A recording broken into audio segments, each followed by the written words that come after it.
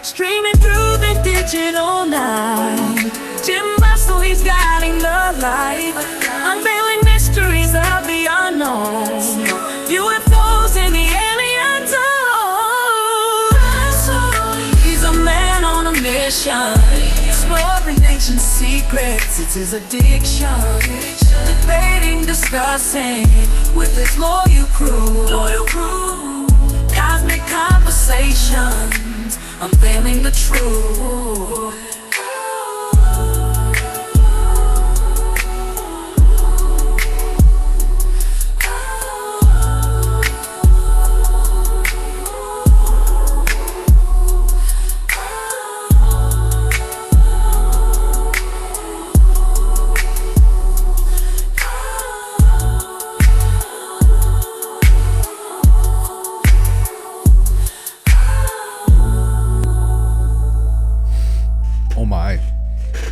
Welcome back, everybody, to another episode.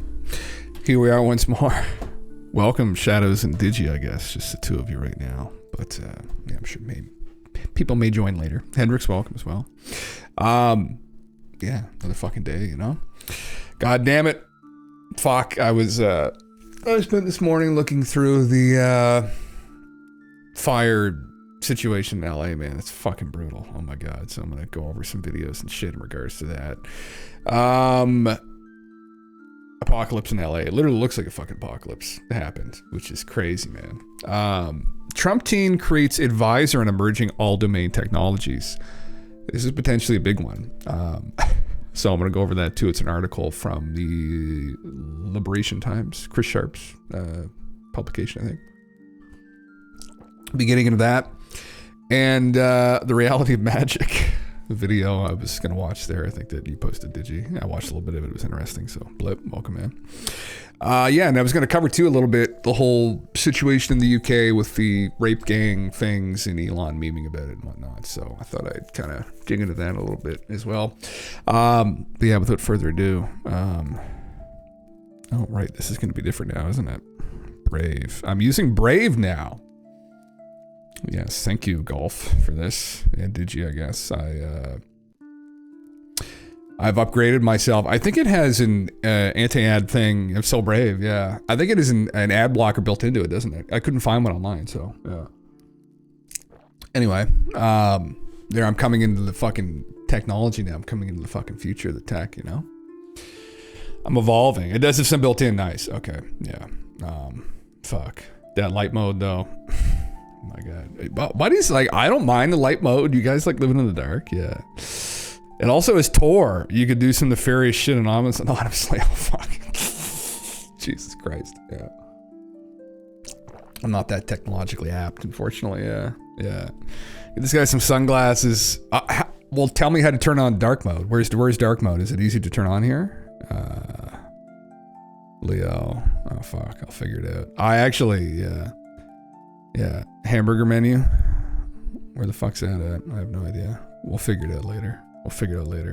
Use Chromium. It's a fork from Chrome with all the invasive shit removed. Oh, interesting. Okay.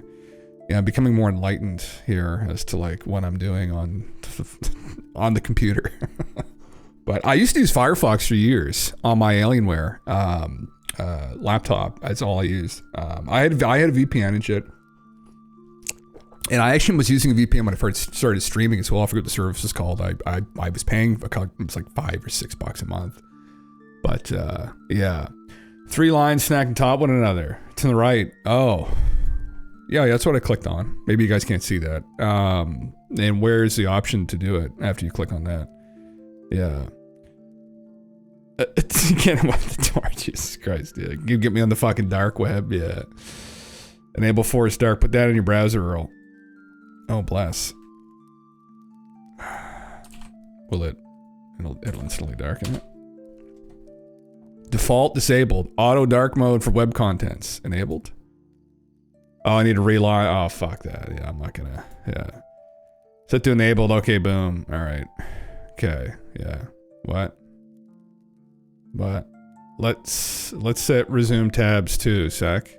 Oh, so I can close it and everything will be opened up again? Because if it won't, this will be a disaster. Yeah. Oh, okay. How the fuck do you do that? Enable keys. I'm assuming this is in here somewhere. Yeah. Search thing. Okay. Tabs, I'm assuming. Shared pin tab, compact, tab switch, tab scrolling. Reopen tabs on launch or something. Reopen. No. Tabs launch? No, just do launch maybe. Launch Brave ads. No. No, I don't know if I don't know. Tab. I don't know. Yeah. That way we get to see all this anime waifu shit. Oh my god, yeah. You can I can be exposed. Yeah. Fuck. We'll figure that out. We'll figure that out. Just because, you know, it is what it is, yeah. Go to Brave settings. Yeah. Okay. Settings, yes. And then probably it's going to be under on startup, continue where you left off. Right there, right here. Okay. Continue where you left off. That's on startup. On the get started, let me see here. Search engine extensions. New tab. Oh, it's already checked. Oh, it is. Continue where you left off. Oh god, do I really want to try this right now? There's a command anyway to open all tabs, right? Restart with dark mode, right? So if you close Brave, it'll open tabs again. Oh my god, guys. I fucking, brother, am I fucking trusting you guys? You have 35 tabs open in this browser. Close all tabs. Dear Christ. Okay. Oh, now shit, I've got it open, the music open on the left. So. Oh no. Oh no. Trust Phil. What is the thing again? Control. Hold. Holy fuck. Press Control Shift T right now. Thank you. Okay, there we go. That did it. Fuck, yeah. That would have been a devastation. That would have been truly... It takes me so long to get all these tabs up to begin with. Oh god, they're all gonna fucking try and reload. Alright, alright, okay. We got... Oh, fuck, it's not dark though. We'll figure this out after. Fuck it, yeah. We're in the light for this evening. Yeah. We're in the light for this evening, yeah. I could do that. Yeah, fuck. We'll for next time it'll be dark. Fuck. I saw this just while I was scrolling. Yeah, we still haven't. I know we still need to do that too. Yeah. CBC News investigation reveals Loblaw, Sobeys, and Walmart overcharging customers by selling underweighted meat. Brother. What the fuck is this? This is why I try not to go to the grocery stores anymore at all. I just try to go to Costco. Problem of grocers misweighing meat going on for years, says former food inspector. But like by how much? 11%. Calculated overcharges per item range from 4 to 11%. Jesus. Yeah. Yeah. I think your boomer tech skills are coming on great, man. Fuck. It's slowly. I'm evolving. I'm adapting. Fuck. At the business I was managing there for like I think it was about a year. They had a tech support guy that was that would help like with all the tech shit, and like, oh my god, I talked to him about shit. He'd be like, "Fuck, man, like you really don't know a lot about this." I was like, "No, I don't literally know anything about this, man." Like he was a good guy. He was like deep into the fucking PC building and shit. Anyway, yeah. I mean, I wonder if they go into like the fucking price scalping that's still going on top of this bullshit, man. Like the prices are out of fucking control on literally everything. It's fucking obscene. I mean, even at Costco, the meat prices are ridiculous. But like in comparison to what you walk into Sobeys and it's like a 4-pack of chickens, like $26. Like pre-COVID, like, I don't know, 2017, maybe 2016, I remember it'd probably be like 12, $13. It doubled. Just about fucking double. I mean, that should scare people, but anyway, yeah. Yeah. They're waiting the package now too. Yeah, it's fucking ridiculous, man. Yeah, Loblaws apologizes. Yeah, doing an error involving a change in packaging. Sold a small number of underweighted meat products in 80 stores across Western Canada. Yeah, fuck you guys. Fucking liars. Yeah, man. Yeah. Should be a single time when deflation happened in all North America financial history. Yeah, this isn't prices are high. This is rich bankers extracting more wealth from society, and we all have to adjust now. That's literally what it is, man. Yeah. And that's the scary part. That nobody wants to contend with this, really. It's just you have to acclimate to this new world that's more expensive. Same with the housing prices. Although maybe that will collapse, but rent definitely is going to continue to be a problem. It continues to increase. I mean, for example, like me and my partner a couple years ago left our retrospective places, right? Because we shared them with ex-partners.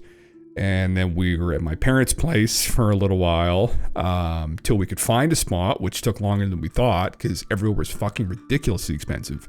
And we had a 100-pound dog. Still have a 100-pound dog. We found a spot, and for the one...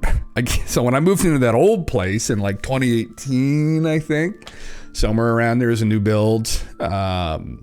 It was a 2-bedroom. It was like a smaller 2-bedroom. I don't know what square feet was. Probably like, maybe like 1,000, 1,100, something like that. But it's a beautiful spot, beautiful view. It was $1,350 for the 2-bedroom. The 1-bedroom we went into, I don't know, was it like 3.5, 4 years later? It was $1,500. The reason why we're not there is because the fucking new landlords bought the place after we moved in, gave us a notice saying they're going to raise the rent when the lease gets up by $120 or something. So it's going to be like $1,600, $1,700, almost $1,700. And supposedly it's gone up again. So it's like $1,750 now for the 1-bedroom. So like there's been a $500 increase that's happened, which is fucking scary, man. They also took the rent caps off in New Brunswick. That's what led to that. They were on for a little while, but yeah, it's fucking scary. Yeah, you eat the bugs and you barely afford it, man. I mean, it's fucked. I mean, I don't know. It's a shitty situation to be in. We're here now. I mean, then I got laid off from my job too, so it's like fuck. But I mean, I probably still would have been. We would have been okay because I got a EI. But fuck, man, I don't know. Scary times. I don't know, legitimately. So back in 2017, 2018, I was all close to building a house because I had the resources and to do it. And I was going to do a pre-built, and I talked to some guys in Quebec, and they'd never done it in New Brunswick, but they were going to come down. There was a lot I was looking at. One of my dad's childhood friends was selling them. They were stupidly expensive, but anyway. So I was going to go through with that, and I almost did. The amount of money you needed to put down then was a lot. Like you needed probably like 30 grand down cash with the construction mortgage, and then you need a little bit more than that in case things go sideways. And I almost went ahead with it, and I guess it's good because the person I was with then things didn't work out with, so I probably would have lost it anyway. But even if I didn't, man, I would have been fucked. Like everything fell apart. Tourism industry I was in fell apart. Lost my job there, essentially. And I was like, man, what a fucking disaster. Like I can just, there'd be so many people that were in those situations that like when things were pretty good, got into that, and then their jobs went sideways, the world went sideways. They would have just lost. I did lose everything, literally. I lost like all my money. I lost savings. I lost fucking chunk of my credit rating. I lost fucking horrific, man. Tons of people lost all this shit all over this flu. And we're still reeling from it, man. It fucking sucks, but it just is what it is, you know? So, yeah, fuck Loblaws, fuck Sobeys, fuck Superstore, fuck all these grocers. Scum. Human scum. Jesus Christ. Anyway. And in regards to this, this meme, I love this guy's fucking memes. Well, he changed his account name again. AI not kill everyoneism memes.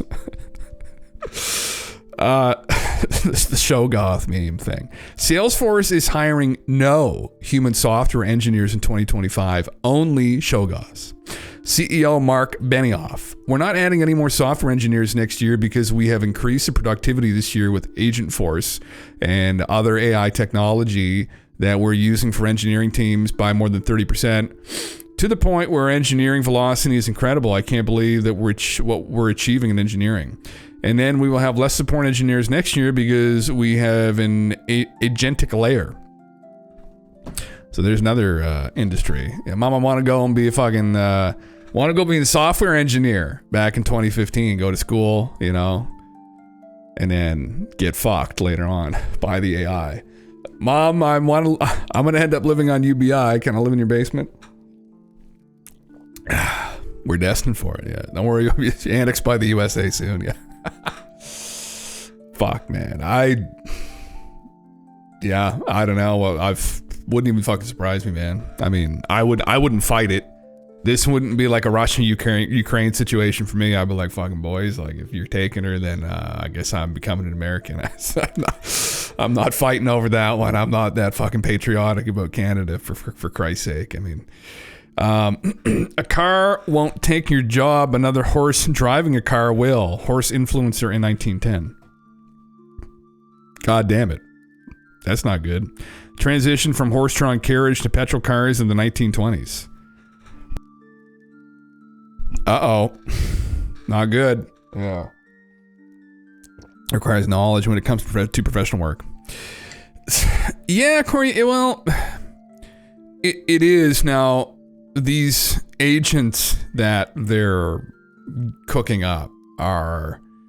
I'm not super knowledgeable on it. I've been reading about it. I've been reading through the memes recently on it, and they still do need to be guided, but it's like one person. Thanks for the follow. I am Isidore. One person could like technically guide a bunch of them. There's a lot of problems. Yeah. Let them all go, I say. Well, they're all going anyway. People are going to need to figure out what's valuable other than being put to work. Well, maybe this is a coming together, brother, we're going to have where we can fucking, get back to farming and brewing beer and making wine and making music and making art. And maybe this is where people, the decentralization will begin. We'll start pulling away, decoupling from the system, and build some new egalitarian state, right? And then I'll die of food poisoning or something. Somebody forgot to fucking disinfect the pickle jars, fucking kill everybody. I don't know though. Yeah, prompt engineer will exist as a career for approximately 5 years max. Well, I mean, this is what this guy's saying here back in November. In 2 to 4 years, AI agents may cause Great Depression level job losses. How? 1 in 5 white-collar workers have very simple jobs, and Cho'Gaz could quickly replace them. Step 1, companies install keyloggers, etc. on employees' computers. Step 2, AI watches and learns. Step 3, AI replaces humans. They can use computers now. Remember, they can do the clicking and the typing. But what about the edge cases, you say? For any given job, maybe AI can't do 100% of the task, but it could do 80%, and that means companies could fire 8 in 10 workers. Normally, technology takes decades to diffuse through the economy because it takes a long time to redesign supply chains. But that won't be necessary here. Just AI agents learning by watching employees' screens. We could see a resurgence of organized labor in response. Maybe we'll find new work for them, but maybe we won't, because unlike every other economic revolution, all the other jobs they could do could also be simple enough for AI agents to do. The AIs, remember, continued to get exponentially smarter. Horses did get replaced by cars, and humans can get replaced by AIs. The fuck is it? We're creating an all-seeing AI surveillance system so everyone can be on their best behavior. It's a dystopia, right? Fuck, buckle up. Buckle up. Yeah. God damn it, yeah. Bad crap beer batch. Well, brother, at least that'd be one way to go, though. Go drink and brews. Just don't wake up the next day. Have a good night. Fuck it. I'd rather be that way than live in some fucking crazy AI dystopia run by Terminators. Like, that's my vote. Yeah. There's also the psychological downsides of productivity when using AI, like missing social contact support, which then inhibits productivity. It's a good point, Corey. Yeah. There's a human element there that I don't know. will they be able to replace? There are people using the AIs right now as like therapists, for Christ's sake, which I don't know if that's the greatest thing to do. I mean, yeah. I don't know. We'll have to wait and see where this goes and how advanced they get. I mean, you know, these companies will go where the money goes, and I don't know how far away we are from this. You talk to some of these futurists who've been following this, and some people have called this right out, you know, and I had no idea. I didn't really think we'd be able to get to this level of reasoning with these LLMs ever, right? But I had no idea what the fuck I was doing. Or I had no idea what the potential was, right? I had no context for it until I started fucking around with ChatGPT when it released, and I was like, oh, Jesus Christ, yeah. That user's take here seems too in love with labor. Maybe Brewer Bob slipped something in there like the flavor. Put everybody in the misery. Yeah. I don't know, man. I mean, what is the future going to look like with this? I genuinely, I don't know. We should probably at this point, if things keep progressing. Now, there's an argument that it will start to become less effective as time goes on. There is like a toxicity problem with it where it begins learning on AI generated content material. Some people think that my cousin was saying that. He said he read a paper about it and that he's not convinced that it's going to ever reach this like AGI level state, that it'll probably kind of start to level out, and that supposedly some people think it's already leveling out in terms of like reasoning and competency. But I mean, I don't think a lot of industry is really caught up to where it's at right now. I mean, they could spend a bit of money and get these installed locally, right, in a server. Or some of you guys will probably know more than me about this, how viable this would be, but I've heard people talk about this where, I mean, already there's a lot of jobs that could just be nixed by this. And, you know, when you think about population centers, there's a lot of people that live in big cities in the inner city, and they rely on those paychecks to pay the rent. And, you know, the rent's not fucking cheap. And what the fuck would happen, I mean, if they did that and just laid off, like, I don't know, thousands of people in one area all at once? I mean, you would have this ripple effect that would happen where, you know, they would get laid off. Maybe they'd have like some EI support for a little while, but at some point there'd be a reckoning, especially if they have like specialized skill set and it's not needed anymore. They're just not gonna be able to pay their rent, and then they're, you know, these landlords are just, what the fuck are they gonna do? Evict them all out of the building, like their whole buildings, maybe a bunch of fucking software engineers. There are instances of that even here in the city where I'm at, which is very small. Well, I'm not in it, but the area at least, where there's like whole buildings, apartment buildings of people that work for like IBM and shit, and call centers, like TD as a call center in the area. There's tons of apartment complexes where like they're almost filled with employees there. That do remote work, and that's another area too, man, where I don't know where it's gonna go. So I read an interesting thing last night about AI and job taking, and there's a weird inverse relationship with AI and skill sets. Junior developers with AI do not write better code. It's in fact the opposite. Senior developers produce way more with AI, but giving AI to a junior developer actually makes them a worse developer. Interesting. Yeah. The agentic layer hasn't hit yet. The use of robotics is barely hitting. People saying a slowdown. I don't know. Well, I think, like they're saying there's a slowdown in it approaching some, what's the term that they use again for it? You know, not pinnacle, but where it achieves some level of like proper artificial general intelligence, right? And some people have argued that it's already got to that point. I mean, I don't think it really has, but anyway, I mean, it's passing the tests. AI isn't groping to be able to make anyone a lawyer. Yeah, it'll make lawyers better or some automate some, but it won't give a normal person what they need to navigate the legal system effectively. No, well, won't it? I mean, you still have to ask the right questions, I guess. It could maybe aid people in. Right now, you wouldn't want to use it to go and like, you know, defend yourself, right, against an actual lawyer. But that's when the reasoning gets more advanced. Then, I mean, hypothetically, if it continues to progress, it will be able to function as someone like that, though. I could see that, definitely. I've been watching its reasoning abilities progress, and it's very, even the latest iteration versus the like 4, it's gotten way better. Way better. Yeah. The AI Singularity, yeah, look at it, doesn't even need to. Yeah, the books of Stanislav Lem, Soviet sci-fi author, philosopher, are great to kind of see all this coming in the 60s. A Gnostic Machine. Is that really? I'm not really familiar with that, Korea. I'm not familiar with his work. The name kind of sounds familiar, but not super familiar. Why did it... The Gnostic Machine, that's what I want. Oh, I might have took too much off there. Huh. Interesting. Very interesting. Yeah. It was a paper that it is a book. Okay. It's another guy. This is just a paper on it. Weird didn't pull it up. Anyway. Yeah. It's force multiplier, and if your skills are shit, you're just going to multiply shit. Yeah, current state, I guess, in the context, it'll get better with more guardrails. Not even the best model for coding either. Cloud seems to produce better results in agent-based workflows. If you get Control B and Brave, you get an AI chatbot about this stuff. Oh, you do? Oh, interesting. Okay. Intriguing, yeah. AI summarized results are, yeah, it does. Yeah. Yeah, uh-oh. Uh-oh. Not good. Fuck me, huh? Yeah. I talk with ChatGPT all the time.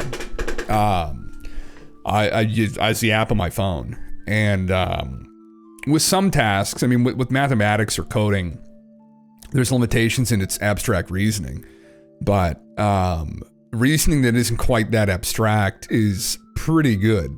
I mean, it's hard to imagine, but when you think about what it could be capable of if it progresses any further or it takes another jump or two, I mean, it's able to right now assess, like, let's say I got a burn in my hand from cooking steak, right? I wanted an opinion on how bad it was and if I should put polysporin on it or not, and how quickly this will heal given how badly it is. How badly I've been burned. I mean, it will be able to look at that and it'll be able to kind of tell the state that my hand's in and give me instructions on it. As it progresses, I mean, if it gets more progressed and its reasoning, it can be like a doctor.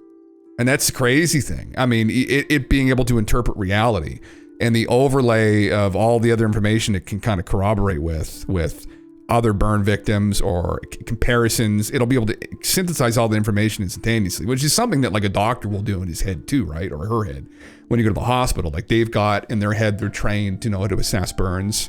Like they've seen all the examples, they've seen the extreme examples, they've seen minor examples. So they're instantly also sifting through all of those images, those memories in their head when they're looking at your hand and they're assessing, well, how bad is this really? Right? So it kind of do a similar thing to them, but like they'll be able to give you proper, now obviously the AI won't be able to fix your fucking hand, but in terms of like going to your GP and even getting it, like doing blood work and getting him or her to assess your like blood work and doing a blood panel, I mean, like, well, what's good, what's bad here, right? I mean, it can do this right now. You can give it your blood work and you could get it to go and research what someone of your age range should be at, optimal levels, things that might be off, things that might look concerning. If you're trying to optimize your health, it'll be able to probably go and find studies on, well, what will be optimized for someone like you specifically, and like they'll compare the results with that. So, I mean, it's pretty good at this right now, which is crazy when you think about it. So, yeah. Yeah, Solaris, you should know, you probably know, Jim, that's a Lem book. You probably know, Jim. Sorry, what, it's what, Solaris, for what? Sorry, I might have lost that in the conversation, Korea. What is the Solaris? Is this another book? Yeah. Those DNA tests that do family lineage sold their info to insurance companies so they can leverage DNA to set rates. I would be super careful sending blood work to AI. Oh, really? Even ChatGPT, you think? But how would they get the information from the AI, the insurance companies?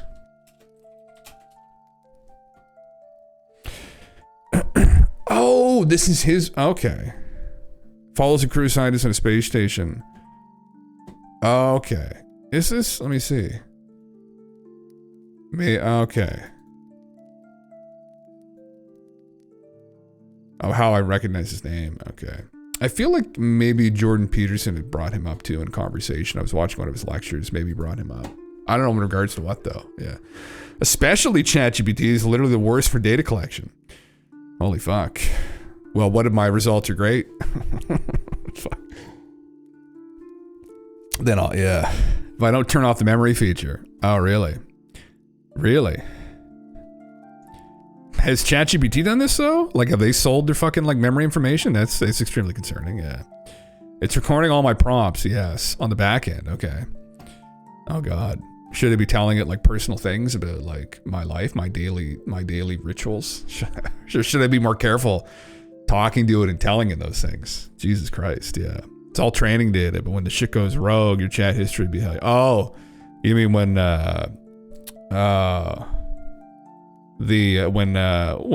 Rocco's Basilisk takes place? Yeah. But by Microsoft, imagine that you get a job, you're hired. Yeah.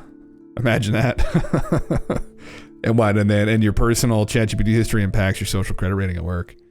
Well, brother, I mean, if it gets to that point and we've got our social credit ratings, I'm going to be in the woods somewhere. Yeah. The world, we live in big data. It's at that point today. Would they really look at that stuff, you think? Yeah. It's fucking concerning, man. Well, I mean, that's why we're pretty close to walking into the fucking woods here. Any day now, right? Yeah. Or said the managers from Office 365 showing time metrics on their staff. Said, yeah, well, it probably is. Yeah. And so is the great walking away, the great decoupling is right around the corner too, I would assume. But Crimsix, what's up, man? The great decoupling, people going back to farming, living off the land. Good luck with that nowadays, though. It's not a fucking problem. Yeah. Be not afraid. The great disconnect. Yeah. Fuck yeah. Oh God. Speaking of which, I'm a good guy now, guys. This fucking dickhead. Oh my fucking God, man. This is a good point here. Yeah, I'm a good guy now in the fucking SS uniform, for Christ's sake. After 5 years of this guy banning any mention of my presence or speech on his site, I will not buy Zuckerberg's fakeness now. I do not believe you bore the skill to found this company. You were appointed to run a setup, and sure thing. I do not believe you or your son pose your objectivity in the least. No kittens in muffins on this one. Fuck. Yeah, it's just a fucking dingus, man. Yeah, he's just trying to align himself with this kind of new wave of freedom that's taken hold. Is he a changed man? I fucking doubt it. I trust people like this. It's fucking cock behavior. Yeah. Suck built this in college. You don't think it's simple? The whole backstory is so well known. It's a dumb take. Wasn't there like a legitimate take though that he did have when someone else did a lot of the work? It's like this. I'm not an expert on the history of Facebook, but interesting. You backdoors law enforcement, Facebook, Google, MySpace, they all do. All American companies. Yeah. Looking at what Digital Canary is. A digital canary. Well, yeah, I mean, listen, I'm not surprised, man. Like these this is happening in the UK, right? Which I think might be the next thing that I have up here. Where's the UK stuff at? The Minecraft, yeah, it's true, yeah. Yeah. Where the fuck was that? Here, I'll pull this up. But these people in the UK who were making these posts online, like on Facebook, maybe insinuating that they're going to start like a revolution and take things into their own hands, like some vigilantism, and then they end up getting a knock on their door by these police officers in the UK, and they arrest them, and then they charge them for like terrorism or extremism or some kind of ridiculous charge, and then they go to jail. And there's a couple of them that are in prison for like 6 to 7 years. So yeah. It's text on a EULA that disappears when they've been subpoenaed for customer info on a page somewhere, or hidden bits to signal they've been raided when they can actually tell they've been raided. Law enforcement can just look at all Facebook chats that they're talking to Facebook. They have zero custom import. Oh, really? You're all being watched. The laws haven't caught up yet, but companies have this level of access. Yeah, I wouldn't be surprised, man. Yeah, they're tapping that under the threat of tax and getting the power. Very disturbing, man. It's very disturbing. It's very dystopian, but this is the world that we live in, I guess. It wouldn't surprise. I've heard as much, you know. I mean, I would never go on Facebook and I would never make a really audacious fucking post like that. Even, well, in Canada, it happened too through the whole COVID thing. There were people that were making some posts about their local representatives and, you know, that you're a piece of shit, you're a Nazi, you're draconian, you know, you're a fucking, you know, globalist scum, whatever, more extreme than that. And then they got knocked on the door by the police department. So yeah, it is true. I mean, it's the world we live in. So yeah, where's it going? How fast is it going there? And is anybody going to be swinging by to like pick people up to get the fuck out of here? You know, how do we signal those people? Please get us the fuck out of here. So British MPs have just voted against a national inquiry into the horrific grooming gangs. So people following Elon on this, I've been following it, I guess. It's interesting. Oh,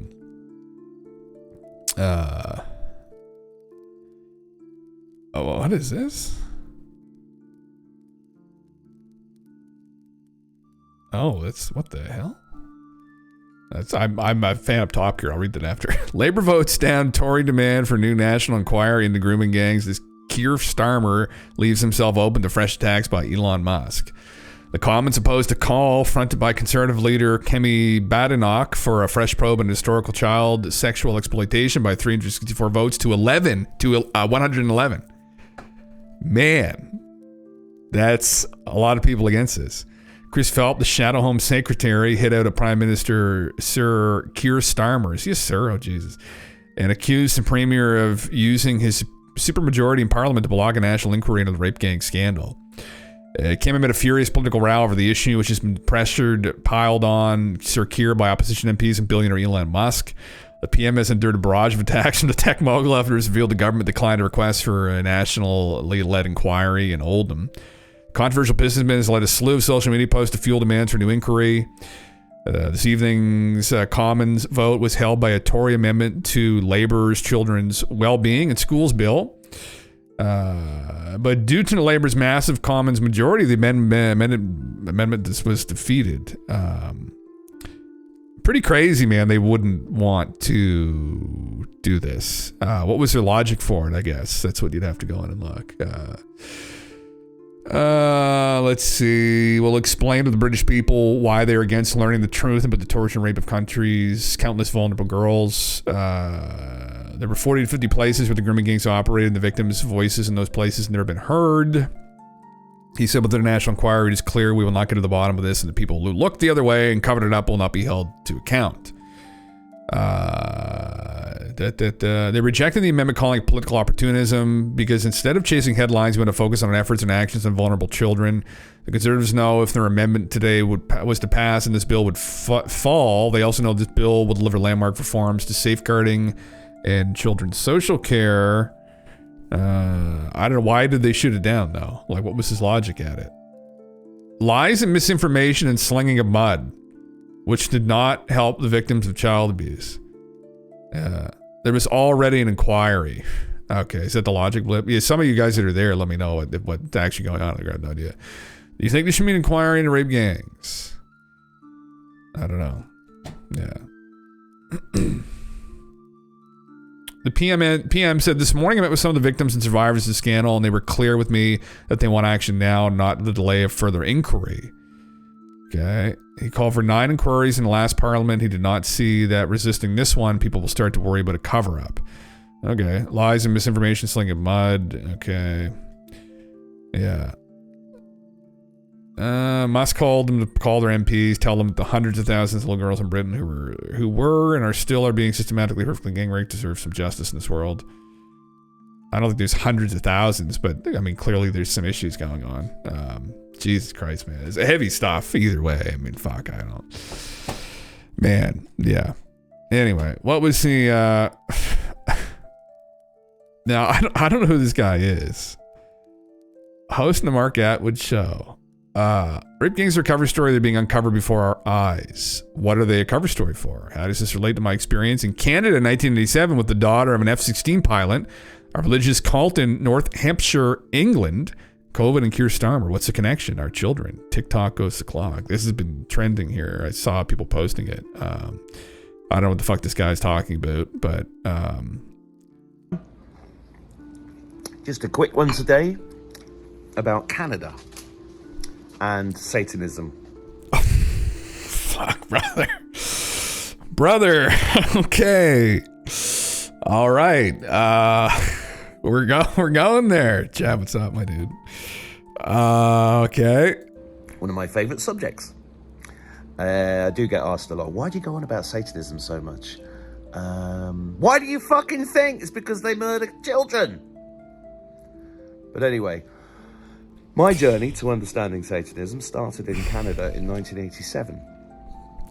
Canada. I was a cadet and I was on an exchange, and I was in the beautiful country of Canada, hanging out with some wonderful people as a 17-year-old.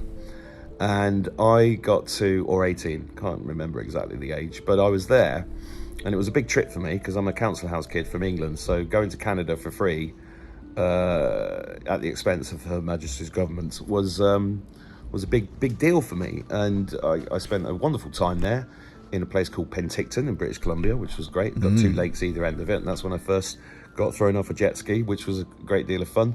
Nearly drowned, but it was a good life lesson. But later on that week, I went to visit the Royal Canadian Air Force, and the USAF were there as well. And I got introduced to the daughter of an F-16 pilot. And she offered me a trip in a Cessna 152, I think it was. And we went on a little flight. I was a pilot under training back then. And we were flying over Vancouver Island, and she did a steep turn. And over the intercom, she pointed down to this giant house, like a big mansion. And she said, "That's the headquarters of the Satanists." And I was looking down and I went, the what? What did you say? Satanists. The headquarters of the Satanists. If you want to get to that house by car, you would never be able to get to it because it's hidden. A bit like Batman's cave, I suppose. And I was like, what the fuck? And you got down on the ground, and I spent the next week in Canada going into gas stations and stuff like that, looking around going, Jesus, where is he a Satanist? Is she a Satanist? I mean, I was a teenager. I didn't know anything then. But that was my introduction. And she knew, which meant the military knew, because her... I've never heard of this. I have family that live in Vancouver Island. What the fuck is he talking about? Satanist house in Vancouver Island. Hold on. Vancouver Island's like a very, like, wealthy retirement spot.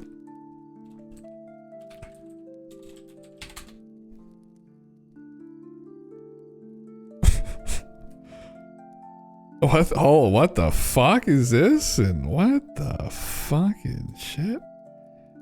The destructive conspiracy theory that Victoria unleashed upon the world. 1980, some of the world's most powerful institutions were taken in by stories begun in Victoria of a global satanic underground abducting and abusing thousands of children. What in the fuck is this? It's been a topic of interest for some time. Vancouver Satanist meetup in 2014. A Vancouver Satanist group held a meetup in East Vancouver. Naked Satan statue in Vancouver Park. In 2014, a 9-foot tall, anatomically detailed statue of Satan was briefly installed in Vancouver Park. It was removed shortly after its discovery due to it not officially being commissioned by the city. I never heard of it.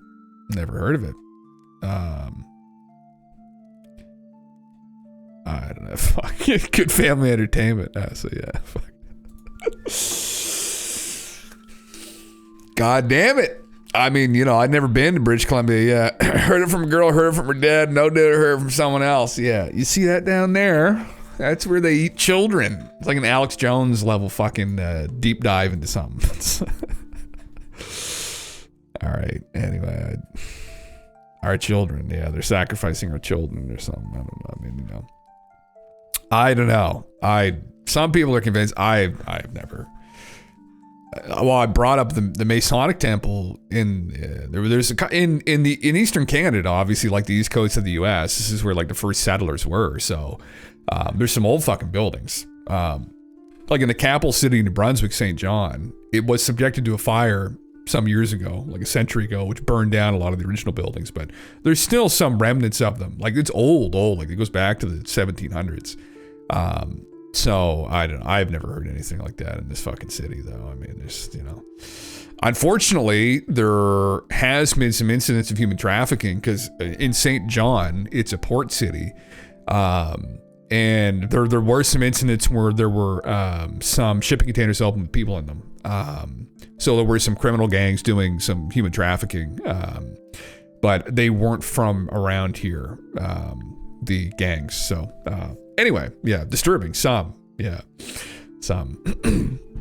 But nothing, I think, in relation to human sacrifice and whatnot. But anyway, I don't know if I really want what the fuck's the rest of the story about. Her father probably told her. That was in the 80s. Her father probably told her. Well, brother, I don't know. Yeah. God damn it. Yeah. You think you're going to hear about sacrifice? That's a good question. Well, that's true, though. What would I know? I mean, let's say this. I mean, I've known people who were in the police department who investigated stuff, and like there was no incidents that, well, would they tell me, though? That's a question. Maybe there were, but there was nothing quite to that degree. So, yeah, just friends and shit. Yeah. Visit the cabin in the woods and the meat hooks, brother.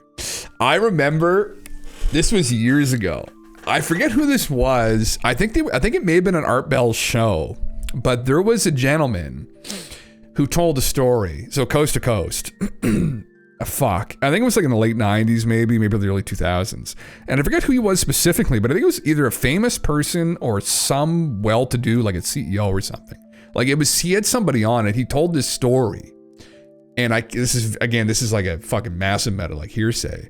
And I don't know if he saw this himself or someone he knew saw this, but he told the story on Coast to Coast. And this person, I'll say it was him, just for the sake of not having to fucking reiterate this multiple times, but he was camping in the woods in the middle of fucking nowhere. And just this level 10 schizo story, by the way. He was camping in the woods, middle of nowhere, like out somewhere on like the West Coast, probably like Oregon, I think, somewhere like that.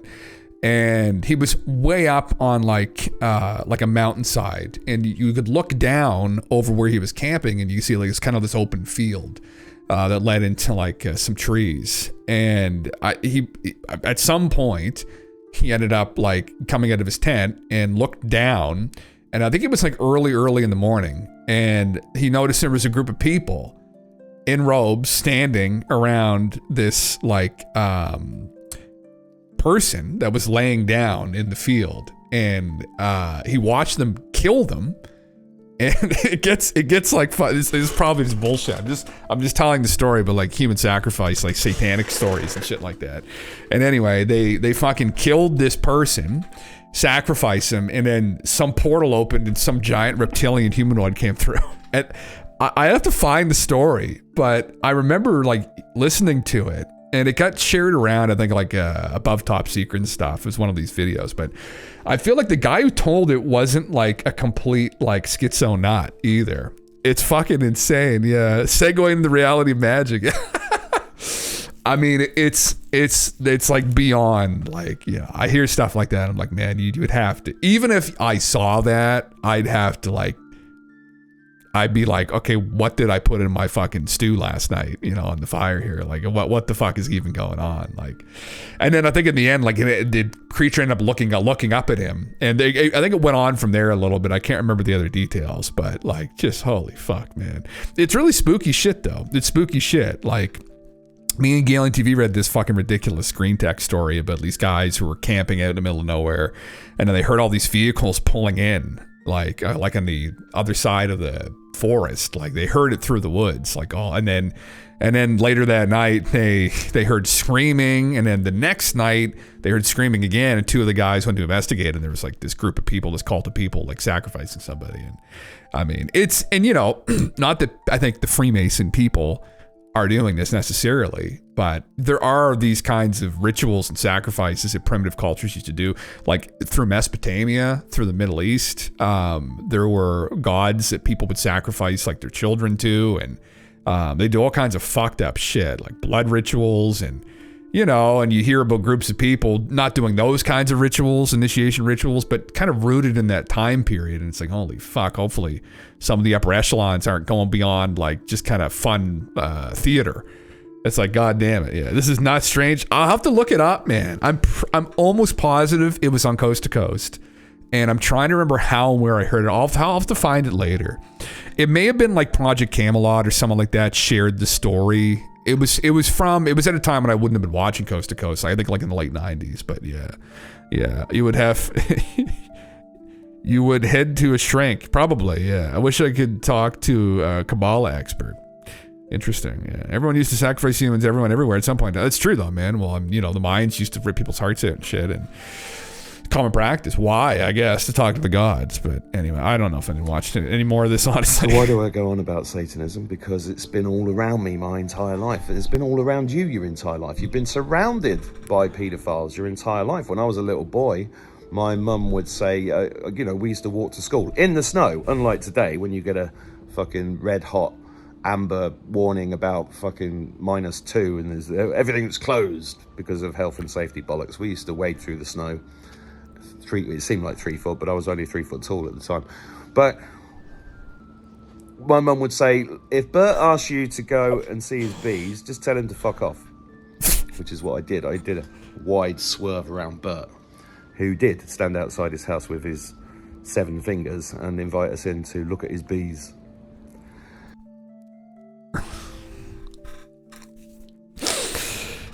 Yeah, fuck. Unlocked a memory for me. I had similar warnings as a kid. When Bert comes out, don't go and look at his bees. We used to have this guy, and his name was Georgie Porgy, and he was a peeper. He was a serial peeper. He would just like he would just look in at people's windows, like even like when they're having dinner or shit, or even like, you know, in the morning, you just look up and this guy be looking in your fucking windows in your house. And he used to go hang around the schools too, because there was some incidents where he like followed some people home and shit. That like some kids, and he would like hang around the school. I remember this one time we were playing in the playground and they set the fucking sirens off. And the school I went to, I probably can't. I wish I could probably show up, but I might dox myself a bit. Beautiful, man. It's. I grew up in a really, really beautiful area, like in a valley area. I was very fortunate to live where I lived. And anyway, at the time though, there's some woods around this elementary school, and he was like in the woods, like whispering like at the kids and shit. And we used to like fuck around with him. We used to yell at him, and we used to yell him. You could. He wasn't all there in the head, but you'd yell at him like, Georgie, do a fucking backflip, and he'd try and do like a cartwheel and fall over. He'd always have an umbrella with him too. And fuck. Anyway. Oh fuck. Yeah. I think he's dead now, but someone probably killed him. Actually. Remember my dad almost did one time. He would, because he'd walk into the neighborhoods, right? And people would see him walking in the neighborhoods and he'd be like, no fucking way. I remember my dad like almost like ran him over, was screaming him out and get the fuck out of here, you fucking creep. I was like, okay, like Jesus Christ. But yeah. Thankfully I didn't have anyone in my neighborhood that was like that. It'd be fucking weird, man. Yeah. Back then my dad used to walk through the blizzards up in tollways, yeah, while fighting off wolves, yeah. Yeah, those guys, it was tougher back in our day, you know. Man, being a kid now in school, the way that schools are, I think is way harder than anything I had to fucking deal with. Just let me tell you. Oh my God, man. Holy fuck. Oh, that's terrible. Oh my God. Yeah. Something similar unfortunately happened to someone I grew up with as well. But yeah, it's dark shit. Some dark fucking people out there. Like, terrible fucking people. You gotta watch yourselves. I mean, I guess people are more aware of it now though, but anyway, I mean, this whole fucking thing. Yeah. I don't know what this guy's really gonna tell us, but I don't think anything too spicy.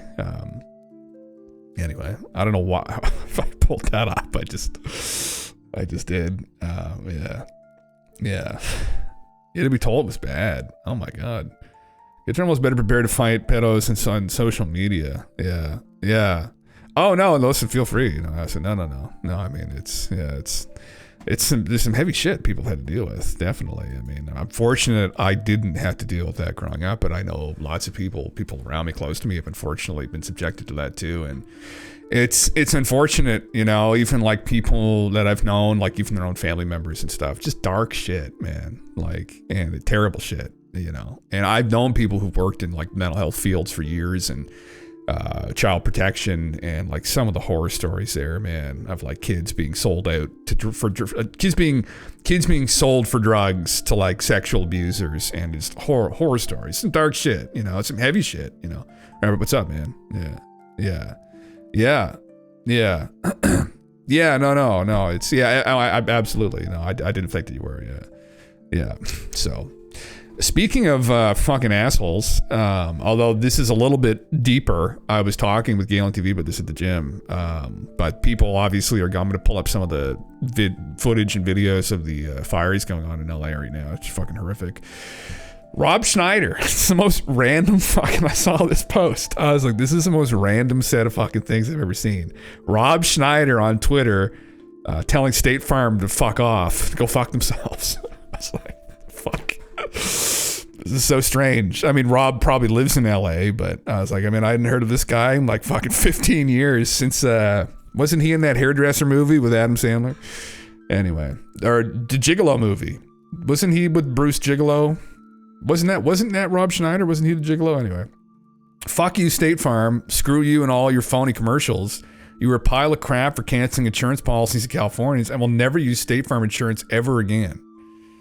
Deuce Bigelow, right? That's what it was. Male gigolo, right? The male gigolo who's telling State Farm to fuck off. There's some context here. Now, California lawmakers have imposed price controls on insurance companies in the state. This makes it impossible for insurers to price coverage accurately. The result is insurance companies are leaving the state. I think this Gavin Newsom, man, he better just leave right now, because I wouldn't feel safe walking down the streets of fucking California if I was that fucking guy. Because it seems like time and again, it's things that he was directly involved in. Yeah. Are you on fire? Yes, yeah. Too bad. Fuck. He was home as a Sandler, and they used to do flicks together. Yeah. The old SNL crew. Yeah, I remember that. I remember him back in the day. Yeah. Order my new book on free speech. You can do it. Speak Your Mind, America. And come see me on tour. Rob, get on the gravy train while the gravy's good, brother. While the gravy's still warm. Just hop on. Fucking Christ, yeah. Yeah, it's all the fucking politicians in your state running it into the fucking ground. Yeah, no water, no forest maintenance, just because Gruesome wants to kiss a globalist ass because they want that land. Yeah, well, I guess here's the context. Where's the actual article? Oh my God, not the Wall Street Journal. Oh, can I actually read it? Oh, go fuck yourselves. They're quietly fleeing California. Voters and lawmakers impose price controls that leave residents more vulnerable to disasters. The words California and crisis seem to go together as the state bounds from one intractable problem to another. The recent spat of flood-level storms in Northern California brought attention to the Golden State's ailing levees as an atmospheric river pummeled the low-lying Sacramento region. So yeah, they're pinning this directly on decisions from lawmakers. More vulnerable to disasters. Well, here's an example of that, unfortunately. This unfortunately just, people lost their homes who, they had their insurance coverage canceled. It wasn't from State Farm, to someone else, but there was a guy in here, James Wood, he's an actor, was talking about this in his neighborhood. A bunch of his neighbors 3 months ago lost their home insurance because they backed out of the state. So, yeah. Yeah. Oh man. Oh, Hendrix, I'm just reading through that. Yeah. Terrible, terrible shit. Yeah. What do you think of Donald wanting Canada to become the 51st state, Rabbit? Brother. No, I think it's not a good idea. I pulled up, in my opinion, why it's not a good idea the other day. I'll just pull it up again. See how much it's climbed again. But this is why, because of this. Now, I mean, you know, this is complicated, I guess, but no, yeah, we don't want to onboard onto it. I think Canada's about to go through a flip back. Not that I'm a very conservative person in my life, but fiscally, I think we probably need to have some more conservative people in charge of things.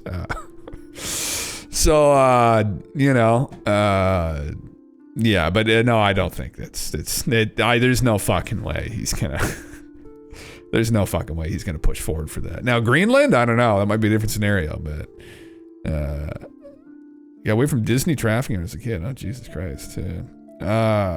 Head of Canada's Green Party had a really good reply to Trump on his 51st state talk. My Canadian friend linked me. Was that she was saying? Was that the girls talking about bringing like Oregon and like California and shit and Washington State into Canada? Yeah. Oh, what's this now? Joe Biden to Kamala at meeting on deadly wildfires. Madam Vice President, I know you're directly affected, so you fire away.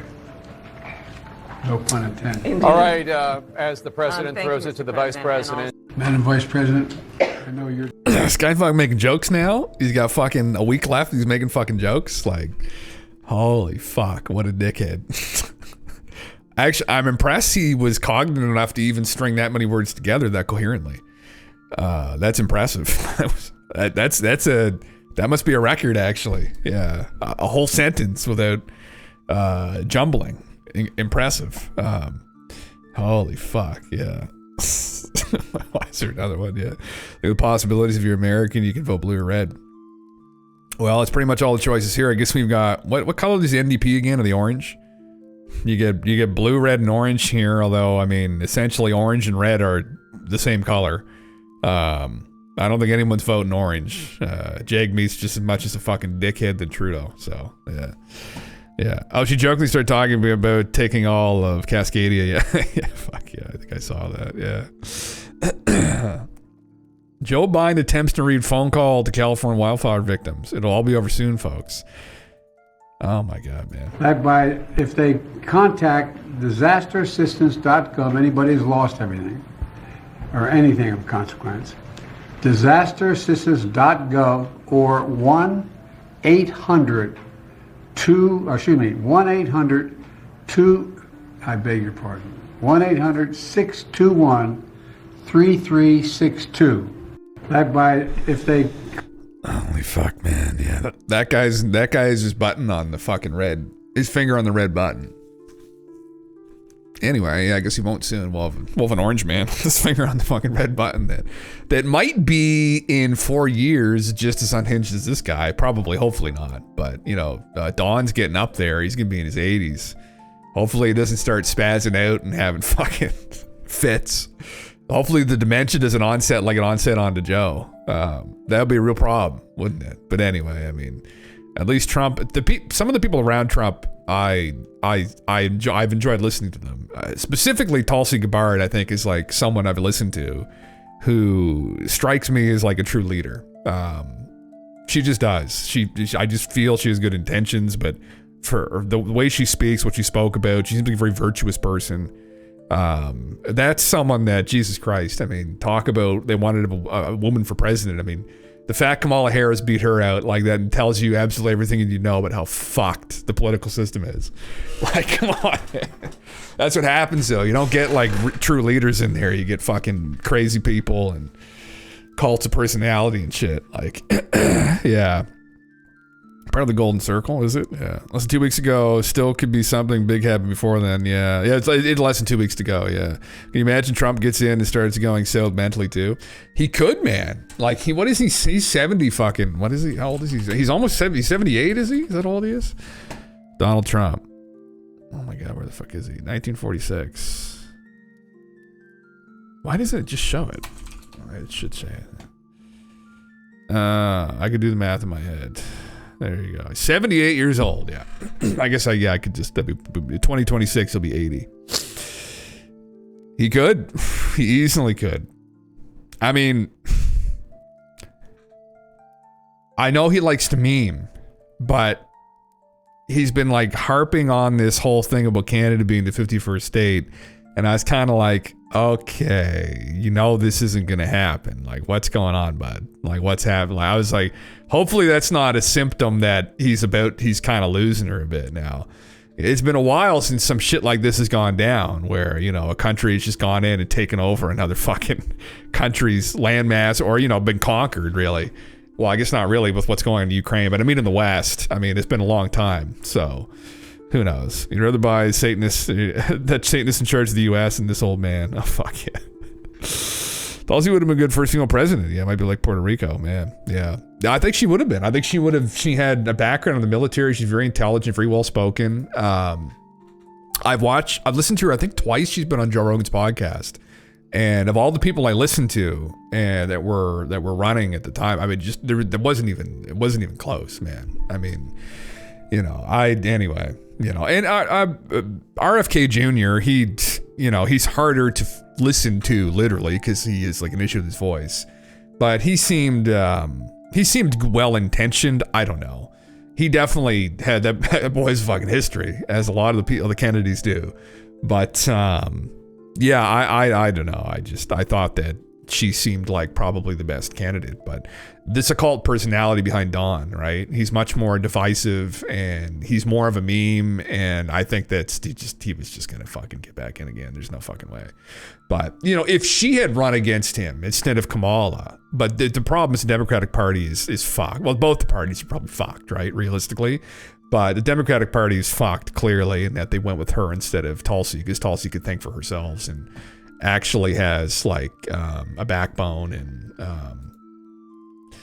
anyway, yeah, that's what I thought. He was just memeing Big Hub, but then he kept saying it, and now I don't know. Well, man, I know it's kind of concerning when you hear it, honestly. So yeah, PR would become the 51st state for decades. She might still be president after Trump. She could be. I mean, depending upon what happens here, she could very well be. I think that she should probably run.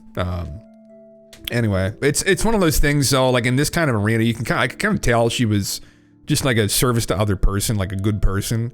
And I don't know how well those people really function in these environments. You have to have like a real fucking spine. You have to be kind of an asshole, I think, unfortunately.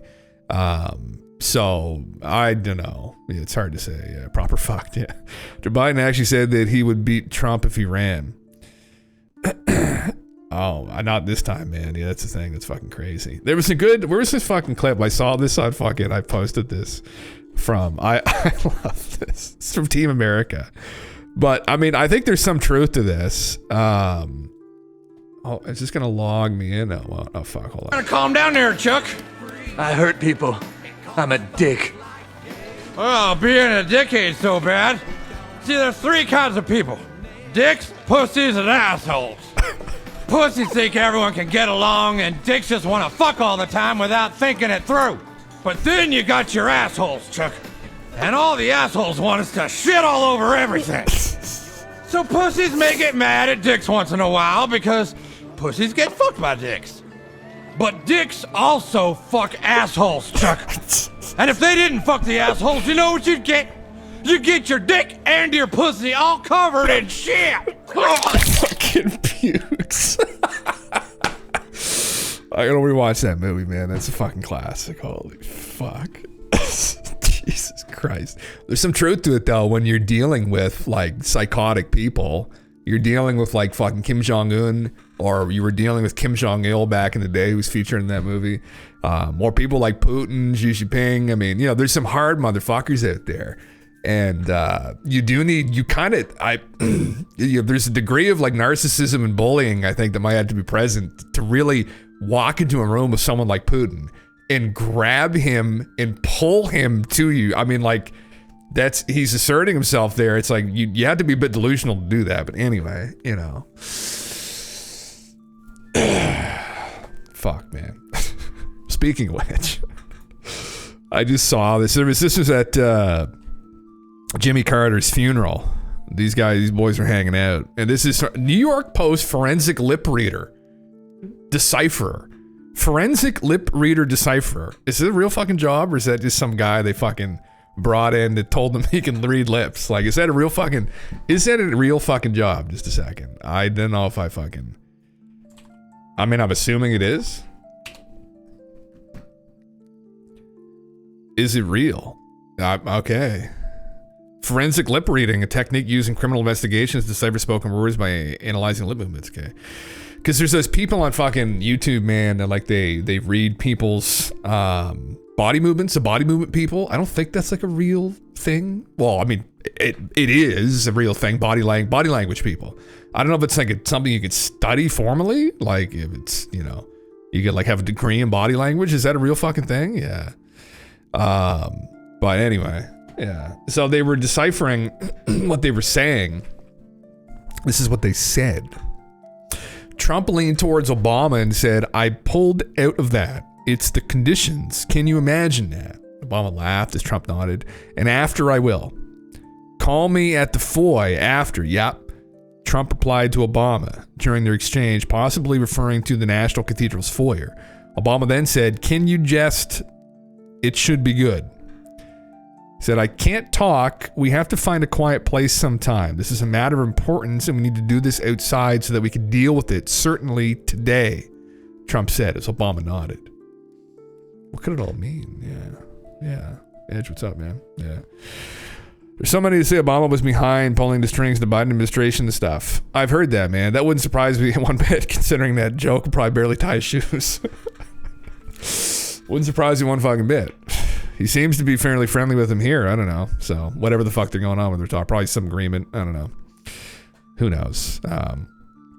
He didn't shake his hand, I guess. Where was the fucking... I meant to pull that up, but they were talking how, I guess when he walked in, like nobody wanted anything to do with Trump there. He refused to shake his hand, just gave him a nod. I was like, holy fuck, man, yeah. A den of snakes, man, that's literally what it is. That's literally what it is. It's just a bunch of fucking bullshit in there. I mean, all of them. Undoubtedly all of them. Even Trump and his wife. I mean, I don't think... Who was it? I think there was something too. This is probably just hearsay, but and gossip, but that they're not really together anymore. They're just the appearance of being together. It's probably that case with a lot of people, actually, these figureheads.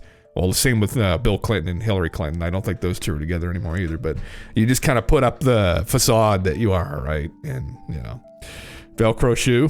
What do you maybe probably wiggle the Velcros at that point. You just have to, though. You know, you wouldn't, the tying would be way too difficult. Yeah. Those folks are keenly interested in this lip reading because it looks like Obama is one to speak with on some important matters. He seems to be, well, I guess maybe he got forces sit beside him. He's just kind of making the best of it. But, I mean, they clearly are involved in something together, which is interesting. So, interesting. Yeah, former presidents. Well, where was he? Okay, I wanted to pull up some of the fire stuff here, actually. This is a little bit kind of fucking messed up. Oh, yeah, here's the other one here. Oh, my fucking God, man. Oh, is it Steve's? Oh, never mind. It's someone else. Someone else. Look at this, man.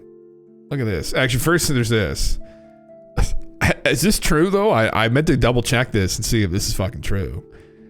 This is Elon Musk's response to Justin Trudeau clapping back at Trump yesterday. There isn't a snowball's chance in hell that Canada will become part of the United States. I don't know if this is real. Workers and communities in both our countries benefit from being each other's biggest trading and security partner. And Elon says, girl, you're not the governor of Canada anymore, so it doesn't matter what you say. Holy fuck, if this is real. Jesus Christ. 138,000 people like Trudeau's post. I have a hard time believing that in and of itself, even though he's just kind of reiterating that we're not going to become a part of the United States. But I'd probably just tell him to fuck off, too. I don't know. I didn't even see it. Yeah. God damn it. There are also those who say the Biden win was in enemy occupation and that there are rules surrounding such occupation where essentially it's allowed to occur. Interesting. Yeah. Though Obama basically said Trump was Hitler, yet they're chatting and laughing. It makes you really wonder about these people. Oh, yeah, man, it does. Yeah. Fire could, according to one local Asian man, be caused by all the gay people in Los Angeles. Oh, my Jesus Christ. Yeah. Yeah, I saw that clip, too. Fuck, they got instantly. I was like, caused by them. Holy fucking Christ, dude. Oh, God. It's Satan that gets people to buy crosses from the gift shop. Oh, my God. Yeah. Sling off and disappear. Oh, man, I don't know why. Especially on this platform. Well, it probably wasn't him. It was probably one of his aides that he told them to post this. But I wonder if they showed him this comment after by the person who owns Twitter. Oh my God. Yeah, just anyway, I thought that was just fucking funny. I enjoy his memes. Now, I mean, you know, there's an element of it sometimes where you're like, okay, like especially someone put together like all the incidents of like removing the likes, removing visible likes from people's accounts, and then what was something about blocking people, and then filtering out negativity, and they went through like that he was caught liking pornographic material, his ex-wife blocked him on Twitter, and he kind of got ratioed recently on the whole immigration deal with like companies and whatnot. And I was like, oh God, Jesus Christ, I hope not, man. I mean, it's like, fuck, hopefully he's not that petty, but he does kind of give off that energy a bit though. Like everyone's human. That's the only thing. That's the thing though. Like even he's human. Like we're all human, even though he's the wealthiest guy on planet Earth. He's not really though, but he's like maybe the wealthiest like independent businessman on planet Earth. He's still a guy. Like imagine the pressure he's under daily with that spotlight on him. I mean, that would fucking weigh on your brain. Like I can't imagine the pressure he's under. I literally can't. I cannot wrap my head around it. So yeah, crazy shit. This was from Andrew Huberman, which is great. You know, the fires are going. Everyone's just like, well, we might as well burn her down. Andrew Huberman caught people starting a fire in Santa Monica. We're at 302 Pico, and people are lighting fires now. You can see they lit a fire. These guys, not all the people there, but some of those guys lit that fire, and they're actually, the trees caught fire, and then the palms are catching fire. So civilians are now lighting fires down in the so-called, you know, flat. Chicken goes up in price. Rent goes up in price. AI lays off everybody. What happens? I say, well, might as well just burn it all down. That's one unanticipated consequence, I guess, of some of this stuff. You know, you get something like this happening. I mean, well, I don't know if they know where the fires came from. I think it's dry there right now, but man, who the fuck knows? That's the other element, man. Like, it's like you get too many disenfranchised people out in the areas, like feel like everything's just against them. Good luck. I mean, that's not the right thing to fucking do, but like, you know, the reality there. Yeah. DEI fire department's on the way. I'm troubled that I don't see them lighting it. I'm troubled that he's the civilians are not lighting fires. A little reductionist. Well, yeah, who knows who it is, man? That's the thing. Where the fuck did it come from? A group of civilians may have lit this on fire. Yeah, well, who knows, man? If it was homeless people in the area or what? But I guess somebody said it, supposedly. Yeah. Yeah. Jesus. Anyway, I don't know if that we heard more as to what happened here. Yeah. Antwerp was starting in 2020. Why not? Pyromaniacs, man. Pyro wizards. Fire wizards. Fire mages. Fuck. Where's the frost mages right now? You know? Fucking, they gotta get out there and, you know, yeah. An evil man will burn down his own nation to the ground and rule over the ashes. Some Chinese or Japanese ruler. Or Korean, I guess. Scary shit. Yeah, there you go. Here is a McDonald's. Holy fucking Jesus. That's scary as fuck, man. That's actually fucking terrifying.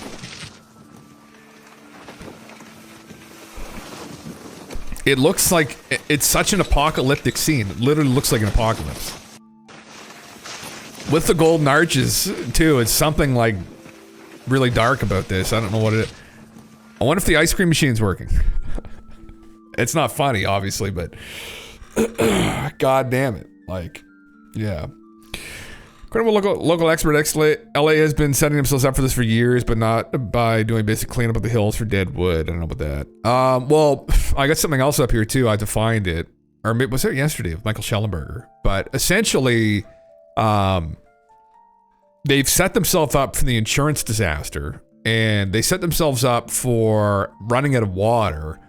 Maybe I didn't pull this up, but I watched a video of it where essentially what had happened was they worked with some tribal communities, some native communities in the area, And I think they wanted to bring like a stream or like a riverbed back. And there are these local fish. There was a dam and like a reservoir. And when the dam was implemented, this area was like devastated. So they let all this water go that otherwise could have been used for this like fish and shit. So people are saying, oh my God, the environmentalists have fucking caused this. I don't know. I mean, you know, was that the best fucking idea? Probably not. But did they know this was going to happen? Well, wasn't it just a fire last year, for Christ's sake? The Wendy's that burned down during the process in Atlanta was behind my house, and that was terrifying. Holy fuck, man. Fucking the Dave double, Dave triple. Did you make out with anything? Or I haven't had Wendy's in years. Yeah. Define Justice or Hollywood showing its true form. Land of Mordor, Mount Doom. Is this the work of Saruman? Saruman. Has Saruman done this to bring the Dark Lord back? Yeah. And maybe, Amanda, maybe it's the darkness in Hollywood, right? Who the fuck knows? Somehow I don't think so, yeah. That's what I was saying, Astromir. I was like, fuck, like, yeah. The ice cream machine probably is down. We were actually in Halifax recently, and they have a Five Guys there, and they've got really good, like, milkshakes. And fucking guy, we asked for one of the guys, said, you won't believe this, but it's down. And I was like, you motherfucker. Like, I'm not gonna, there's my one chance here. And it was fucking down. Anyway, it's always down. It's always down. Milkshake ice cream machine's always down.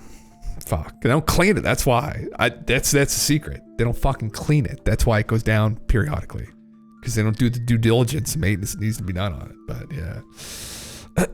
Ice cream machine's finally actually, all the ice cream's fucking melted. All the ice cream's gone. It's fucking toasted. Christ. Yeah. What's this guy saying? Even if the city had competent leaders and enough resources, qualified personnel, and water in the hydrants, can't believe that's real, you'd still have a hell of a time fighting a fire in these winds. No, that's true. But they have none of that, and I'm sure there's going to be not much left of LA. They had water in the fire hydrants. Do some research before you spread off misinformation. It's pathetic little pop shots. They did not. Multiple reports saying firemen can't get many of the hydrants to work. They did, but there wasn't enough. So there you go. That's the TLDR on that. Yeah. The secret is there's a lot of work to clean, so they don't want to turn it on. That's might be it too. Yeah, that motherfucker lying to me. Didn't get my fucking milkshake. Man, this guy must have a cock and balls on to walk around these streets. I mean, I just. What is the situation with the water? Obviously, in Palisades, ran out last night in the hydrants. I was talking to the firefighter in this block. They left because there was no water in the hydrant here. The local folks are trying to figure that out. I mean, just when you have a system that's not dissimilar to what we've seen in other extraordinarily large-scale fires, whether it be pipe, electricity, or whether it just be the complete overwhelm of the system. I mean, those hydrants are typical for 2 or 3 fires, maybe one fire. You have something at this scale, but again, that's going to be determined by the local. What is the situation with the water? Obviously, Jesus fucking Christ. Not my fucking problem. It's not my job. You know, I don't know. It's not my problem. You know, nothing to do with me. Oh, dude, what's up, dude? Fucking cock. Fucking idiot, man. He's just a fucking idiot. Oh my God. Like, oh God. When the current LAFD leader, female, was put in office, she declared her top priority was DEI. What other things would have gone? Top priority was preventing and fighting fire. Oh man, yeah. I don't know. It's like, well, so the mayor cut their funding by like almost $20 million. So that didn't help the situation, I guess. But the reason why they cut the funding was because they allocated more funds to the police department because they're having a hard time there with crime, from what I was able to discern. So, yeah. Again, I'm all the rhetoric there that they put out, right? And the whole DEI thing is fucking objectively ridiculous, where you hire people because they're qualified, right? You don't judge people based on their sexual orientation or their skin color. Like, that's not what you do. Like, you hire people and making sure they're competent. That's obviously, you know, and then, we go from there. So it's a form of discrimination in some instances. And I know people who've been subjected to that, and it's ridiculous. But anyway, I mean, I think that's really, ultimately, it's just idiots in charge again, right? You got idiots in charge in multiple different levels. So yeah. Well, that's the other thing. They decided to donate surplus. Oh fuck. I didn't know that. They donated the surplus firefighting equipment to Ukraine. Oh, Jesus. Well, I mean, I was going to say the amount of money that they've sent over to Ukraine, which is obviously in a terrible situation itself, the country. But it's like, man, like, where's the picture? It's really scary. LA fires. What's trending right now? Where's the fucking trending at? Can I not see the trend? Oh, fuck's sakes. LA fire. Let's see what's... But there was some shots of some of the suburban neighborhoods that actually probably Drudge will have it, which is fucking, hopefully people are pissed the fuck off here. Now, obviously, to some degree, there's no way I think they could have outright prevented this. And even if they were had their shit more together, this still would have probably been really bad. But, oh, right here. Most destructive in history. Look at that, man. Look at that. It is...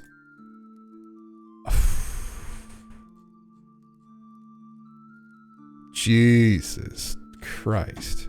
Where's that picture at again, though? Los Angeles. All the iconic LA landmarks, celebrity hangouts, and beloved restaurants turned to ashes in devastating fires. Mother of God. That's just fucking... These fucking people, man. Oh my fucking God. Paris Hilton Lafayette visited the Real Inn, and Rihanna's favorite hotspot, Giorgio Baldi, might burn down. I don't give a fuck. I mean, about them. Oh my God. I guess they live in the area though. What's the total up to now? Like, unbelievable, man. Yeah. Tens of thousands flee. Holy shit, man. Yeah. Mayor left for Africa as warnings increased. She returned to burning city. Wonderful. Yeah. Looting warning. Well, yeah. Fuck, I mean, yeah. Human remains air on Weather Channel. Oh, great. Okay. Wonderful. Yeah. Somebody didn't get out. Yeah. We just wanted a dead body on screen. Oh, my God. Yeah. We've 100% confirmed that the video showed debris in the aftermath of the house and fire and nothing else. Who knows? Who knows? Anyway, I don't know what to show it on here myself, so, yeah. Paris Hilton's house, it did burn down. Well, I guess, Paris will probably have the funds to be able to rebuild, but there's a lot of people that won't because they didn't have insurance because they pulled out because of the moronic politicians and their decision to, was it capping rates or something? So, not that I have any sympathy for the fucking insurance companies, but like, holy fuck, man. Crazy shit. Yeah. State Farm slammed for leaving. Thousands without coverage. Well, it's not just State Farm. There's another one too that backed out 3 months ago. Yeah. Holy fuck, man. Yeah. Here's the drone footage here. New York Post. Holy shit, man. No. Go full screen. Jesus.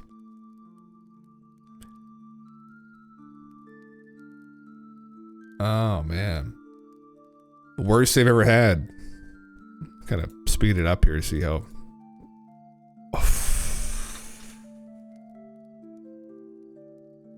Look at that. Look at those two fucking houses right there. What are the chances?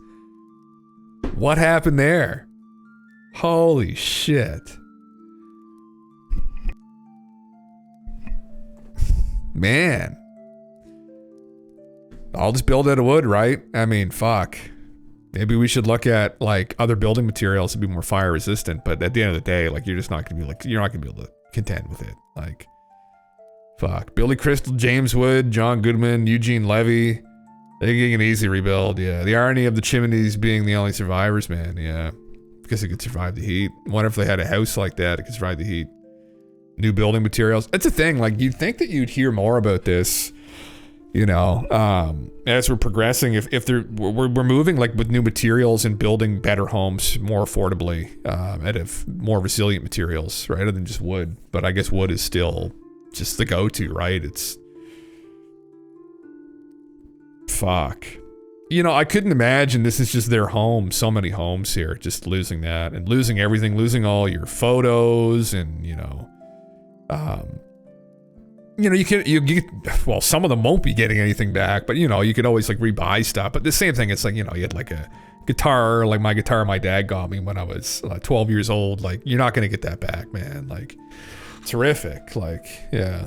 There's some divine irony though. LA, and especially celebrities championing illegals and FEMA, and like gave 750 to the hurricane victims. They spent the rest on house illegals voted by for LA. Did they? Oh, Jesus, yeah. The FEMA fund is empty thanks to LA. Oh, really? Well, I mean, you know, hopefully they're able to step in. Hopefully there isn't an issue. I mean, you don't want to hear that they're not able to help these people because, again, as much as Ukraine's in a dire situation, and I think within reason countries should help when necessary, it was the spending and the sending of the money was excessive amounts. And it's like these kinds of things happen and then you don't have anything to help your own people. Same thing with like homeless situations in cities all across North America due to the increase, like with inflation, by increase in prices everywhere in rent and food. And there's people literally out on the streets, right, that aren't drug addicts, that just fell on hard times, and there aren't a lot of resources to help deal with them. We're throwing money away, and it's...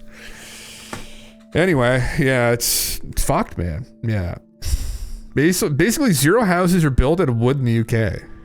There's no wood at all in their construction split? Really? Like even the framing and shit? What are they built out of? Interesting. Yeah. God damn, yeah. I was watching a lot on the ground stuff, and one reporter went by a place with all the kids of classic cars burnt and destroyed. Oh God, man, yeah. Probably be people going, yeah, you see how you liken elites and libs have the pitiful help to the hurricane victims. I see that kind of take as, I don't know, missing something. Yeah. Not just house, but possessions. Yeah. I'd have to leave my upright base and I'd be heartbroken. Yeah. I always thought houses being that close to each other was a terrible idea, but then again, here was me living in an apartment. Well, yeah, and who knows, all of these neighborhoods are probably pretty old too. Yeah. Yeah. Some wood, like the rafters of the roof, stuff, but otherwise they're made from brick. Oh, okay, interesting. Yeah. All the houses here and probably there's some brick incorporated, and probably bigger, more expensive homes might incorporate some different materials, but like the framing's still wood here. It's all wood framed. Jesus, man. Anyway, so is it still going or is it stopped? Is it still raging? I wasn't able to tell. So yeah. Fuck. I could probably just look that up. LA wildfires. Oh, summer's still raging. Yeah. Thousands of acres on fire. Destroyed these celebrities' homes. Man who lost home, cars in LA. Just thankful to be alive. At the end of the day, you know, they're just material possessions, right? I mean, you can, you know, the most important thing is that people are okay, right? Oh fuck. Jesus. Some are a bit contained. Oh, that's good news then. Holy fuck, man. Well, anyway, this is kind of what we were talking about earlier, but yeah, talk about this later. Oh, this is, I knew I pulled this up somewhere. I didn't know where the fuck it was. Gavin Newsom is running an ad of himself walking through a burned up forest and claiming he cares about the truth, but a major investigation by Sacramento's NPR affiliate found that he cut the budget for forest fire prevention and then lied about it.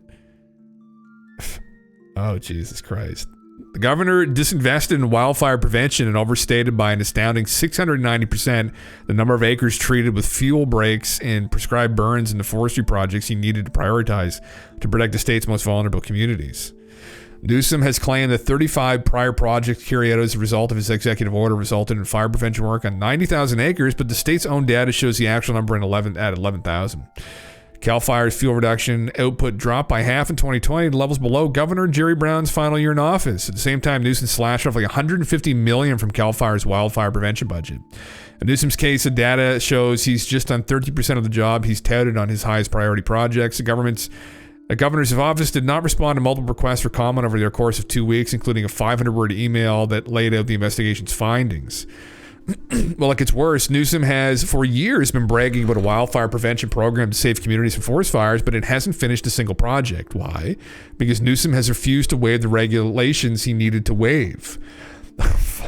You get Michael onto something, you better just fucking go put your head in. You might as well just go, put yourself in the dirt. The California Vegetation Treatment Program hasn't led the completion of a single project. This stands in stark contrast to projections by the State Board of Forestry and Fire Protection that Cal VTP would lead to 445,000 acres to completed work in the first year. Maybe it's because California didn't have the money. Lol, no. Money is not the problem. The state set aside roughly $1.5 billion for fire mitigation and forest resilience last year, and we have a $68 billion budget surplus. Naturally, Gavin is claiming the program is working. A spokesperson said the state's efforts to speed up environmental reviews have shown early signs of success. She declined repeated requests for an interview. Newsom did not respond to an interview request. So mind you, this is from 2 years ago. Almost 3 years ago. These posts. So oof. Yeah. Many Jimmy posters got burned. Holy fuck, man. God damn it. Oh. There'd be so much historical shit that probably got lost. Yeah. And now this within 6 months of I know, man. Well, it's the climate, I guess. Maybe things are getting worse, I guess. I don't know.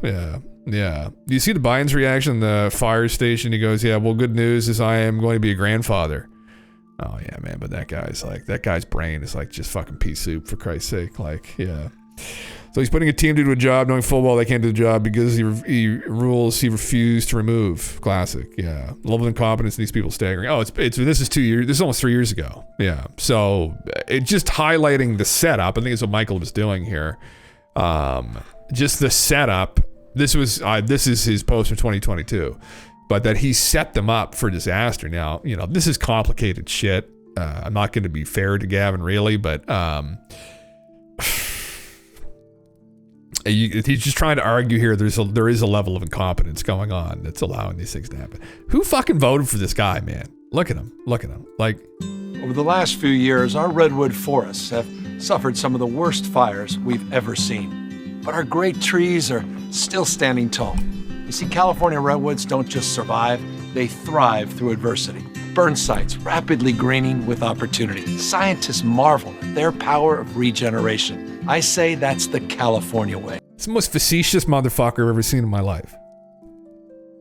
Like, I would bet, not a lot of money, but I would bet that he's a fucking psychopath. In recent years, our people have also faced some of our toughest challenges. Yeah, you fucking dipshit. Jesus Christ. Oh my God, man. Like, just insanity. Like, literally just got off the phone with a peer who lives in LA. He said the little pocket by Long Beach isn't too bad. Oh, really? Oh, well, that's good. He looks like the headmaster of Slytherin from Harry Potter. Man, yeah, total. He's either sociopath or psychopath. 100%, man. I mean, who fucking votes for these people, man? Like, and these aren't, I don't know that definitively, but it's those kinds of little tells, right? You just get from people, the character, how they hold themselves, like the fake smile, like just the bullshit. I've been inspired by the courage and resilience of Californians, health workers. Man, like, good luck, I guess. There you go, yeah. Yeah, Reverend Kenneth Copeland vibes. Yeah, where's this guy? People that, Kenneth Copeland. It's like, oh, Copeland's just a lover of Jesus. Man, love Jesus, man. I mean, this man would have eaten Jesus' body if you left him in the room with him. Fucking, he's a fucking nut, man. Just a goddamn nut. Where's that famous, where's the video at of him? This one here. Oh, it's 11 minutes long, though. Video, crazy. Of just how he was talking to her. I'll just skip to the part. It's a good study in like character. To ask you about why you don't want to Right fly here. the comment. You said that you don't like to fly Watch how he commercial because you changes. don't want to get into a tube Watch how with he a bunch of changes. demons. Do you really believe that human beings are demons? No, I do not. And don't you ever say I did. We wrestle not with flesh and blood, but principalities and powers. Can you explain what you meant by that? Oh my God, man. Holy she should have just bit his finger right off right there is what she should have done. Fucking Christ. Psychopath, man. Absolute, yes. This guy is a fucking demon. Oh my God. All of these preachers preaching the word of God, the word of Jesus Christ, right? The poor fucking carpenter who had nothing, right?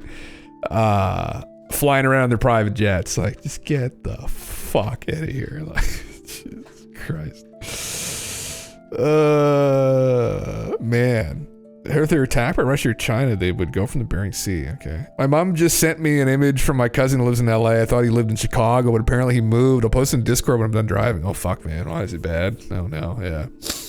Yeah. Oh, man, he's crazy. He's got a little demon. Holy shit, man. He's got fucking... He is a fucking demon. Yeah. It's just like... It's the way he changes. No, I do not. And don't you ever say I did. We wrestle not with flesh and blood.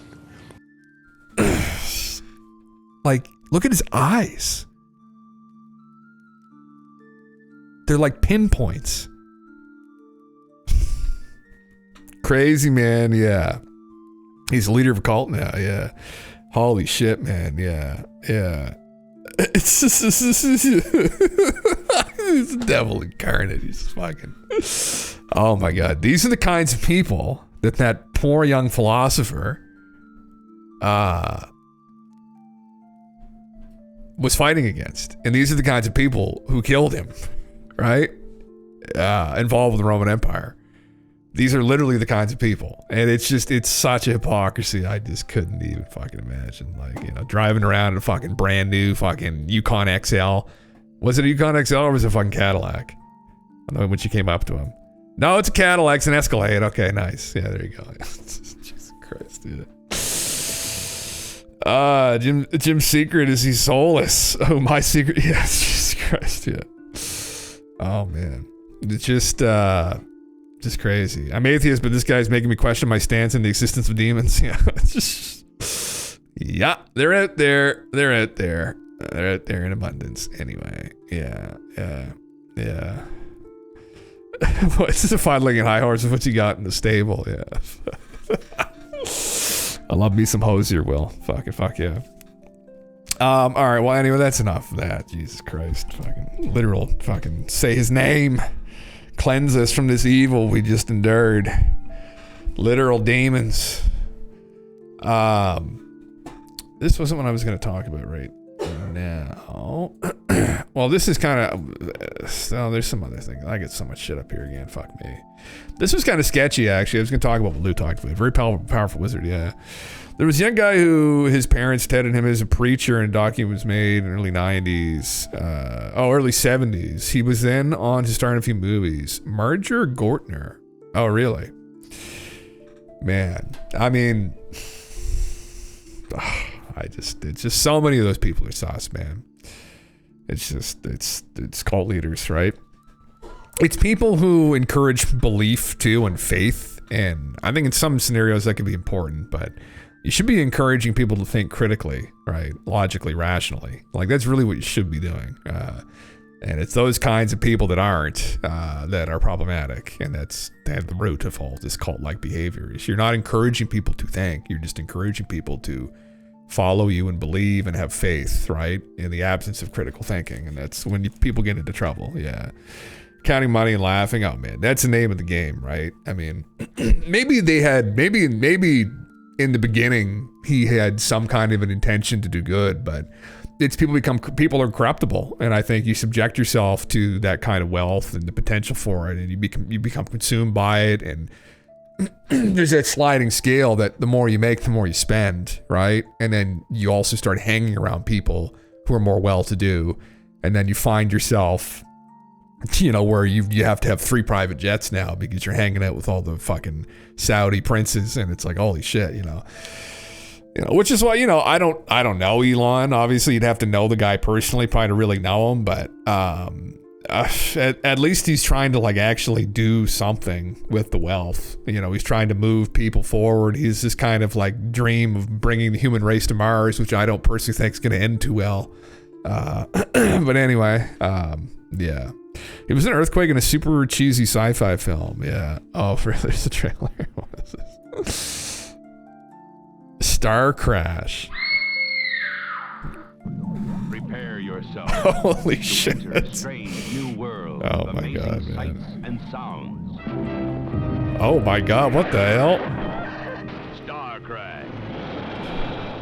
From deep space. Is this like what was the fucking movie again? It was Supreme galactic spectacle. Holy shit. Star Crash. Rated PG. Rated PG? Oh Jesus. It looks like it was at least PG-13. Yeah. At least PG-13 at the start there. Holy shit. What year was it? What year did it come out? 1978. So right around the time of Star Wars, huh? Yeah. What a meme. What an absolute fucking meme. But I was going to pull this up. Yeah. 150 EU officials are supposed to monitor my conversation with Elon Musk. An EU that uses its bureaucracy to exercise censorship on social media is instilling the spirit of unfreedom.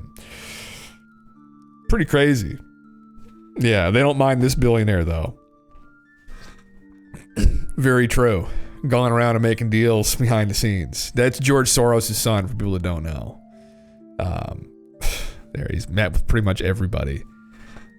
George Soros is a billionaire who's kind of also been involved behind the scenes in politics. But yeah, anyway. Son carrying forward his legacy. Whether he's alive or not, supposedly he is. He's just like a vegetable. He's probably fucking dead, for Christ. He probably died years ago. Why they would keep his memory alive, I don't know. Maybe he's still a vegetable. I don't actually know. But man, I thought this is kind of like fucked that this is happening. But you know, he is really stirring some shit up, man, because what he's doing is he's just showing the power that the social media platform has to influence politics in these different countries.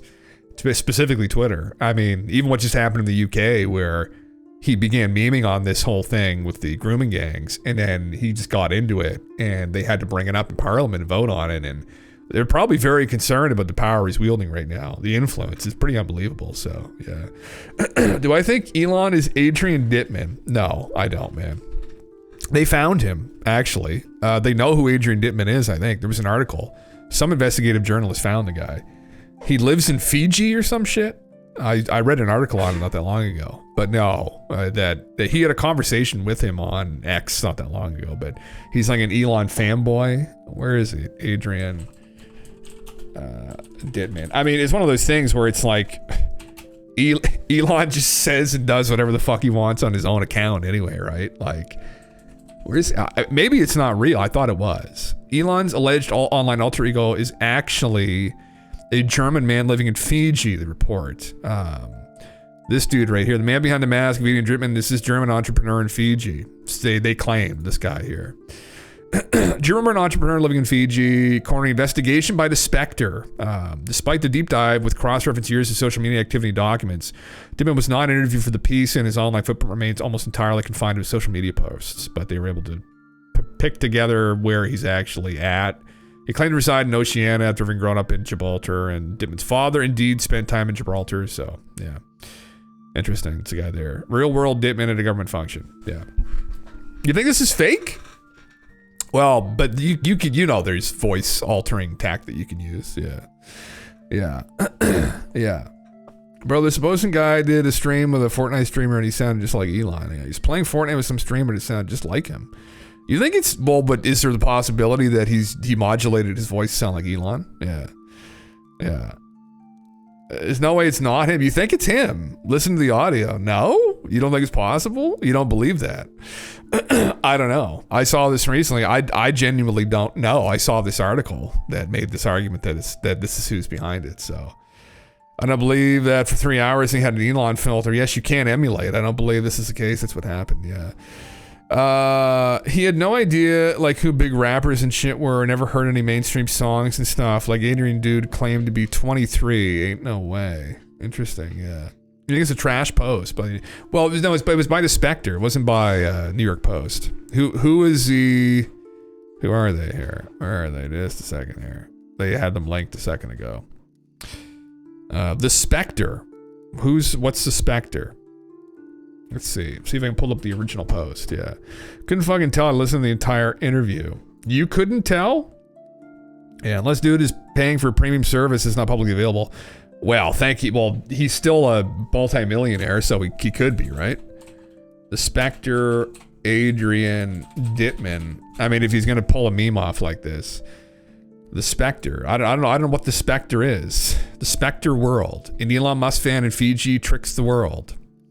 And the AI avatar for Adrian Dittman account left appearing in Fiji. You have to read. Have you read through this? Did you like read through it and see? I don't know the report. Where the fuck is the actual report though? This is a YouTube video. Anyway, they got an article up somewhere. I guess New York Post read it. Yeah, yeah. He kept getting mad at some shit and talked like he was 55. Just seemed very odd for someone so young. I mean, maybe it is. I don't fucking know, ultimately. But I saw this and that there was some investigative journalists involved that I thought that I heard. So, I don't know. But they could be wrong. He's getting super angry, too, when the streamer Connor Eats Pants had him on. It was fucking hilarious. Yeah. Can you drop this link in chat? Let me read it. Well, yeah, I just clicked on it, though, and there's nothing to read. Like, there's no... Where the fuck is the... You might have to pay to read it.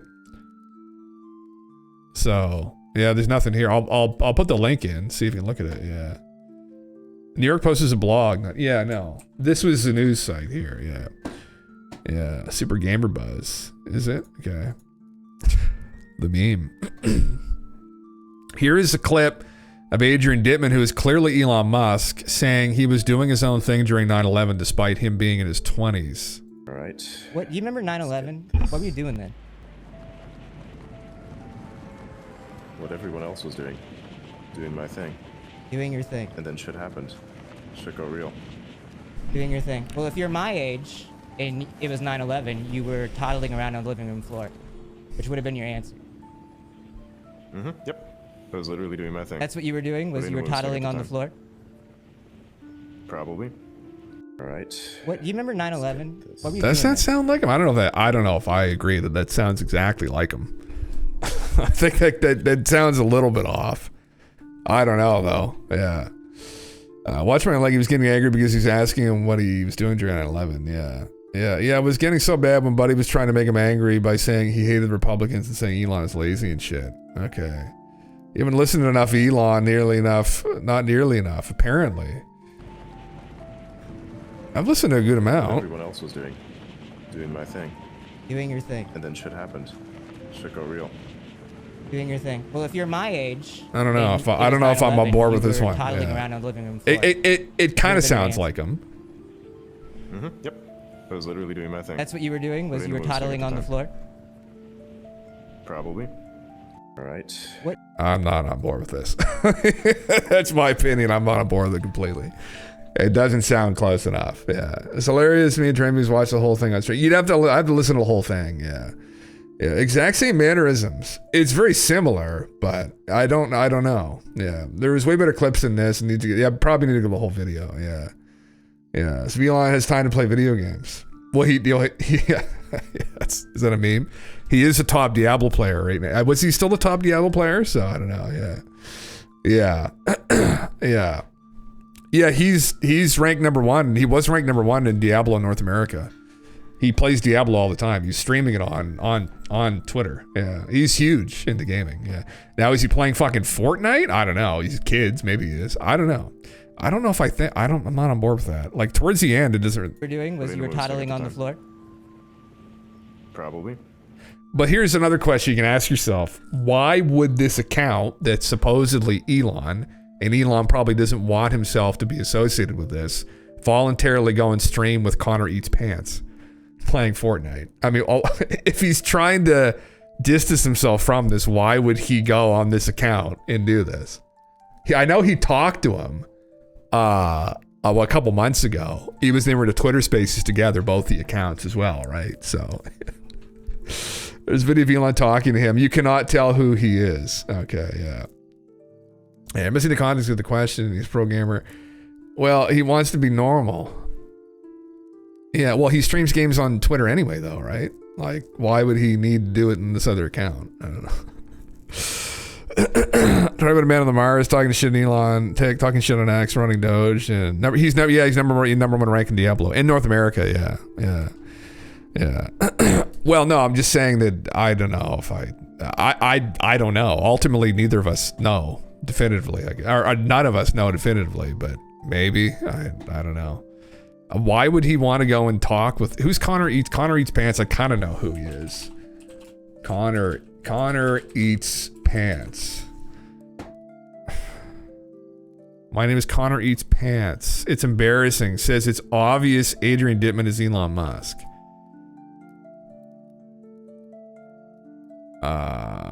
Show notifications.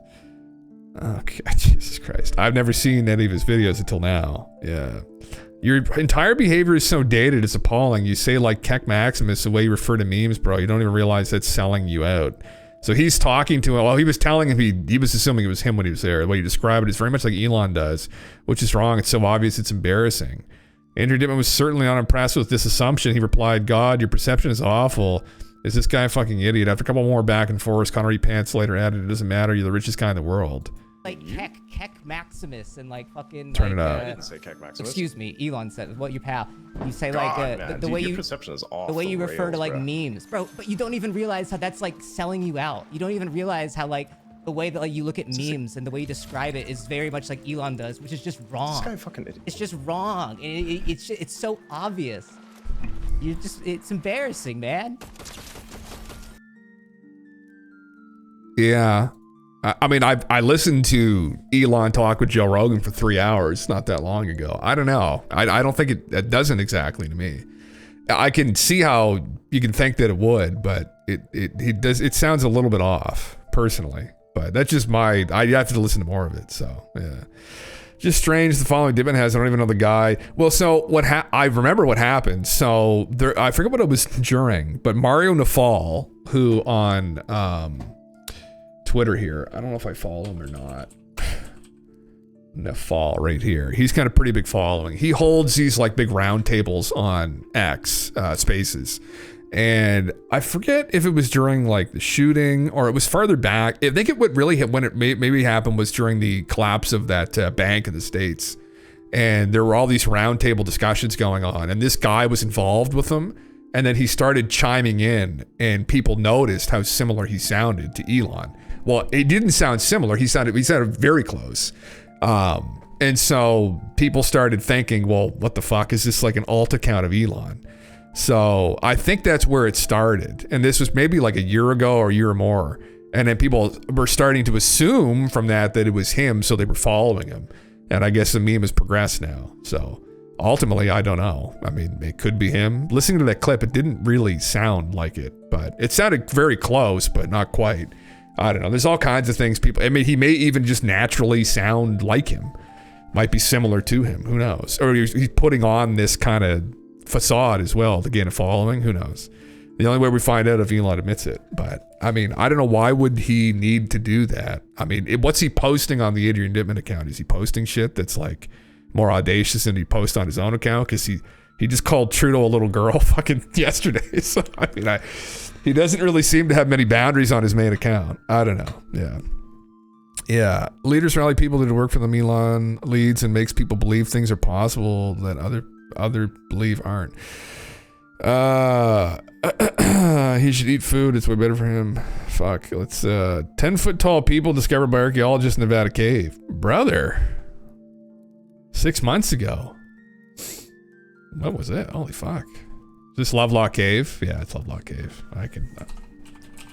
I know exactly, yeah. I knew exactly where it was, man. Yeah. This is a classic story, man. This is a classic story about the tall people. 10-foot tall people discovered by archaeologists in Nevada cave. This is 6 months ago. Mythology, folklore, and even the Bible tell us that giants once roamed the earth, and it turns out there's evidence to back this claim. Extraordinary human remains have been found in the U.S. state of Nevada, with some of the skeletons measuring up to 10 feet tall. Alongside their jaw-dropping size, the bodies, some of which were said to have been mummified, were found to have had red hair. This has fueled a theory passed down through the ages that a long-forgotten race of humans once dominated southwestern America. All of America. According to the Paiute, a tribe that settled Nevada region thousands of years ago, cannibalistic red-haired giants called the Sitka came to America from a distant island. Distant island. Think about that, yeah. Legend has it that the Sitka crossed the ocean on rafts made of reeds, and they soon made a name for themselves as being taller, stronger, and crueler than ordinary men. Think about that island. Yeah.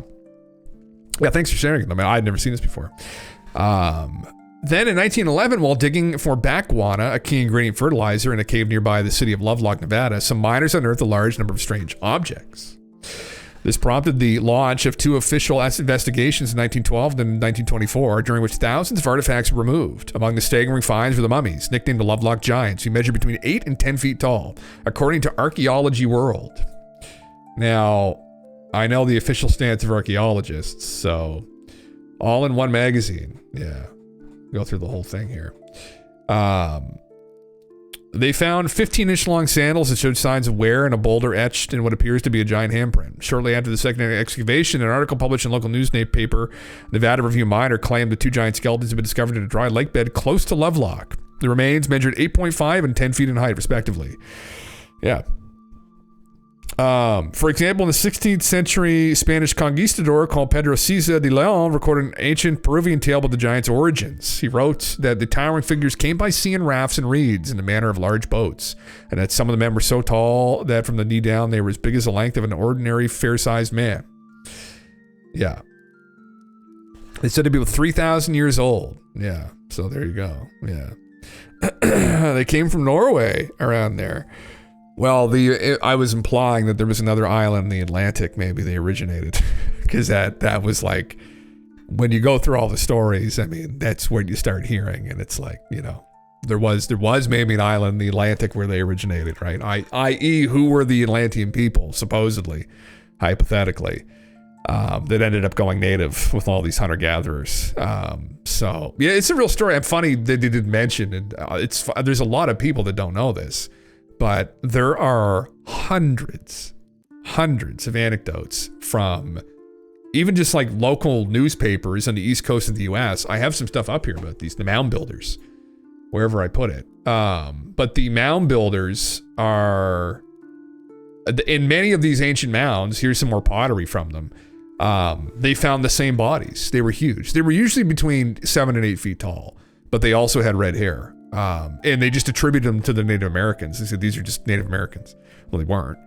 But it didn't make any sense with our understanding of history, so it just kind of got covered up. But there, you can go find these anecdotes. You can just Google that. Giant bodies found 1850 to 1930 probably, and there were hundreds of them found in total. There are probably there'd be a couple hundred anecdotes from local newspapers of archaeologists in the area going into these finds and finding them. So, and there's anecdotes too from like the tribes and the peoples around the area, like stories about encountering people that are of this size as well, like 7 to 8 feet tall. So yeah, the suggestion though, but there is that, well, where did they fucking come from? And that they were another race of man. Yeah. So imagine a 7 foot tall Viking next to a small 5 foot Asian. They would be considered giant. They would be, yeah, man. Yeah, that's exactly it. I like that's exactly the argument that stories, and that's another thing that I think isn't real. When I was talking to some of my cousins about this. One of my cousins was like, bullshit. And I was like, yeah, well, I was like, okay, it's not, but I understand that because when I first ran into this, oh my God, almost 10 years ago. That's my first thing. That's what I said too. I said, fucking what the fuck? Like, I thought in my head, like Jack and the Beanstalk, like giants, like walking, like as tall as a mountain and shit, you know, like just like nonsense. But then I started actually reading through the accounts and it was like 7 to 8 feet tall, like 7.5 to 8 feet tall. And I was like, okay, that's a little bit different. There's people that walk around at that height right now. And I started going through the stories, and I first went through some of the older stories. Like Plato makes mention in one of his dialogues with this, not that that's really evidence, but that there was a faraway place where supposedly it was inhabited by giants. There were other ancient authors too that made reference to these places, that they knew there were areas where these people lived and that this was like a real group of people, you know. In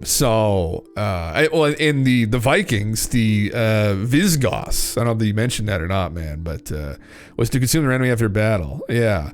The Visigoths, were like the Germanic people, had stories, some of them as well. Every culture did, which is very strange. And it kind of dovetails into this lost ancient culture a little bit that may have been a bit more advanced than us. And that's a connection that hasn't really been made, though, publicly, where you're like talking about Atlantis and Atlanteans and a lost ancient civilization. They happen to be very tall people. And it does kind of connect together a little bit, because you see this through many of these hunter-gatherers in North America. And that may have been what happened, is they had a cataclysm and they just went native with them. And then they ended up dying out. And that's the story from Lovelock Cave and the Paiute, but the Siddhika is supposedly that lady there, I didn't mention what her name was, but her grandfather was involved with the Lovelock Cave. They burned them alive. So they went into the cave and they lit the cave on fire and smoked them out and killed them. But she supposedly on her dress had red hair from one of the giants still that her grandfather killed. So that would have been in the like 1700s or something like that. That would all went down. But yeah. Eat their hearts and turn their skulls into chalices, and imagine some of them got a taste for it, especially if they get lost at sea or resort to eating each other. Well, man, cannibalism was not uncommon in some areas, I'm sure, but yeah, fucking crazy. It's crazy shit. It's a crazy story. I've memed on here many times, but there's a legitimate basis for it. It's very strange. It's weird that all the bodies just disappeared. Like, and they haven't actually all disappeared. Some museums in the States, I think, still have bits and pieces, but it doesn't make any sense to me. I mean, they found in these anecdotes, and these were like reputable newspapers, and these were fucking archaeologists, anthropologists back in like, I don't know, 1901. Some of these anecdotes, they found like some instances 50 to 80 bodies of these people that were between 7.5 and 8 feet tall. And now the opinion of like modern archaeology is, oh, well, they mismeasured them. Oh, well, they over exaggerated them. Oh, they didn't know what they were doing. I was like, this wasn't Jim Bob out in the woods in some of these accounts, guys. And a lot of the remains were sent to the Smithsonian, and then we watched, Hugh Newman had gone over this, but there was a program they had where they gave many of these artifacts back to native peoples, and then they don't know where any of it went. So it would be a fucking tragedy if that's what happened, and we just lost all this shit. We lost physical evidence of a lost race of man. You can go back through, I pulled this up before, but even Abraham Lincoln in one of his speeches mentions the giant race of people. Like this was and I think I don't know if it's like a psyop a little bit, or it's just like we forgot some stuff, but I'm going with we just forgot some stuff to be on the safe side. But in one of his speeches, he mentions the giants who were involved with the mounds, because they found so many of them. It was all over their newspapers back then. It was like headlines in newspapers constantly. They would be little side stories of, oh, they found more giant people. They found more giant people. They found more giant people, and then stopped, because I think they probably went through all the mounds, and then there weren't any more discoveries to be made, and then it just fell off. And there was a guy in the 30s, associated with the Smithsonian, who just wrote it all off as being nonsense. And I was like, well, but it wasn't. So I don't know. He was a ginger. He was about 6'6". He was 6'2", I think, man. Yeah, he would have maybe appeared to be a giant, but yeah. Where's the Abe Lincoln speech? Abe. I'm not signed in on ChatGPT in this goddamn thing now. Fuck ChatGPT. Can I sign in? Oh my god, I don't remember what my sign information is. Fuck sakes. Hold on. Log in. Oh, I guess I can just use the free version. Oh, fuck it. Here we go. Fuck it. We'll just use this. I'm just curious. This is the most interesting topic for everybody, but it is objectively interesting because it depends how far down the schizo rabbit hole you want to go, because it could get much more interesting, and unsettling. When did Abe Lincoln mention the Giants in his speech? And we'll just try and throw all that together there. There could be some confusion. Give me a fucking break. No. He did, you motherfuckers. He did. If you're referring to the Giants metaphorically, he did use powerful images. No, he did not. He did not. Isn't that funny? He literally did. Think of the Gettysburg Address. Mention of the Giants. I agree. Have I already agreed to it? Oh my fuck. I'll have to go back and try and find it. I just read this not that long ago. We read it on here for Christ's sake. Anyway, fuck, I'll have to check into it a little further, yeah. If a story swept under the rug and people will forget about it in a week. Yeah, maybe, man, I don't know, yeah. They also never talked about this along with Iceland, Greenland, and Canada. The Vikings came to the States. Yeah. Yeah, maybe there's a cover up with it, man. I mean, if you go through Mesopotamia, this is when it starts to get more weird. But when you go through Mesopotamia, the god pantheon there were giant people, right? And if we have giant people in the past that fit these descriptions, you start going like, oh, maybe they weren't just like these metaphysical deities. Maybe they were actual people at some point. The Egyptians, same thing, except Tepe. The depictions on their walls are all giant people, the god pantheon. Same fucking deal, right? And again, archaeology's like, oh, well, they were the gods. Of course they were bigger. It's like, well, yeah, okay, but maybe they were literally big people, right? I mean, and this is where you start to tie the thread together a little bit. And then in the Mesopotamian stories, where were they from, right? And it's like, well, okay, they came from heaven. It's like, well, what's heaven? And it's just, you can go schizo with it, yeah. Maybe Grok knows about it. I don't know, man. That's weird. I'm not misremembering this. I have to look into it, yeah. Mention one halfway down the text box. Oh. Can I search it?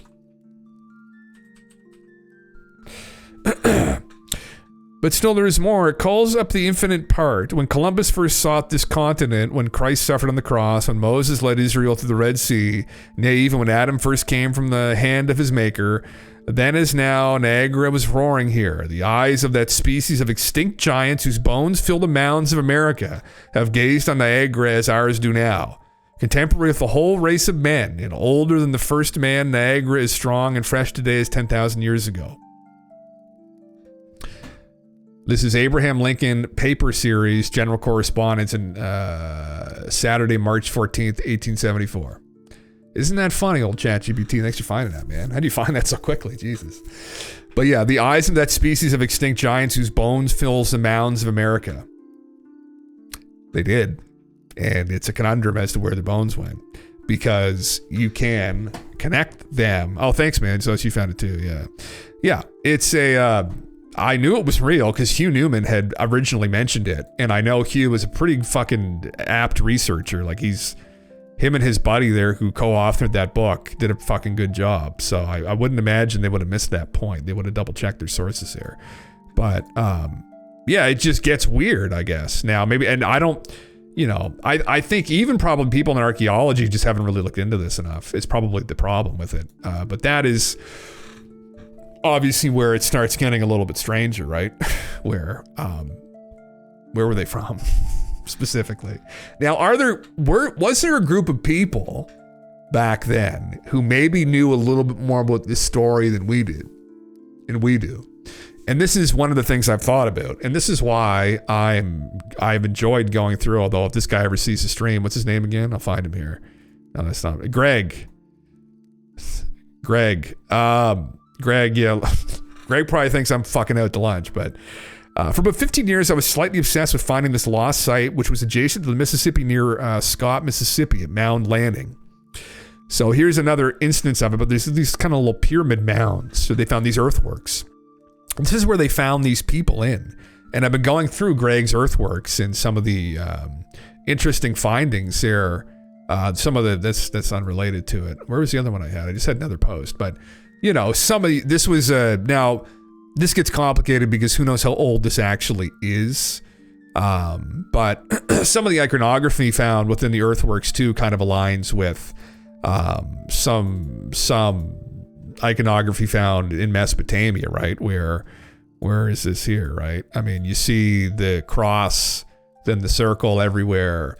And then you get the idea that there was this kind of break off from some of the civilization that maybe went under the water or something, and then they went to like this. So imagine 12,000 years ago, giant cataclysm in the Atlantic, and everybody kind of scatters across the globe. Some go to North America, some go to Central, South America, some go to the UK. They're found there, right? The Tuatha De Danann, whatever you want to call them, the giant stories who built Stonehenge, giants built Stonehenge, tons of stories of them being there all throughout Europe, throughout the Mediterranean, throughout Mesopotamia. They spread out Egypt. They spread out all in Africa too, right? The Dogon tribe. They spread out all over the place. And then this symbolism kind of comes along with it. It's pretty crazy. It's pretty crazy. Yeah. Yeah. When I searched Lincoln giants found, Google the AI said this amusingly, no giant skeletons of Abraham Lincoln or other giants have not been found. Reports of giant skeletons in the United States were mostly hoaxes, scams, or misidentifications of extinct animals. I find it to be bullshit, man. It's scary because when you actually go through the anecdotes, there's no fucking way that they were. And that was the opinion of a guy from the Smithsonian back in the 30s who, supposedly stated as such that's what happened. But there were some very accredited people. I've shown this on here before, but you can go back through and find these anecdotes, these accounts of these finds through the 1800s into the early 1900s. And there were some very accredited people involved with those finds. And that also coincides with many stories Native American have had. And it's not just the Sitka, there are other stories as well. But the Sitka was one example in the Southwest, but these very tall people with red hair. Fair-haired, very tall people, right? And this goes through Central America. These stories go through South America. There were explorers that talked about seeing these people as well in South America. They were all over the fucking planet. And I don't know what is going on with it, and if it's just some kind of cognitive dissonance going on, or if people have brought up the Dunning-Kruger effect before, where some people just don't really understand the substance involved with the story. Like I have a hard time believing that an archaeologist, right, an anthropologist that showed up to a site misidentified in some instances like 30 to 50 to 80 fucking bodies, all between 7.5 and 8 feet tall, completely intact skeletons. So GG. I mean, if that's all misidentifications, then you have to explain all the other correlations throughout history, all the stories, all the other anecdotes. And then you have to connect, well, but there are people walking around like this now too, right? And like, anyway, so I hope it's not a conspiracy. That's my hope. Yeah. Yeah. Because human species is a variant that we're giants. It's what's in our DNA. Well, it might be, man. That's the whole thing. Yeah. It might be that's what's going on. There may be another race of man. Yeah. Yeah, it's just very crazy. Yeah, it's part of the goldfish theory. Humans evolved to fit our continents. Well, no, I think what's suggested is there was another race of man. There were tons of races of man, though. There was more than I brought up like Homo sapiens, but there was Homo florentes, and there's Neanderthals, which are the two other weird ones. There's other ones that are more similar to us, but Homo florentes were the hobbit people, which are very small, and Neanderthals were like the fucking almost like dwarf race of man that were very strong and stout. And I'm like, that's what I'm saying. The fucking like 500,000, 800,000 years ago, it was like fucking World of Warcraft on this goddamn planet. It's like a full-blown fantasy story. There was a lot of different like weird groups, because we're all a part of the same race. Like we're just different like ethnicities of people that grew up in adapted to different areas, but we're all Homo sapiens. There were legitimately different races of people back in the day. And what could be suggested here is this was another race of people. Yeah. Yeah. Fucking crazy shit. Truth or myth, the giant's bones found in Santa Catalina Island. Oh, yeah. Yes. Yeah, well, we pulled this up before. Yeah, this is, I think, what's in this? There was something about this. We talked about this. But yeah, it was the connection there between Santa Catalina and the giant bodies. Yeah. Yeah. And a PhD in anthropology at Santa Barbara Museum, who was given lectures in Santa Ynez Valley, weighed in on the topic. With regards to the giant Santa Catalina Island, these reports are apocryphal as far as I have been able to determine. For example, there's a historic photo of Glidden in the background, the burial in the foreground, merely creating a delusion the skeleton is somehow a giant. maybe. And there's instances of this, but and this is the other thing too that they had a hard time with, the connection that biblical stories of giants, right? Like the Nephilim. So finally home, 10 miles, took an hour and a half. Holy shit, man. Wobble pop time, brother. Enjoy it. Yeah. The UFO Hotbed Island. Yeah. That they're very old too, right? Look how far back it goes. So, and well, the same thing with Malta. The giants of Malta, that there were giant bones recovered there. So now, if you were to invoke a conspiracy on this, right? Malta giants, the concept of giants at Malta is primarily rooted in folklore and local legends rather than historical or archaeological evidence. According to Maltese folklore, giants are often associated with the construction of the megalithic temples found on the islands. Some will date back 5,000 years. There's no concrete archaeological evidence supporting the existence of a race of giants. Bullshit. There was. Bullshit that there absolutely would have been. Anyway, I should really get together and do a dissertation on this. Not that I would be the person to do it. I want an anthropologist to do this properly. But of all of the accounts, like you're talking, I don't think it's an exaggeration. I'd love to talk. I should message Hugh Newman. I meant to do that and see if he would like to come on and talk about this. But I don't think it's an exaggeration to say it would be in above the dozens and probably in the hundreds of accounts of local newspapers that documented these findings. And at actual recoveries, it would have to be over 100 recoveries of these bodies. They found them fucking everywhere, supposedly. And, people weren't dumb back in the 1850s and the 1900s. Like, this was the age of fucking rationalism still, right? The science was in full swing. I mean, I just don't buy it, man. Yeah. Internet's own and controlled, so it makes sense trying to find stuff out. You're going to get returns saying it's fake, not true. The internet's whitewashing the truth for the most part. Yeah, man. It's scary when you think about it, that this is one of these. Now, why are they doing this, though? If I was going to say, if we're going to invoke a conspiracy again about this and why they might want to wash out any evidence of this, it's this. That's my bet. It's because where it might lead people, ultimately. And the stories out of Samaria are a little bit more, and that's where you get the connections too, right? I brought up here before, but like you've got the Moai heads from Easter Island, and they look almost, if not literally identical to the depictions of some of the god pantheon on cylinder seals in Mesopotamia, right? So whether it's Enki or Enlil, but it's too fucking close for comfort, man. That is halfway across the fucking planet. No. I think there's a group of people that were traversing around that were, I don't know how advanced, but more advanced than we probably think, that were involved with these cultures at some point is the theory. Now, where it might get kind of concerning, and this is why I brought up the Freemasons, honestly, because I wondered who would have been a group of people back then that would have had some kind of understanding what the fuck they were digging up. Now, they would have had to have been fairly educated people in maybe Mesopotamian history, right? They would have had to have understood Mesopotamian history and the pantheon there and some of the things suggested. And what might have happened, and I don't know definitively, but they may have recovered things in some of these finds that pointed them towards the reality of something. And then we get into a story about what do some of the global elite actually know versus what the general public knows. Like, what are they aware of a deeper history here on Earth than we are? And is this due to artifacts that were recovered by groups of them?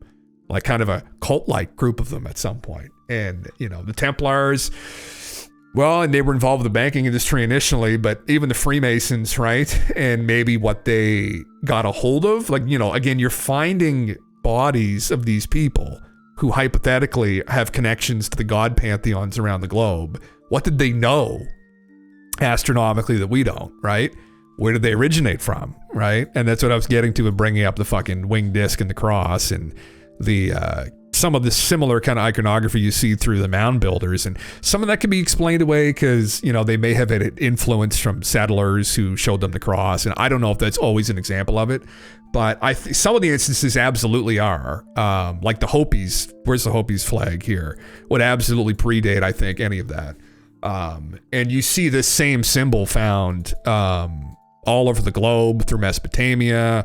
I've shown it here before as well, but at Valcamonica, Italy, which this is very old. This is at least 10,000 years old.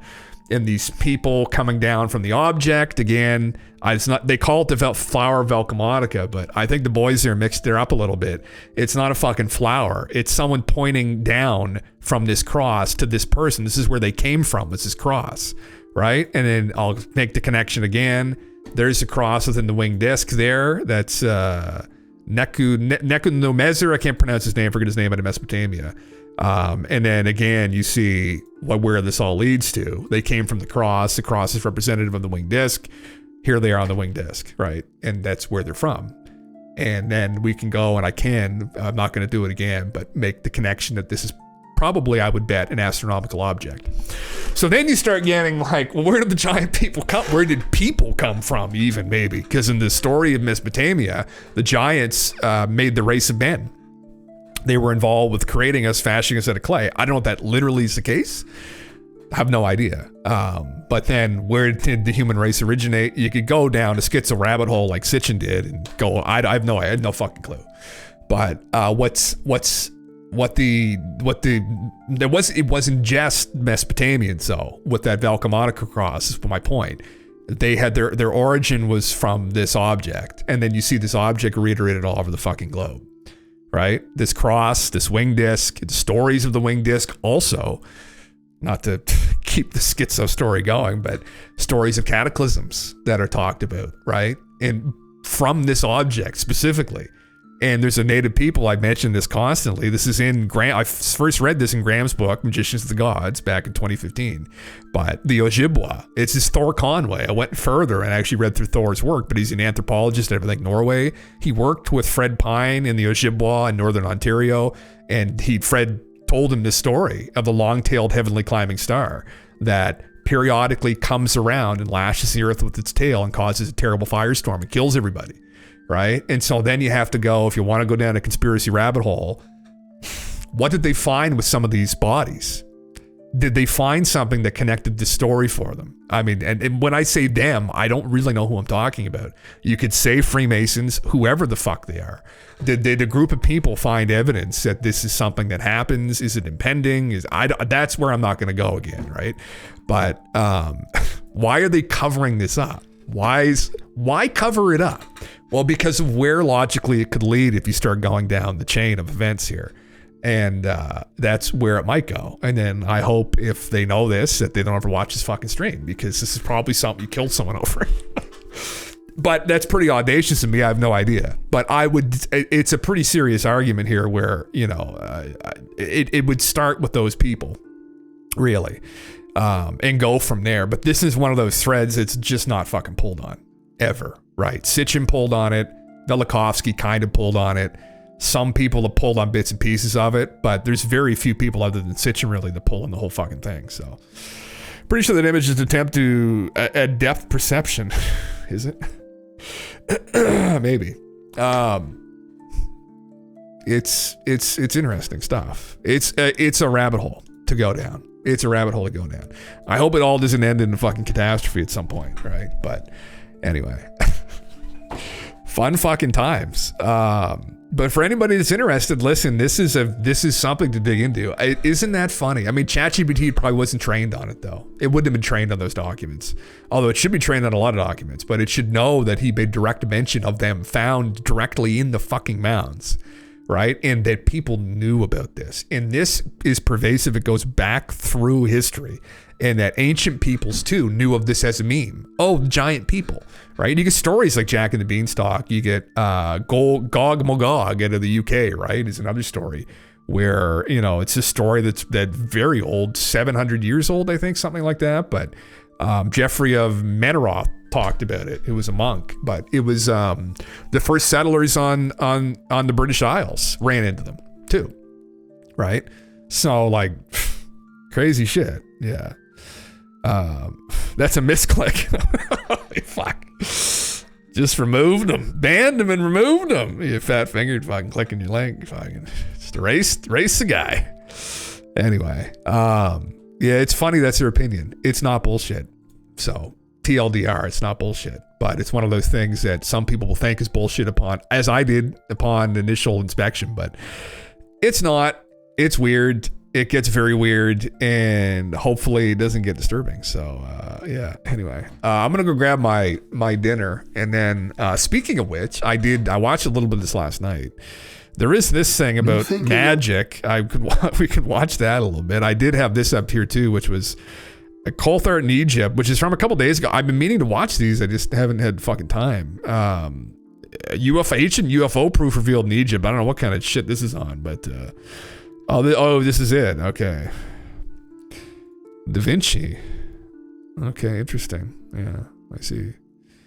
Yeah. I was like, what did I do? Fuck me. Interesting. Yeah. What is this of okay, using his mouth, yeah. Intriguing. Yeah. But it's an ancient meme, right? It's one of those memes that, man, what we don't know. I mean, it's so fucking old. So fucking old. It's so... Anyway. I'll be right back. I'm gonna go throw my food in the microwave, guys. I'll be back in 2 seconds.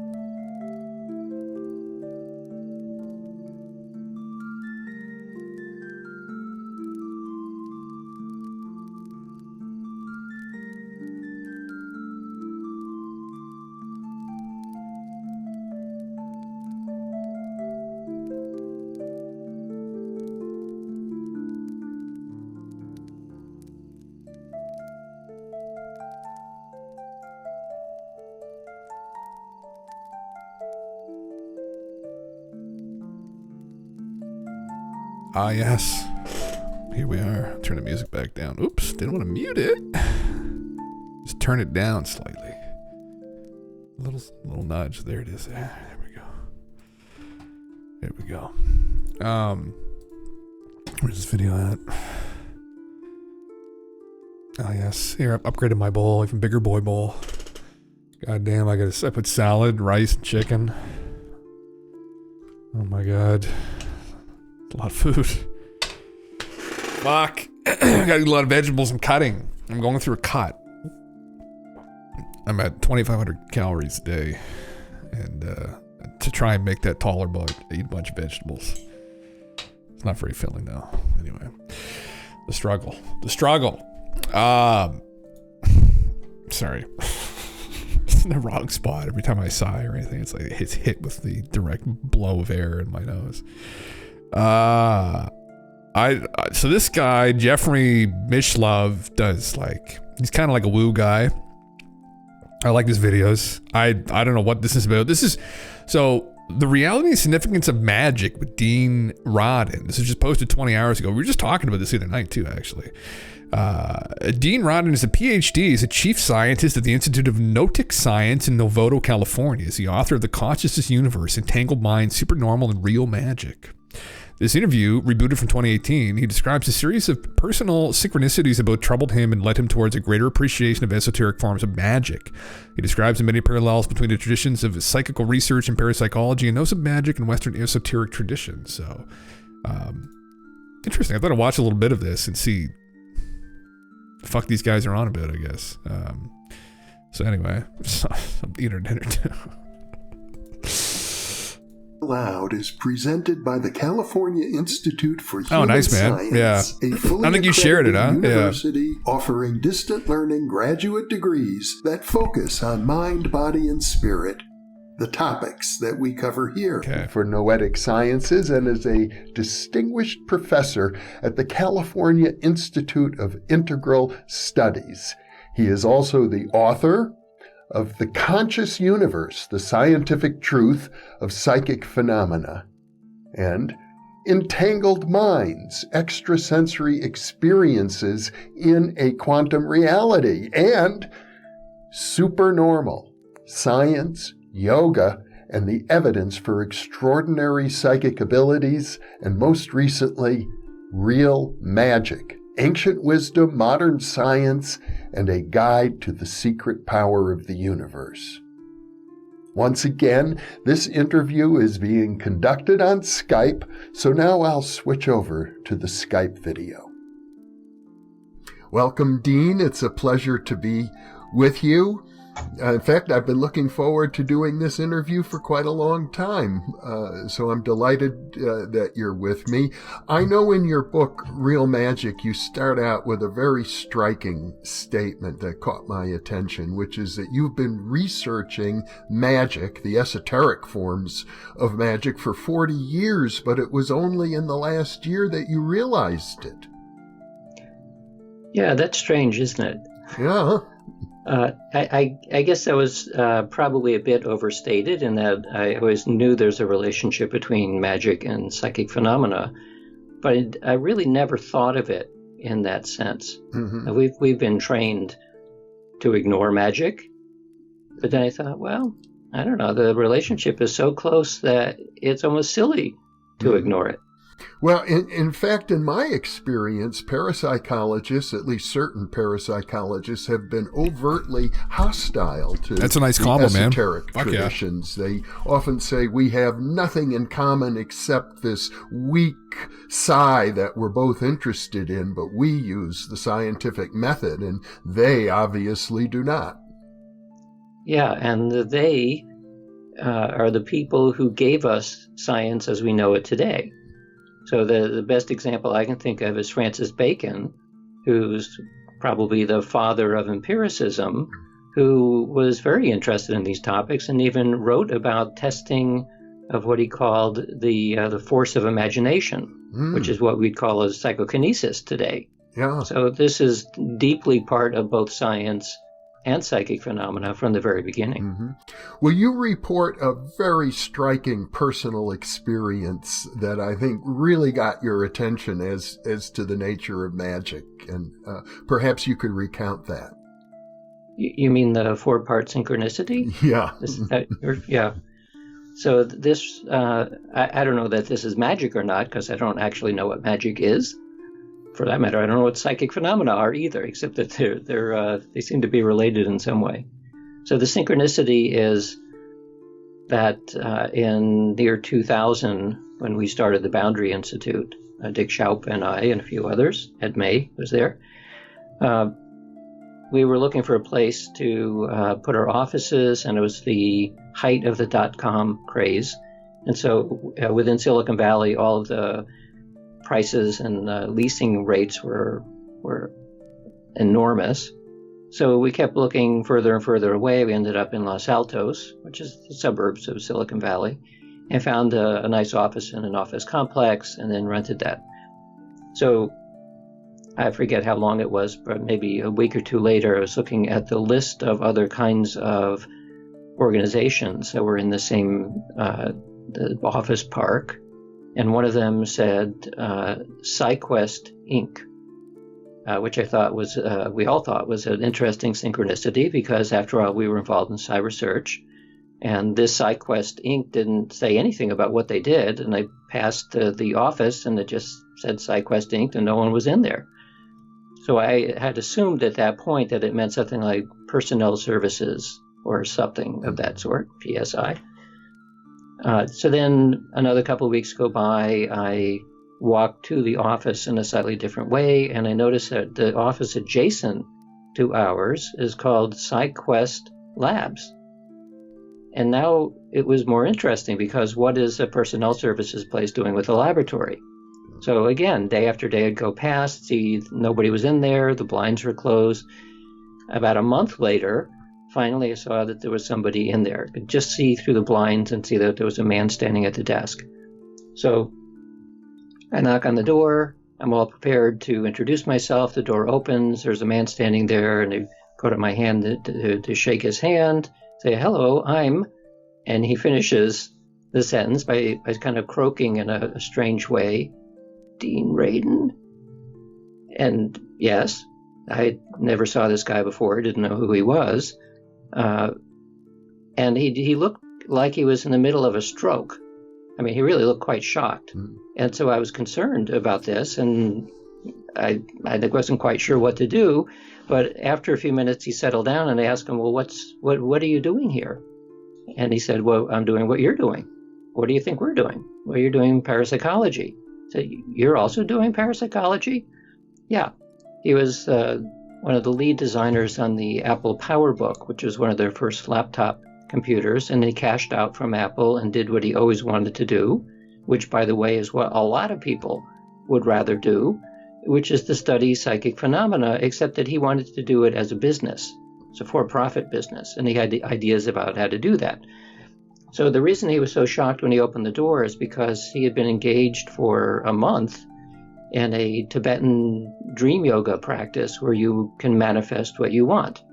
And the practice involves 3 hours of being awake and then 3 hours of sleeping, and you continue this cycle for days and days with the idea that during your waking hours, you're consciously trying to manifest the thing that you want, and then you go into your dream state, and the unconscious helps pull it. So, what was he trying to manifest? Me. He was trying to get in touch with me. Now, he didn't expect that I was going to show up at his door, but he did hope that he would find a way to contact me, because he wanted me to be on his board of advisors for his business. And at that time, nobody knew. I mean, hardly anybody knew that I was in Silicon Valley, especially not with a new organization out in the suburbs of Silicon Valley. So there wasn't any way that somebody could have found where I was. There was maybe 5 people who knew where we were at the time. So I felt somewhat disoriented when he told me that, because I thought I had free will to both get that office. It wasn't just my decision. It was the decision of a bunch of us. And I thought I had free will to go next door and knock on the door and the sort of disorientation was the notion that somehow he brought me into existence at that time and place because that's what he wanted. So the second part of the story is after he settled down and told me the story and we both recovered from our shock, he said, would you like to see what I have here at the laboratory? I said, sure. So it went in and it saw a fabulously equipped laboratory with a large electromagnetically shielded room, and inside the shielded room was all kinds of neat equipment, including a special leather reclining chair, which is a kind of apparatus I like to have in the lab, one of those zero gravity chairs.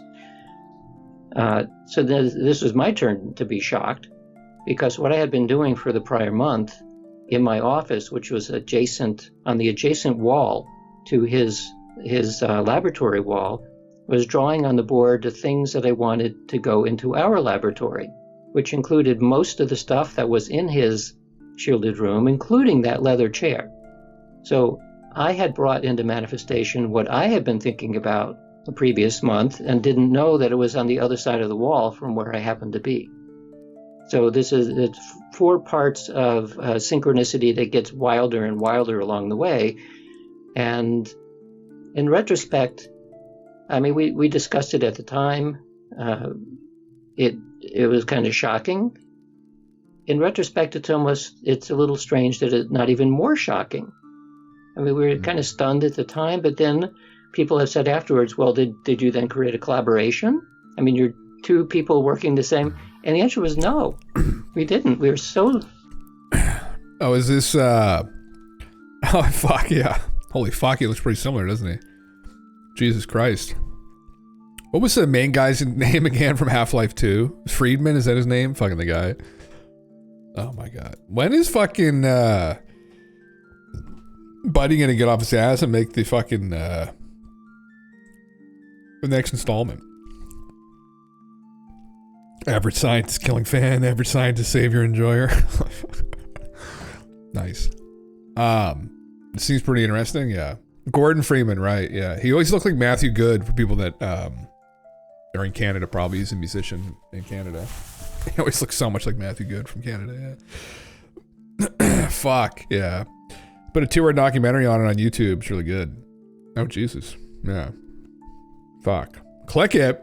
What is this? Just quickly? Yeah. Large orb flying across the sky.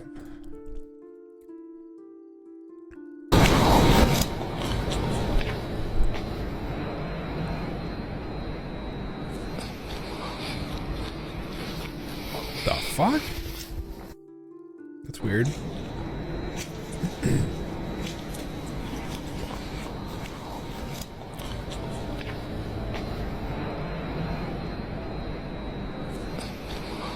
Sounds fairly silent too, huh?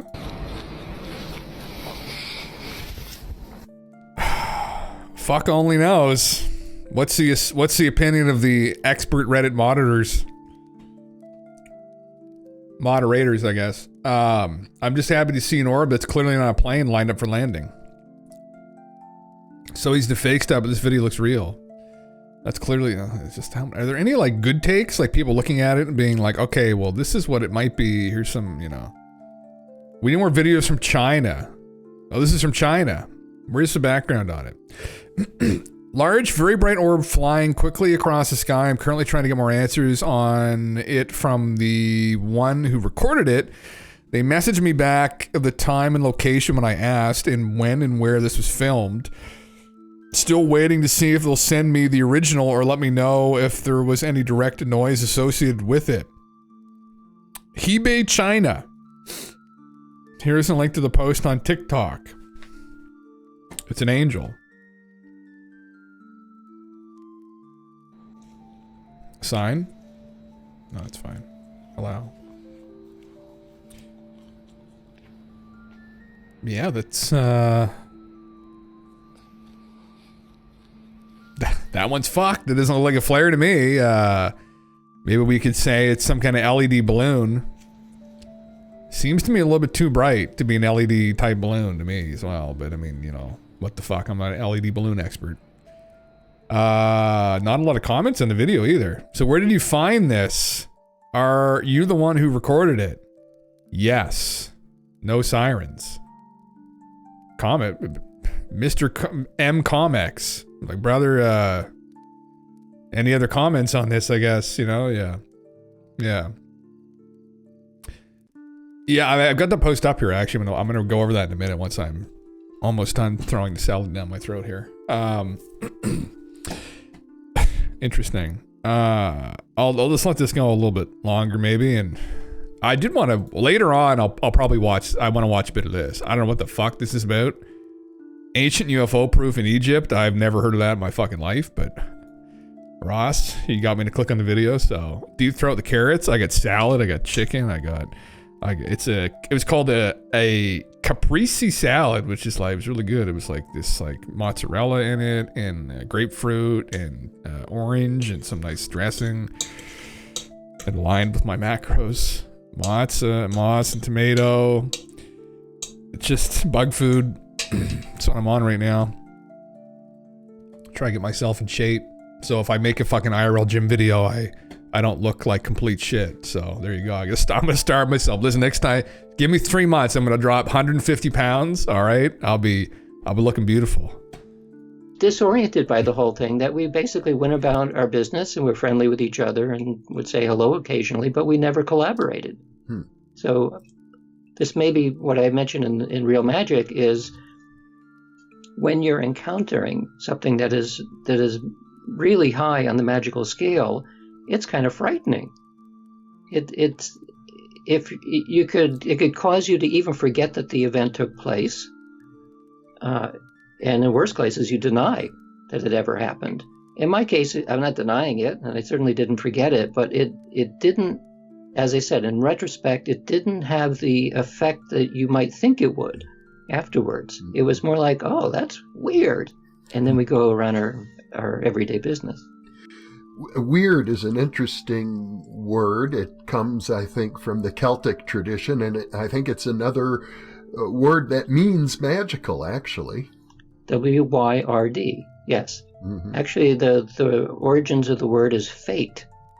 It's almost a synonym with fate, but it's a magical kind of fate. My Celtic brothers and sisters, that's exactly it. You have a certain destiny that is going to play out, and if you notice it, and if you can discern what that destiny is, you can make things happen that look magical, but it actually is just playing out your fate. Mm-hmm. Well, it also seems as if the Jungian notion of synchronicity comes to the fore here, as well as the concept of psychokinesis. Right. How does something happen? How do you make something happen? I don't know. But somehow that is what the magical traditions are about. Intention can somehow shape probabilities or something like that, and cause events to nicely come to pass. So you point out in your book that magic of this sort is real. It's intermittent. It doesn't work 100% of the time. And you also point out that there are many different spiritual traditions that post warnings about magic. And at the same time, various religions that warn people not to mess with magic also engage in magical practices. Right.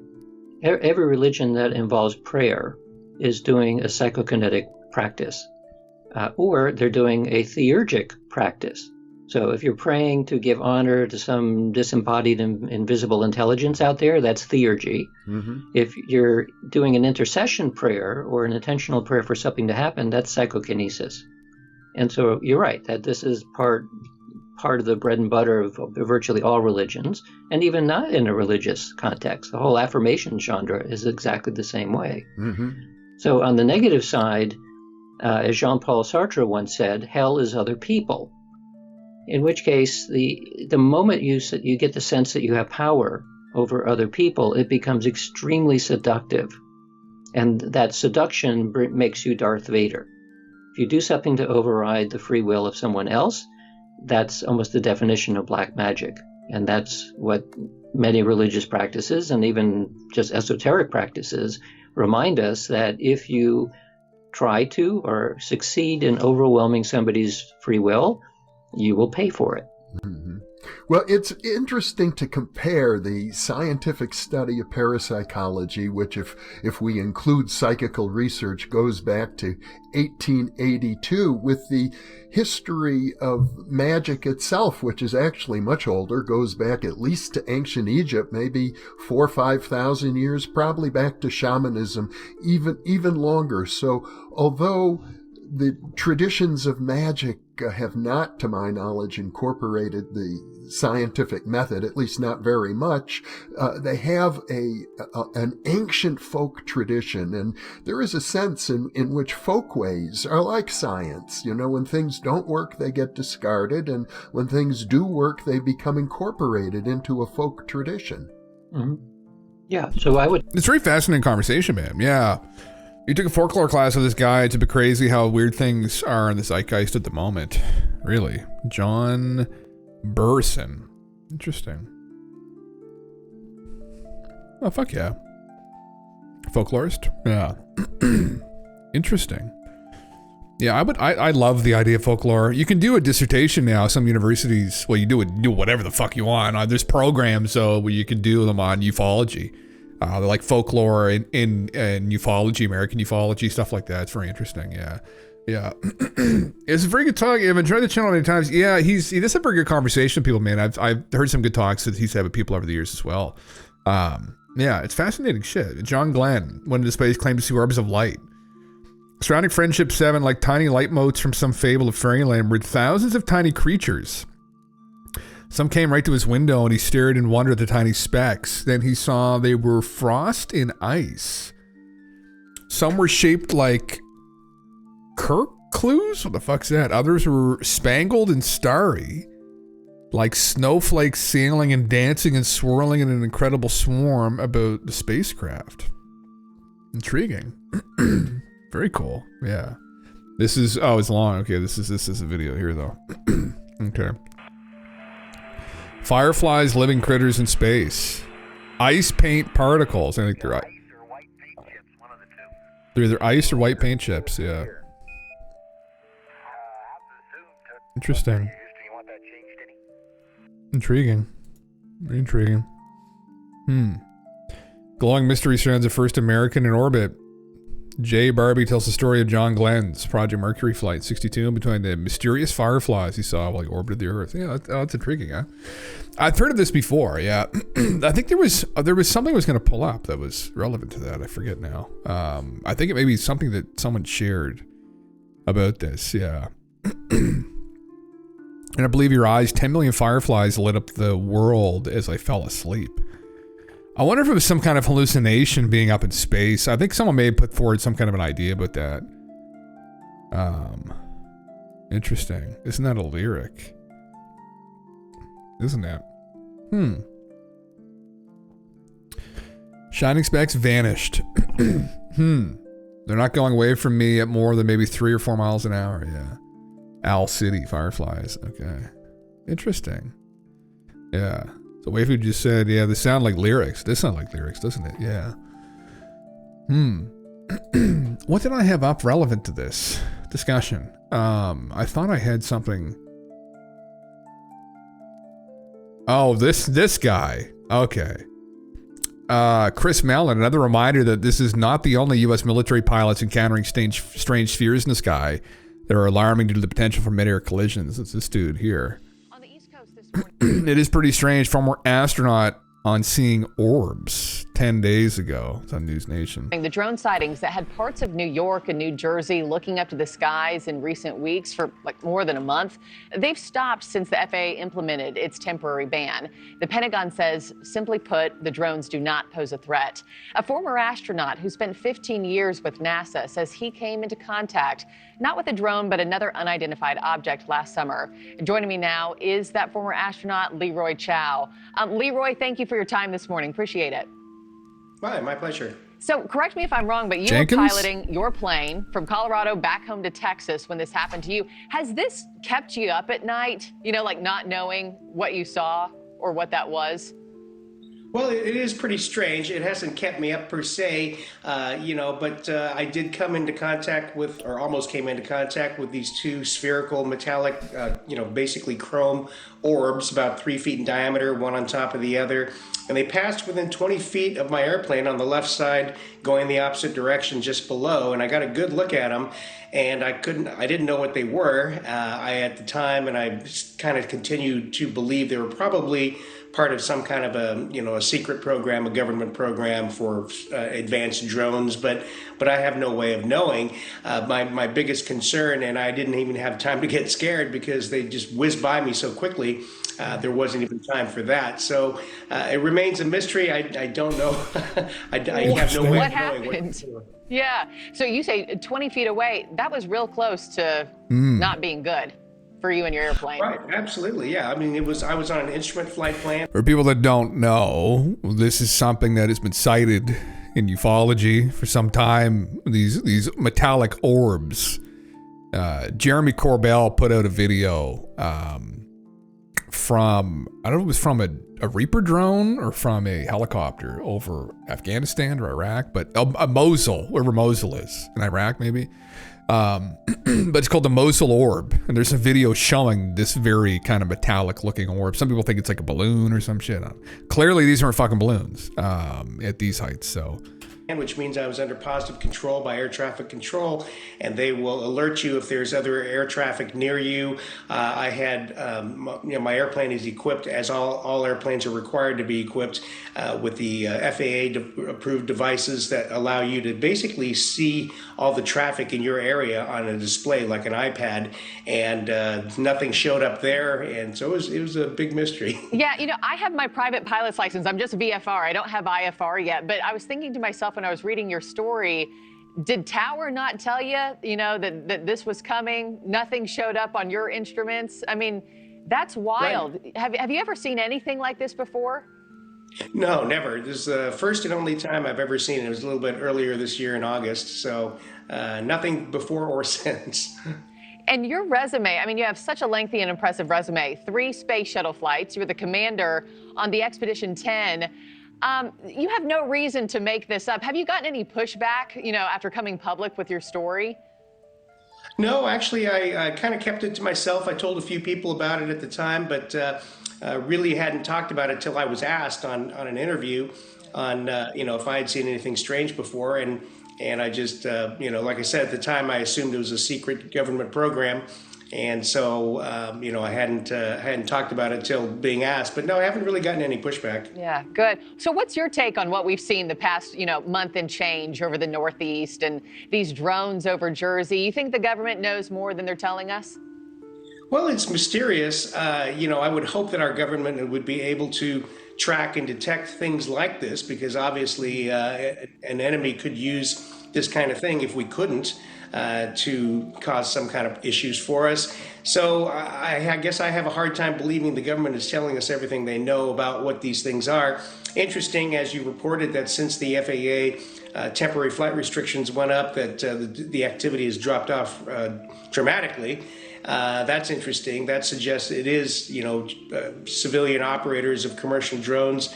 But some of these things, I guess, are pretty huge. So it's hard to believe somebody has the resources to, buy a fleet of these things and operate them the way that has been reported. Yeah, and locals and, Americans just want answers, more transparency here. Leroy Chiao, thank you for sharing your story. Leroy. Yeah, fuck, man. I don't know. That's, very interesting. Yeah, interesting shit. So, what did Chris say again? Is not only U.S. military pilots. The fucking astronauts seen them too, goddammit. What? Oh. It's an over 18 community here? It's fun. Any sufficiently advanced technology is indistinguishable from magic. Yep. That's very true. Just post relevant to this? Is that what it is? Oh, fuck. Hold on. Oh, God. Mature. I am not over 18. No. The technological primacy of Western civilization, it can be argued, owes a sizable debt to the fact that in Europe, recourse to magic was to prove less eradicable than in other parts of the world. For this, intellectual and religious factors have been primarily responsible. The rationalist tradition of classical antiquity blended with the Christian doctrine of a single all-directing providence to produce what Weber called the disenchantment of the world, the conception of an orderly and rational universe in which effective follows cause in predictable manner. A religious belief in order was a necessary prior assumption upon with which the subsequent work of the natural scientists was to be founded. It was a favorable mental environment which made possible the triumph of technology. Intriguing. Freedom DAO. I build quantum brain technologies, also brain scanner. Good stuff. Do you actually, Freedom? Holy shit. God damn it. By quantum brain technologies, can you elaborate further? Like brain scanner, custom made. Holy fuck. Can you read my thoughts and shit, man? Yeah. Interesting. Are you a Taoist? Intriguing shit. Where do you go next? What's this here? 4 steps to turn neural dust into medical reality. Yeah. It was it's interesting. It was a favorable mental environment which made possible the triumph of technology. It was just pushing it back against atheism, I guess. I mean, if people say atheism or atheist as dubious of religious institutions, then okay, fine. If they say, I don't believe that God exists, it's just kind of a stupid statement. Inherently. You don't know that it doesn't. You don't know what it is even. Right? People throw in the word like God. It's like, well, in philosophy, these are ontological arguments. I'm somewhat familiar with them, right? Like that which no greater thought can be conceived. It's like, you can't really even wrap your head around that, unfortunately. Yeah, so it's probably just best leaving it in the ineffable realm. Honestly, just live your life. It's like, God doesn't exist. Prove God to me. It's like, oh my fucking God, brother. Just go outside and eat some grass, maybe. Yeah. Yeah, you can read thoughts when you can check it out. One made for a pops. All humanity can be read remotely, basically, but we introduced decoherence, so you need permission. Wobble Pop number 2. I might need to take a Wobble Pop after that statement, brother. You link your website. It's like a hat you put on your head. Yeah. Jim, what was that experiment? So what you're saying is the way they broadcast telepathy into people's brains from a radio tower that resulted in them all filling their taxes at a particular PO box is legit. I don't know if I'm familiar with that experiment. I know the experiment the Japanese are doing where they're like trying to visualize people's dreams. Yeah. I came up with the idea because I was viciously attacked with the same technology in April 2023 while developing advanced AI when I had access to ChatGPT Alpha. Holy fuck, brother. Seriously?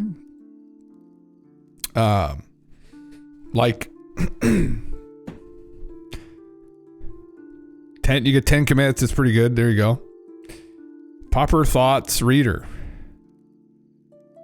Okay. Lost Puppers Finder. Assess whether a dog is lost based on its geolocation and predefined safe range. Simulate and interpret a dog's thoughts using upload images, quantum state data, and AI models. So how are you doing this though? Like, just you're doing this remotely? You'd have to elaborate on this a little bit. Yeah. Yeah, it's pretty good. Yeah, especially I've heard all day. Remotely with quantum comms. You can try it on my dog. He goes from I want to sleep to we need to go for a walk to I'm going to kill these squirrels to occasionally I want to kill that guy on the opposite side of the street. It's usually what goes through his brain. Kind of looks like him. Kind of like he's a St. Bernard mix. Yeah. Interesting. Yeah. Quantum communication theory. Do you have a dog? I do have a dog. Yeah, you can use it now. Just open ChatGPT, copy in the main pie, and say run simulator boot up with a picture of a dog. Of my dog, it'll give thoughts, IRL thoughts. Oh fuck, brother. All right, well let's check it out. Okay. ChatGPT. I was just on here a second ago. Okay. I don't need to log in, do I? Where is Python code at? Find the codes. Right here, clone with SSH. Is that what I'm doing? Copy URL. Is that it? Yeah. We do this one pops. It's safe. Penny Lane is the simulator. Okay. What the fuck, man? Yeah. You guys don't have to. I am completely inept when it comes to doing these things. I had a bitch of a time trying to set up copy commit requirements, installation, git clone. This is it here. Okay, so I can just copy to the clipboard. Install required packages. So I don't need Python installed. Yeah. Well, hey man, fuck. I mean, we need to install Git and Python on your system. Oh, okay. So I can't just put it in. Yeah. I can't just put it in ChatGPT. Yeah. Run simulator boot up. Just copy main Python and ChatGPT and run it. Okay. So this one right here, the installation right here. Yeah. Oh, it runs Python internally. Okay. That'll do it.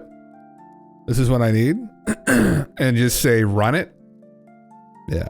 Yeah, the entire main thing. Oh man, I might be too stupid to figure all this out right now. I'd love to see. Oh, thanks. That's literally it there. Huh? Oh, this. Like, I just had to physically. I can copy it all that. Copy file contents. Okay.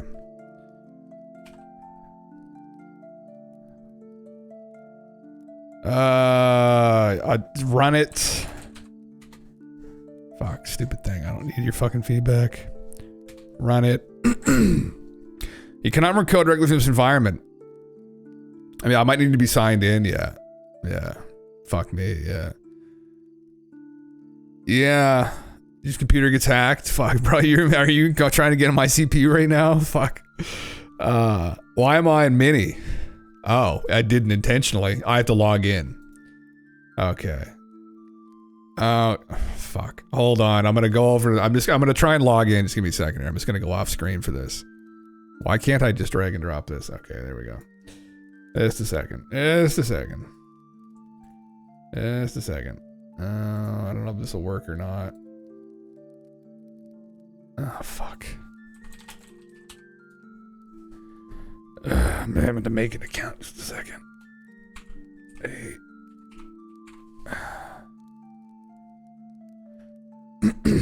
Okay. Let me in. Let me in. There we go. Okay. Here we are. We're back. So, there. And this is the new one. So then I just put this in. Yeah. Simulated run plays by the paragram. Yeah, okay. We'll do this. Yeah. Quantum mode. GPT-5 mode. Brother. Let's see here. We'll do run. Oh, fucking God. Just a second here. Hold on. I'll just run it, please. Wait till I'm pretty sure. Yeah, I can do this with the main one. Just a second. Run it, please. Yeah, it interacts external systems. It still won't do it, huh? Oh well. Upgrade. Yeah, this is prerequisites. Run it internally. Oh, run it in the script.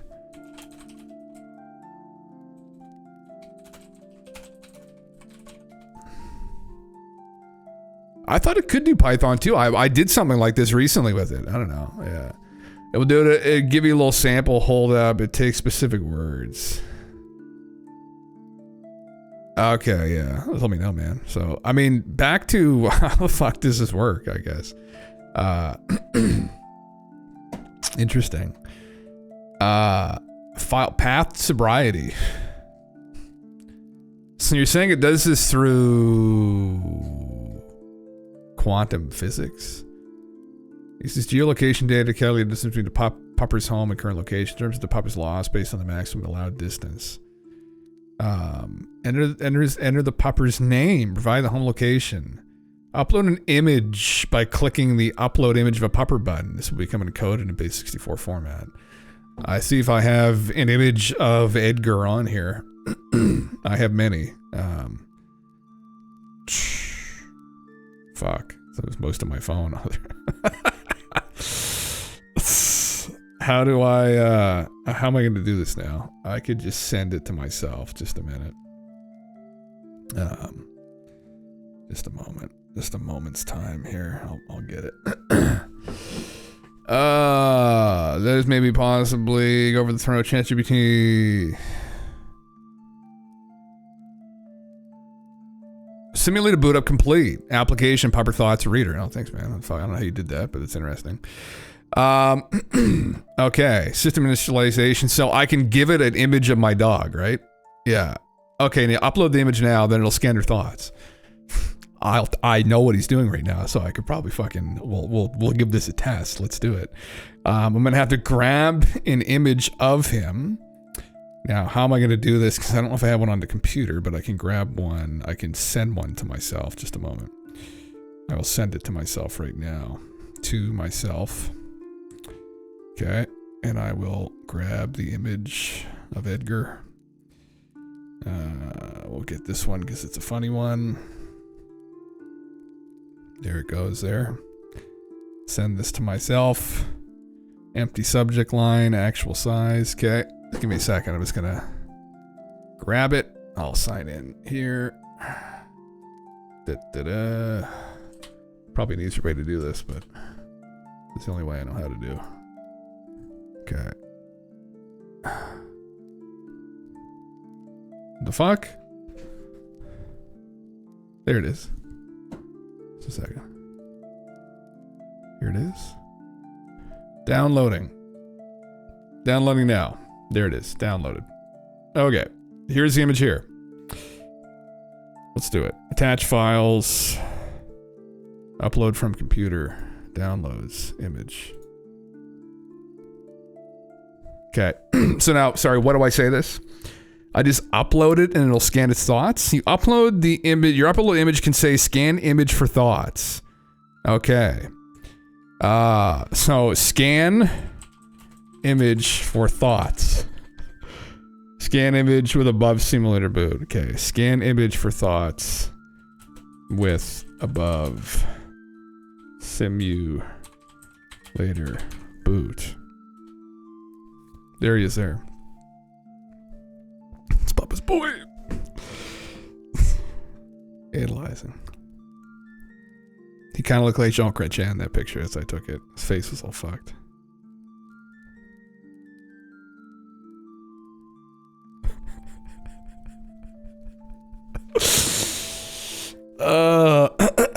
Okay. It's been successfully uploaded. Looking at the image of the dog seems like a close-up of a calm and relaxed dog with its fur slightly tasseled. The way its mouth is slightly open and eyes are soft give up a vibe of contentment or possible waking up from a restful nap. I've imagined this dog's thought. It might be something like, I'm feeling cozy right now. The sun feels good on my fur. Maybe I'll just stay here and enjoy this peace for a little while longer. But wait, is that food I smell? Okay. Is that what you know? This is a fucking meme. Yeah, probably, man. That's This is quite the meme you've done. Yeah. This is quite the meme. I don't know what he was thinking there. I think he just lost his shit at a squirrel, actually. So, yeah. Oh, we don't want to go to that now. Here we go. Go back. Yeah, that's incredible. Yeah. Humorous. What part is this quantum? Meme it out. It's the part of that is an absolute meme, I think. That's a part this is. Yeah. This is pretty good, man. Wonderful. Yeah. Yeah. I guess it doesn't work anymore. Holy fucking Christ. Yeah. Oh, nice. All right. Well, there you go. How many of the people have you gotten with this? This is interesting. Yeah. I have some people I guess you got a couple people. Yeah. Oh, fuck. Yeah. Very nice. Yeah. Very nice. Well, anyway, poor Edgar. Yeah. Works best with the current image. I guess it works with whatever image you give it.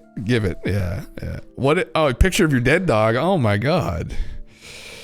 It'll probably take it. I'm assuming what's going to happen is ChatGPT is going to look at the image and then come up with a nice description of what it thinks might be happening. Yeah. Yeah. God damn it. Yeah. Well,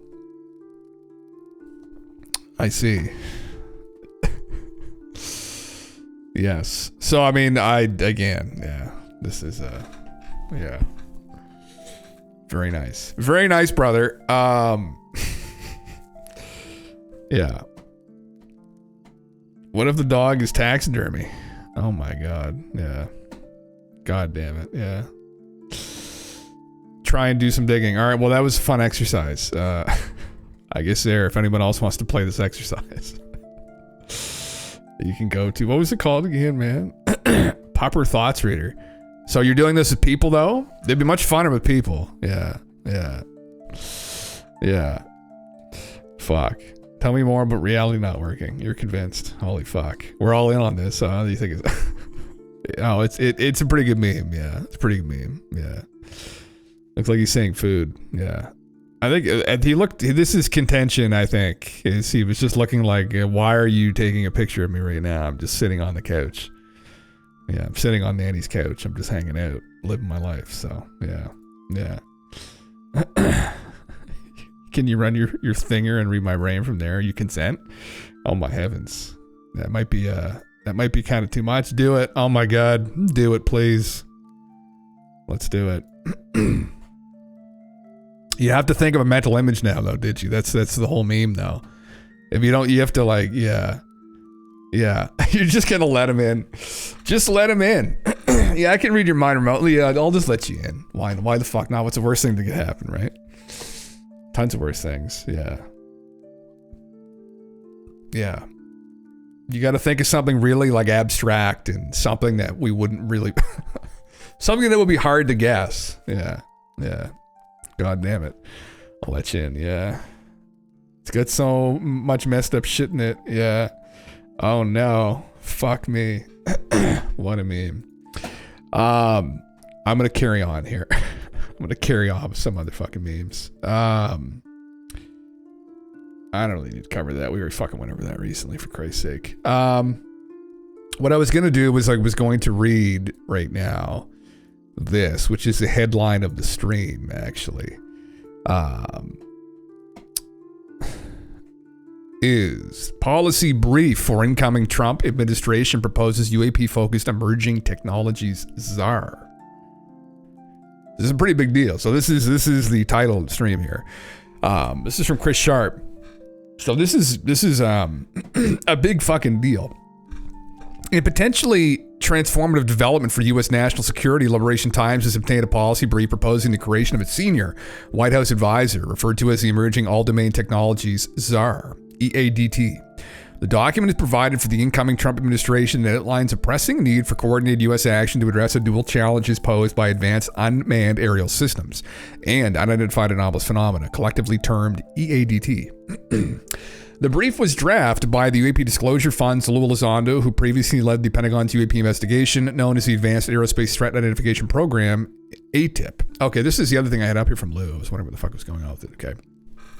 So, UAP Disclosure Fund, prioritize emerging all-domain technologies, Lou Elizondo, member board of directors. According to the brief, the U.S. government woefully lacks a whole-of-government solution to EADT. Explaining why UAS and UAP are grouped under a single role, the document states UAP can no longer be distinguished entirely from UAS and other EADT, hobbling our domain awareness and response. The presence of UAP and UAS around U.S. nuclear facilities is especially disturbing, jeopardizing our strategic deterrent and international stability. The proposed EADT czar would sit within the National Security Council and be tasked with 1. Coordinating the federal government's response to EADT, 2. Formulating policy to address these challenges, 3. Conducting outreach domestically and internationally. Furthermore, the czar would lead EADT discussions within the National Security Council and Cabinet. If the position is established, the czar would be granted access to all UAP-related classified information and tasked with advising the president on declassification of UAP-related records. The role would also include advising the president on declassification of UAP-related records whilst spearheading responsible UAP transparency. By establishing a direct line of the president and bypassing bureaucratic layers, the EADT czar could deliver unprecedented transparency on UAP matters. Man, this is fucking goddamn it. Yeah. What I'm excited about is USA got really amazing UAP and UAV detecting techs coming. Yeah. Makes it safer, but for a lot more drone tech to help people. Well, assuming there's the outreach, or not the outreach, there's the program Buddy's running there. He's a technologist. I don't know what his background is exactly, but he's going to be selling these little kits that people can use to detect UAP over their home and shit. This is pretty big. I mean, this is the kind of shit though that we don't want a JFK, number 2 here on Trump, where the deep state goes and fucking blows his head off, because they essentially get a way around their little game here, whoever's been gatekeeping these secrets in Congress or the Senate, lobbying these people to keep this shit wrapped up tight, and then they get a direct line to the president, and he just goes right in and releases it all. Because that's what they're trying to do, I guess. So let's see. Yeah, recent failures in UAP legislation within Congress have understood the need for stronger executive oversight and action, something Liberation Times sources view as crucial for rebuilding public trust. The brief warns that master of UAP technology could fundamentally alter the global balance of power to the detriment of the U.S., particularly if adversaries such as Russia and China achieve breakthroughs first. It states, mastery of UAP technology would, however, eclipse yesteryear's movable type and splitting of the atom, today's transformations in semiconductors, and tomorrow's breakthroughs in quantum computing and artificial intelligence all at once. These technologies are described as possessing capabilities that defy our conventional knowledge. The brief highlights the urgency for this technology race, noting while the U.S. stigmatizes even discussing UAP, America's enemies are racing to unlock their technology and gain a decisive edge. The document criticizes past U.S. efforts, citing unfocused research and development and over-compartmentalization of classified projects, which have hindered competitiveness. Liberation Times understands that this is a direct reference to alleged classified U.S. programs involving advanced non-human materials, including craft, debris, and biologics. The brief recommends leveraging the academic and scientific communities as well as private sector talent to accelerate research into advanced propulsion and other technologies. This approach can unlock UAP-related advancements and address the gaps in scientific understanding. In response to the new policy brief, the Hill opinion contributor Merrick von Rennenkampf told Liberation Times, the appointment of an EATT czar is looking overdue. This is especially the case following a series of mysterious, remarkably brazen incursions over sensitive military facilities and assets in recent years that exposed the U.S. government's shambolic and haphazard response to such perplexing activities. The incidents, such as nightly, weeks-long incursions over Langley Air Force Base and the appearance of dozens of unknown objects over U.S. bases in the United Kingdom, blurred the line between UAP and conventional drones. In those cases and several others where unknown drones exhibited highly advanced technology, the U.S. government was left with few answers as the objects evaded detection and were immune to the sophisticated counter-drone technologies deployed against them. That the object hovered over critical assets with utter impunity despite the deployment of dozens of troops to disable the objects and identify the operators is all the more alarming. With the Pentagon's All-Domain Anomaly Resolution Office statutorily barred? Anyway, from investigating incidents involving drones, no matter how thin the attribution or application of that label, it is high time for a single point of contact with appropriate authorities and access to manage this perplexing national security vulnerability in a coordinated, effective whole-of-government manner. The document also emphasizes the disruptive potential of UAS, particularly when misused by rogue actors. It warns. So these are like back-engineered crafts, hypothetically. In wrong hands, UAS can surveil and disrupt sensitive U.S. installations and critical infrastructure, disrupt aviation, harass citizens, transport illegal drugs, and facilitate human trafficking. Jesus Christ, okay. Such challenges, the brief notes, represent a gray area of future conflict with far-reaching consequences beyond cyber warfare. The EIDT czar's role in centralized fragmented government efforts across federal agencies. Oh, this is quite, okay. So recent UAS incursions, yes, over New Jersey, we know it's been bad. The czar would be tasked with providing leadership to address current gaps laid bare by the recent incursions. The brief also critiques the DoD's All-Domain Anomaly Resolution Office established to analyze UAP, calling it mired in bureaucracy, overly siloed, and unable to achieve its mission. It is understood by Liberation Times that the new czar, if appointed, could take direct oversight of the AARO, which currently sits with the Assistant Secretary of Defense's office. I'm assuming candidate number one for this is going to be Lou. Is that the fucking the guy? Such an estimate. Well, let's see here. Where the report's author was previously employed, the U.S. Space Command to strengthen national intelligence and guide the creation of a national intelligence estimate on EADT, including UAP. Such an estimate could officially acknowledge UAP's suspected non-human extraterrestrial origins. The policy brief concludes with a bold declaration. America can handle the truth, and America deserves the truth. I'm assuming Lou wants to be candidate number one for that role, but I think he authored the actual fucking thing there.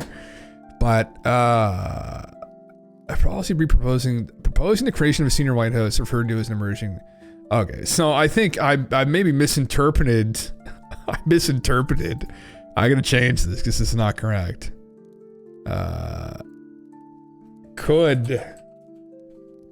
Trump could create, as I didn't actually read the fine print on it. This isn't quite as big of a deal as I thought it was initially. I thought they had proposed something like this. Lou is proposing this. So they obtained a policy brief proposing the creation of a senior White House advisor, which came from Lou Elizondo. So this is very different. Okay, this is a little bit fucking, yeah. Oh, you get your puppers in here, do you? Yeah. Man. Where do you put it, just in general, man? Oh, that was your old boy, huh? Oh, I'll pull a picture of both of them up. Hold on. Oh, how old was your guy when he passed, man? The older guy. How old was he? Yeah. Casually writing my own job description. Fuck yeah. God damn it. Yeah. Fuck. Yeah. This is a fucking.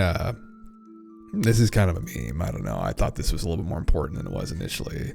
I misread that when I just pulled it up, obviously, without reading it. Just thought, oh, spicy. Yeah. He was 13. He had health issues to turn into revealing. He was riddled with cancer inside. Oh, man, that sucks. Our guy's actually, where is our guy again? Edgar. Here. Where is he? Oh, that's mine. Right here. Our guy is turning 8 tomorrow. It's his birthday. He's going to be 8 years old. So. Old man. He's gonna be an old man. Yeah. So, yeah. He's St. Bernard Bernese mix is what his breed is, and I think he has a little bit of Shepherd mixed in there, but they all have Shepherd mixed in there. So, yeah. Anyway, yeah, man. Yeah, it sucks. Think about dogs. All from a mastiff mix, really. Big dogs are best dogs. Yeah, I mean, I had a Cairn Terrier growing up. My aunt is like a fairly well-known dog shower of Westies. Like, she goes and she lives in like North Carolina, like in the winter, and she was a professional like judge with dogs and shit. And anyway, she has like 5 to 6 Westies at a time that follow her around. She lives in a big house. My uncle is pretty well-to-do. She lives in like a ranch essentially. Anyway, she recommended our family, because we thought, well, you know, dogs, get a Cairn Terrier as a family dog. And Cairn Terriers are meant to live on a fucking farm. And anyway, she was just wild. Like, she would run circles in our backyard growing up. We'd hook her up and she'd just run for like hours. And there was like a crop circle in the back fucking yard because she had so much goddamn energy. And anyway, she lived to 11, and then she drank out of her water bowl, and something with Lyme disease drank out of it. She got Lyme disease and her kidney shut down. She died. But yeah. Oh, my dogs are the same size as my dog's head are dogs. I like big dogs too. Yeah, Edgar's like he's around 100 pounds. So he's a big dog though. Like, his dad was a St. Bernard, his mom was a Bernese Shepherd mix, but his paws are huge. He's kind of, his bark and his paws, he's kind of built like a St. Bernard. So he's 100 pounds, but he's strong as fuck too, man. He's almost knocked me down today getting real playing outside, and I'll turn around and he's not done, so he'll like run into me, and like, man, like he almost break. We're at my mom's place right now, and she has these glass doors, and like the squirrels run around, drives him nuts, and like the force at which he hits the door with his paw, he's almost broken it on a couple occasions. I'm like, fuck, man, he's just fucking intense. He's a good guy though. He's asleep in the other room right now with my partner. But anyway, yeah. Fuck. Big dogs are they're a lot of work, man. I'm his adopted dog dad. I've been with him for like the last 4 years, but man, they're a lot of fucking work. They're much more of a liability than a small dog. You have a big dog, it's like, you know, okay, like this, he could probably kill someone.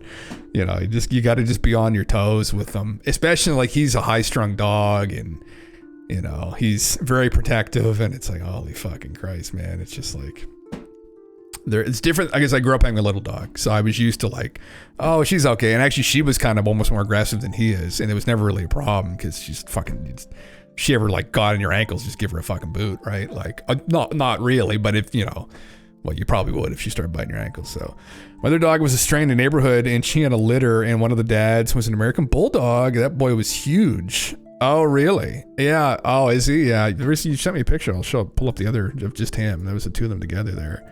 This is him here. This is your other guy, your pup. Yeah, actually. So, yeah, Edgar has an interesting story too, man. He came from... I get my partner. That's your guy, your other guy there. He's cute. I'll zoom in on him. Edgar actually came from a north to south program they do in Canada. So my partner, she followed this program on Facebook, and they had to put these puppies down once in a while. So what had happened was his dad was a stray and his mom wasn't, and his dad impregnated his mom. So his dad was the St. Bernard. And then I think tragically shortly after, he got hit by a car down in Texas. And she had a litter of puppies, and somebody decided to just throw them all on the side of the road.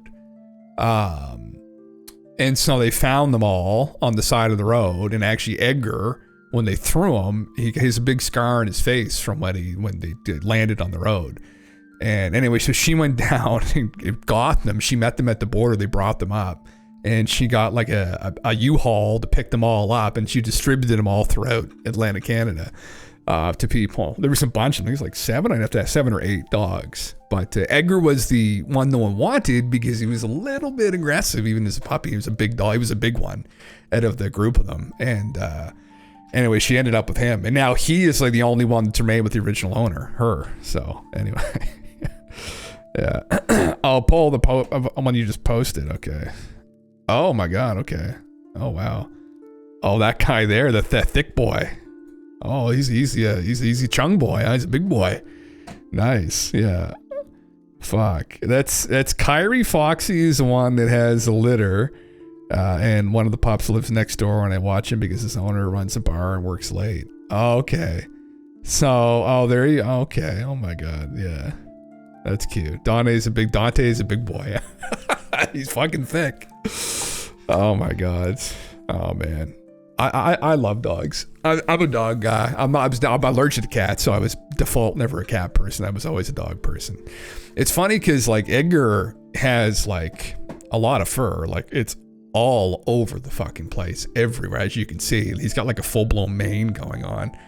And I'm not allergic to him though. I'm not allergic to him at all. And I've been allergic to dogs over the years. Short-haired dogs I'm really allergic to, but for whatever reason I'm not allergic to them. It's very weird. So yeah. Chad has the Brave with uBlog been deployed today. I'm using it right now, Golf. I got it right now, brother. Yeah. uBlock I don't have on, but I did load up Brave. Yeah.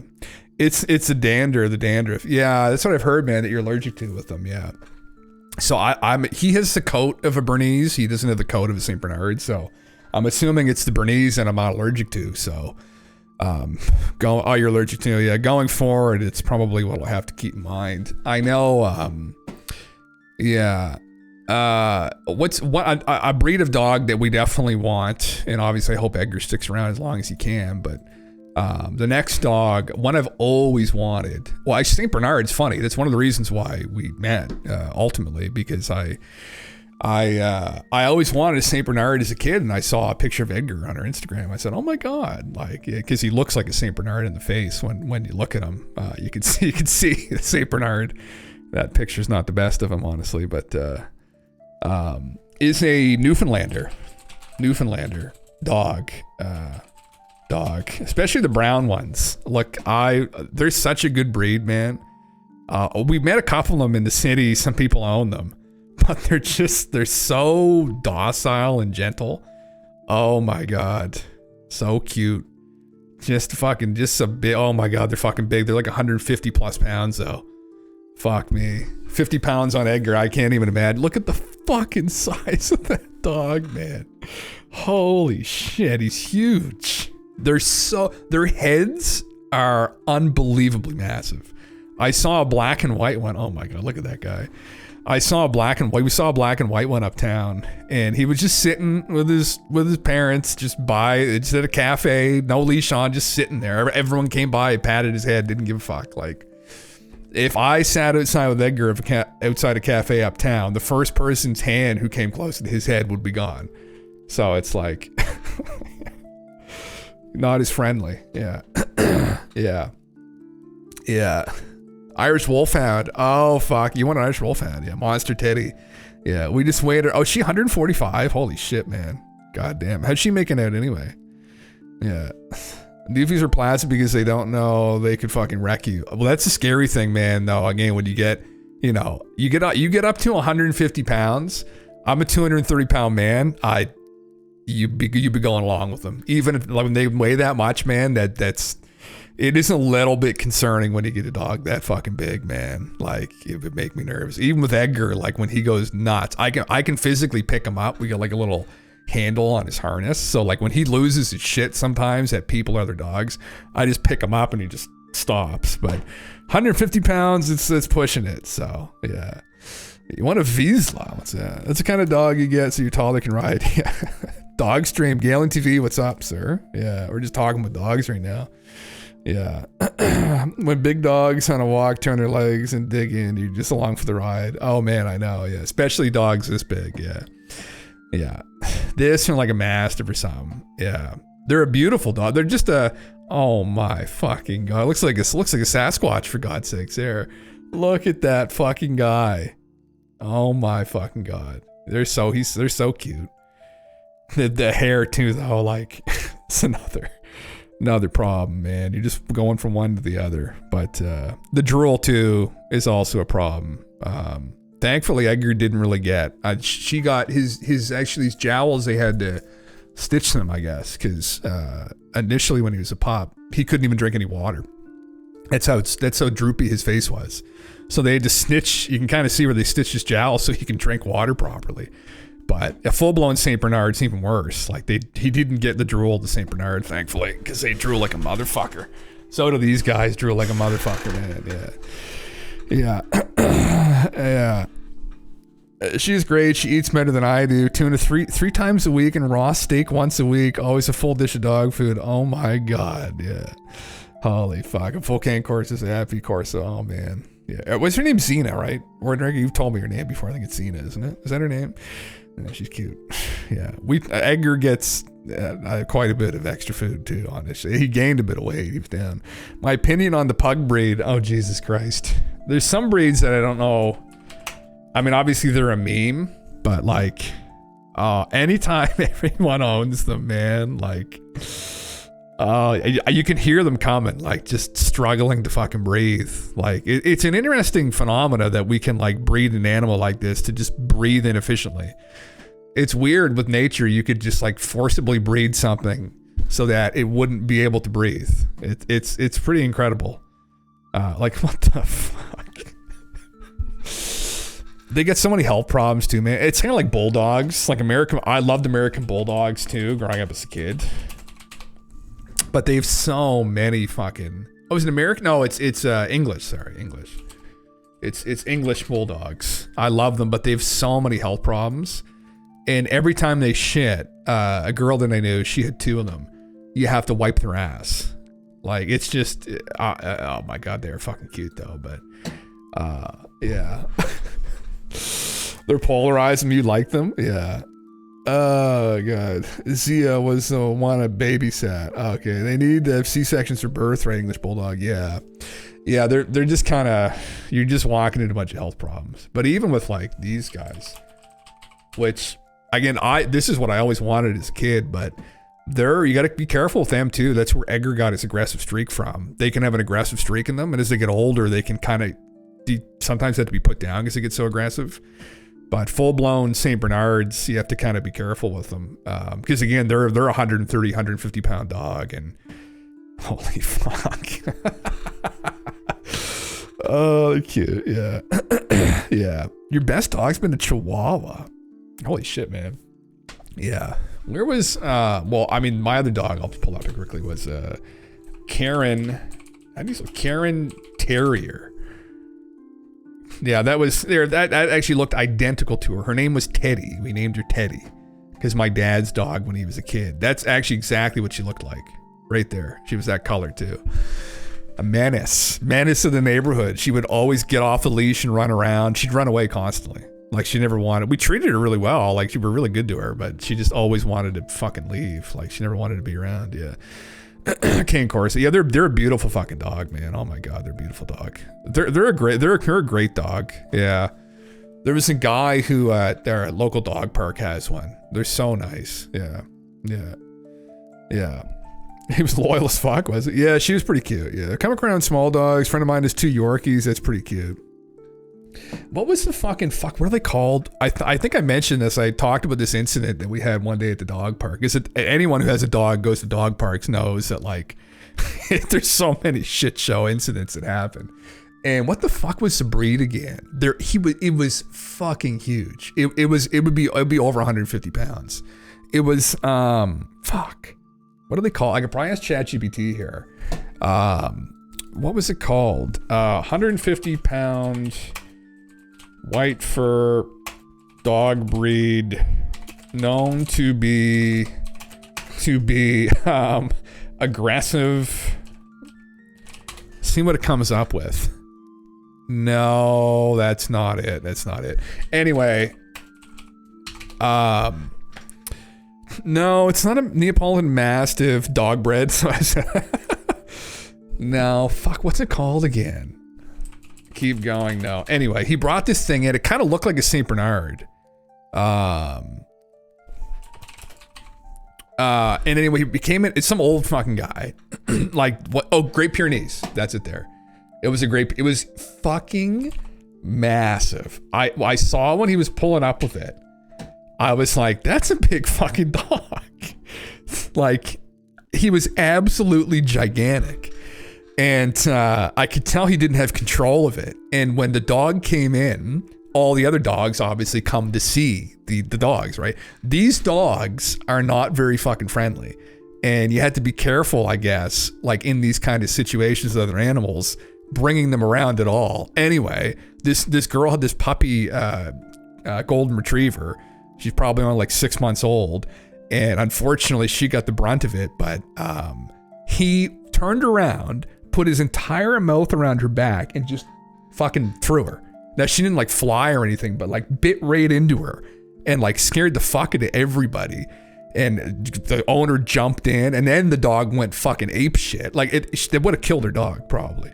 And so this old fucking guy, probably weighed about 110 pounds, is trying to wrangle this fucking 150-pound Great Pyrenees away from this little puppy golden retriever. And Edgar ran off, and I'm thinking like, oh, I'm not getting in between this shit. What the fuck? Like, anyway. And then when the guy leaves, so the first thing the guy says after it happens is, oh, he's never done that. And then the girl's like, okay. And then while he's walking back to the car, his wife's in the car, he looks at her and he says, yeah, we can't go to this one either. I was like, you motherfucker. Just going around from dog park to fucking dog park, letting his psychotic fucking Great Pyrenees beat the fuck out of everyone's dog. No control over it. I was like, holy fuck, man. Like, oh my God. Yeah. Childhood dog Wiggles was a miniature schnauzer. She was a terror. Yeah, the Great Pyrenees, Neapolitan. Yeah, this one, man. Yeah. They're one of the few brains with few front dew claws. Oh, really? Look at the hand. Look at the front paws on him. Yeah, I still see him walking around, actually. I'm like, man, he looks a lot like Edgar there, actually. Looks very fucking similar to Edgar. They're all fucking related, right? Like, they're all fucking pretty close, but Jesus Christ. Anyway, it's another lesson in like owning big dogs. It's like there was another one my mom had. What the fuck are they called? And there was another white dog. It was a Russian breed. What the fuck is it called?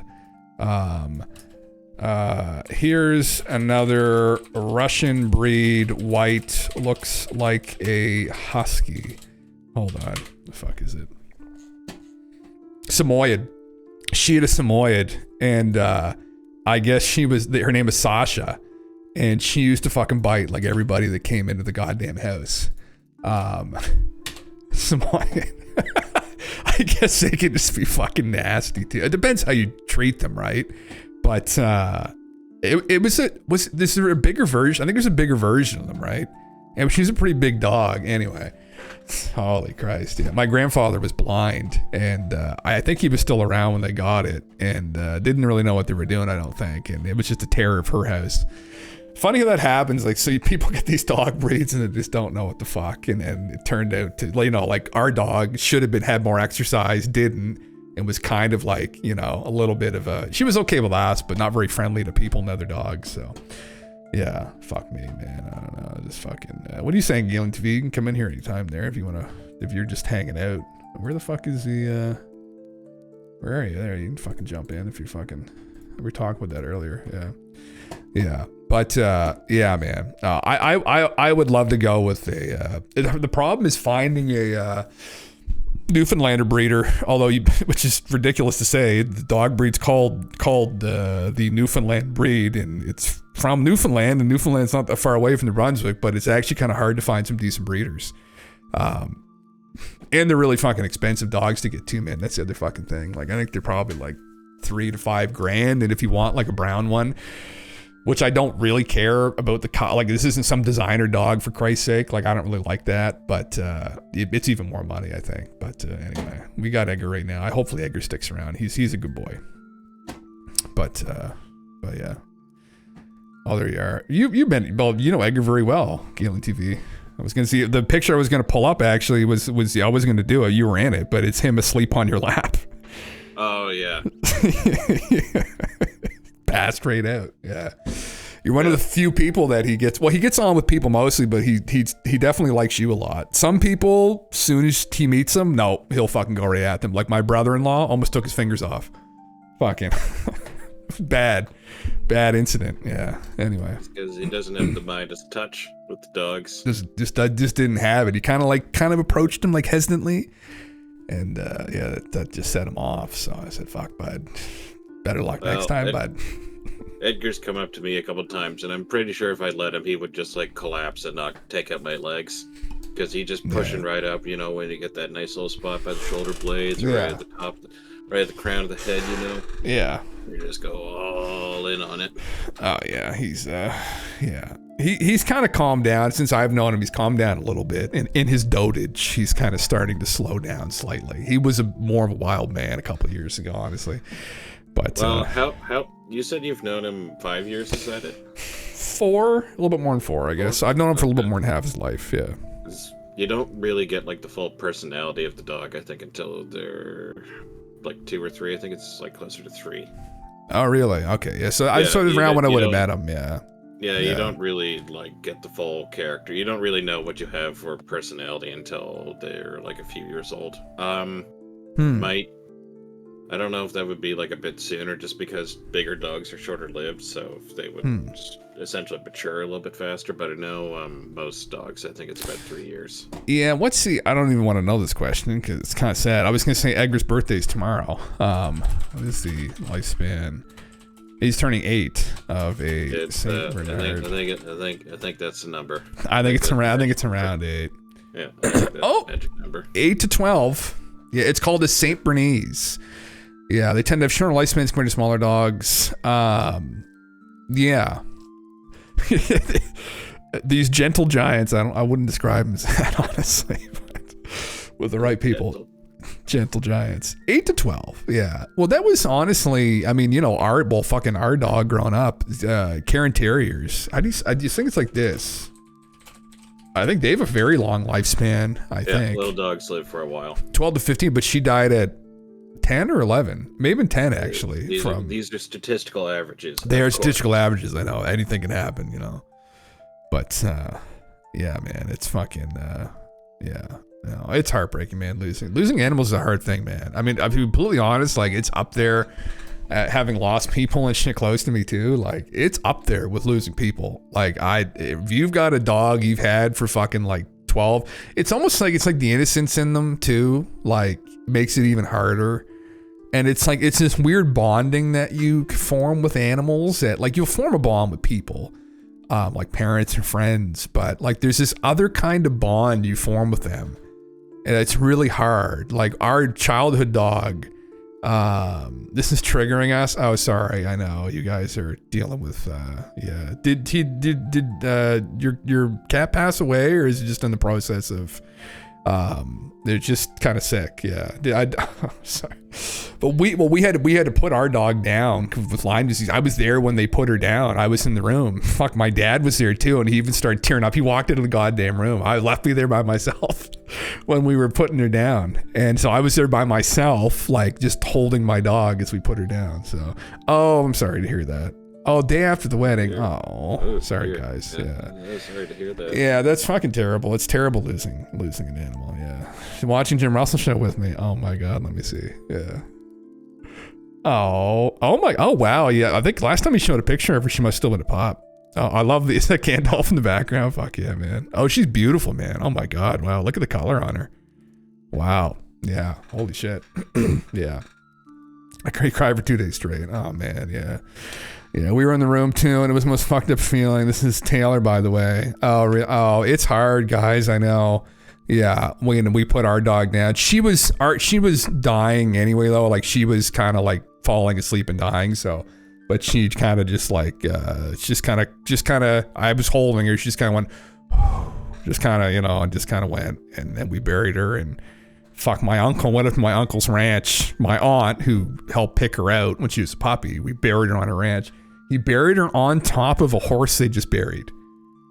And then what happens with horses is they'll like, when they're underground, like they'll bloat and blow up and then collapse. And I was like, oh, she's like fused with this horse corpse under the ground. I was like, why the fuck did you do that? Anyway. Oh, you're not painting the Gandalf for me. That's fucking sick, man. Fuck yeah. Yeah. You had to put Wiggles down, diabetes after a long time, and Odin the big boy. You had to put Odin down. Oh. Every other family pet, I couldn't be in the room. It's fucking, man, it's rough. It's rough. Yeah. Can't sleep in the bed anymore. Oh, worst thing in the world, to be honest. And yeah, and you lost your brother too. Well, that's the thing though. I know, like it's up there with losing even people. It's very difficult. It's a bond you form with them. Yeah. Are you guys going to get another one? Yeah. Another cat? Yeah. Can't get over it. Yeah. No, it's rough. Yeah. Never shed a tear when my father died, but cried heavily when you called me in the morning. Yeah, it's weird. It's a weird thing. It's a bond that we humans form with animals, like cats and dogs specifically, that people get really close with. Yeah.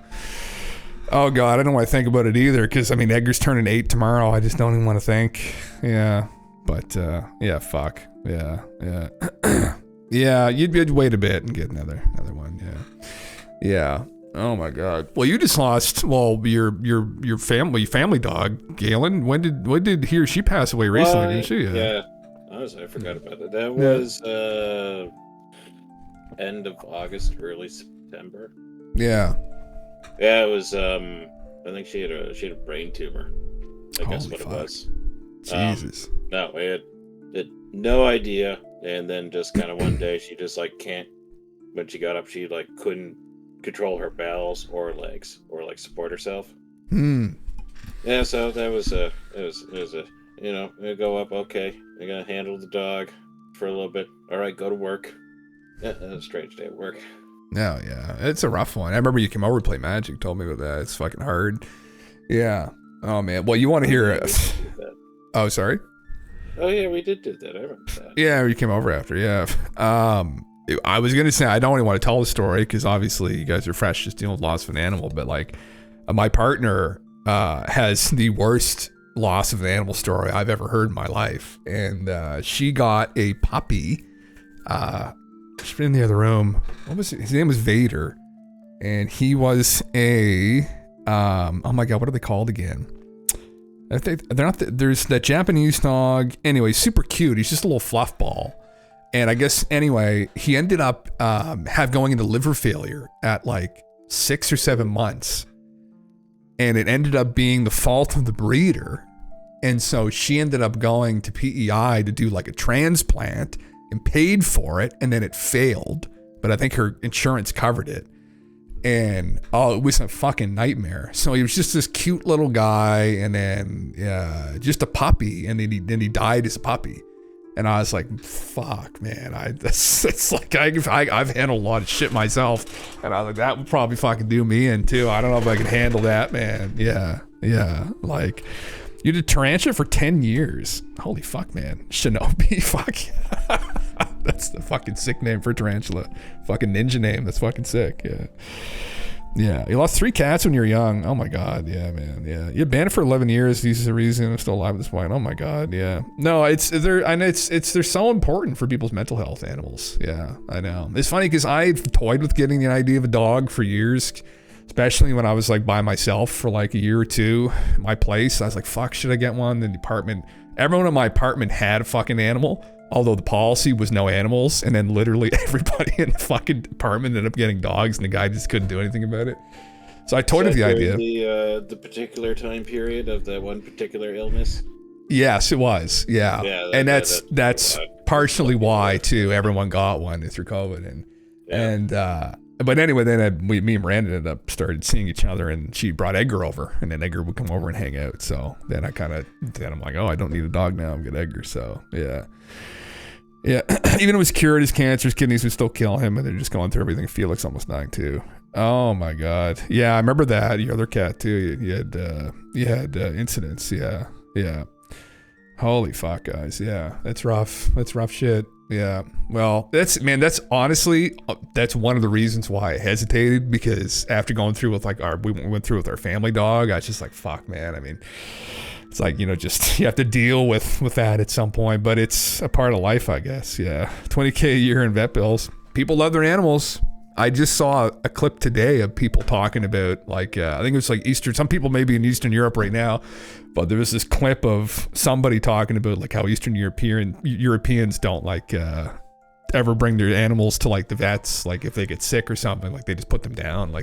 But people here in the West, I don't know if that's true or not though. I mean, I'm sure they do, but it's like people dump money into their fucking dogs. I think Miranda or Mad Misery was like, 5 to 10K, I think was how much it cost for the fucking liver transplant or whatever it was, which is, that's a lot of money too, but like that's what it costs, right? You do what you can. Man. Yeah. I got just commenting on that with Eastern Europe there. I was talking to somebody for a little while that was from Iceland. Yeah. And they had recently moved. I think they lived in Toronto, then they moved to then they lived in their families from Iceland. And then they ended up back here. I don't know how they ended up here, but I don't remember. Anyway, and one of the things they commented on was that people are obsessed with pets over here. They're like, it's almost to like a degree that's like unhealthy. They felt like the people are obsessed with Really? pets. Oh, really? Yeah. That's weird, huh? Yeah. It's, well, yeah. Maybe it's been a gradual change around here. I mean, I have a couple pet theories on it, if you would like. Oh, pet theories. Okay. Wow. Yeah. Supposedly one reason that a lot of people do it is because it's a way that when people are in a relationship, it's a way to gauge like how well they interact with a living thing, to see that, okay, well, if they're not going to just like, if they're competent at taking care of a dog, then they're competent at taking care of a child, or they will likely be competent. So that friend of mine, that was specifically one reason why I guess they were looking into getting a dog, was to see how they handled looking after a living thing. So I think they're expecting a kid.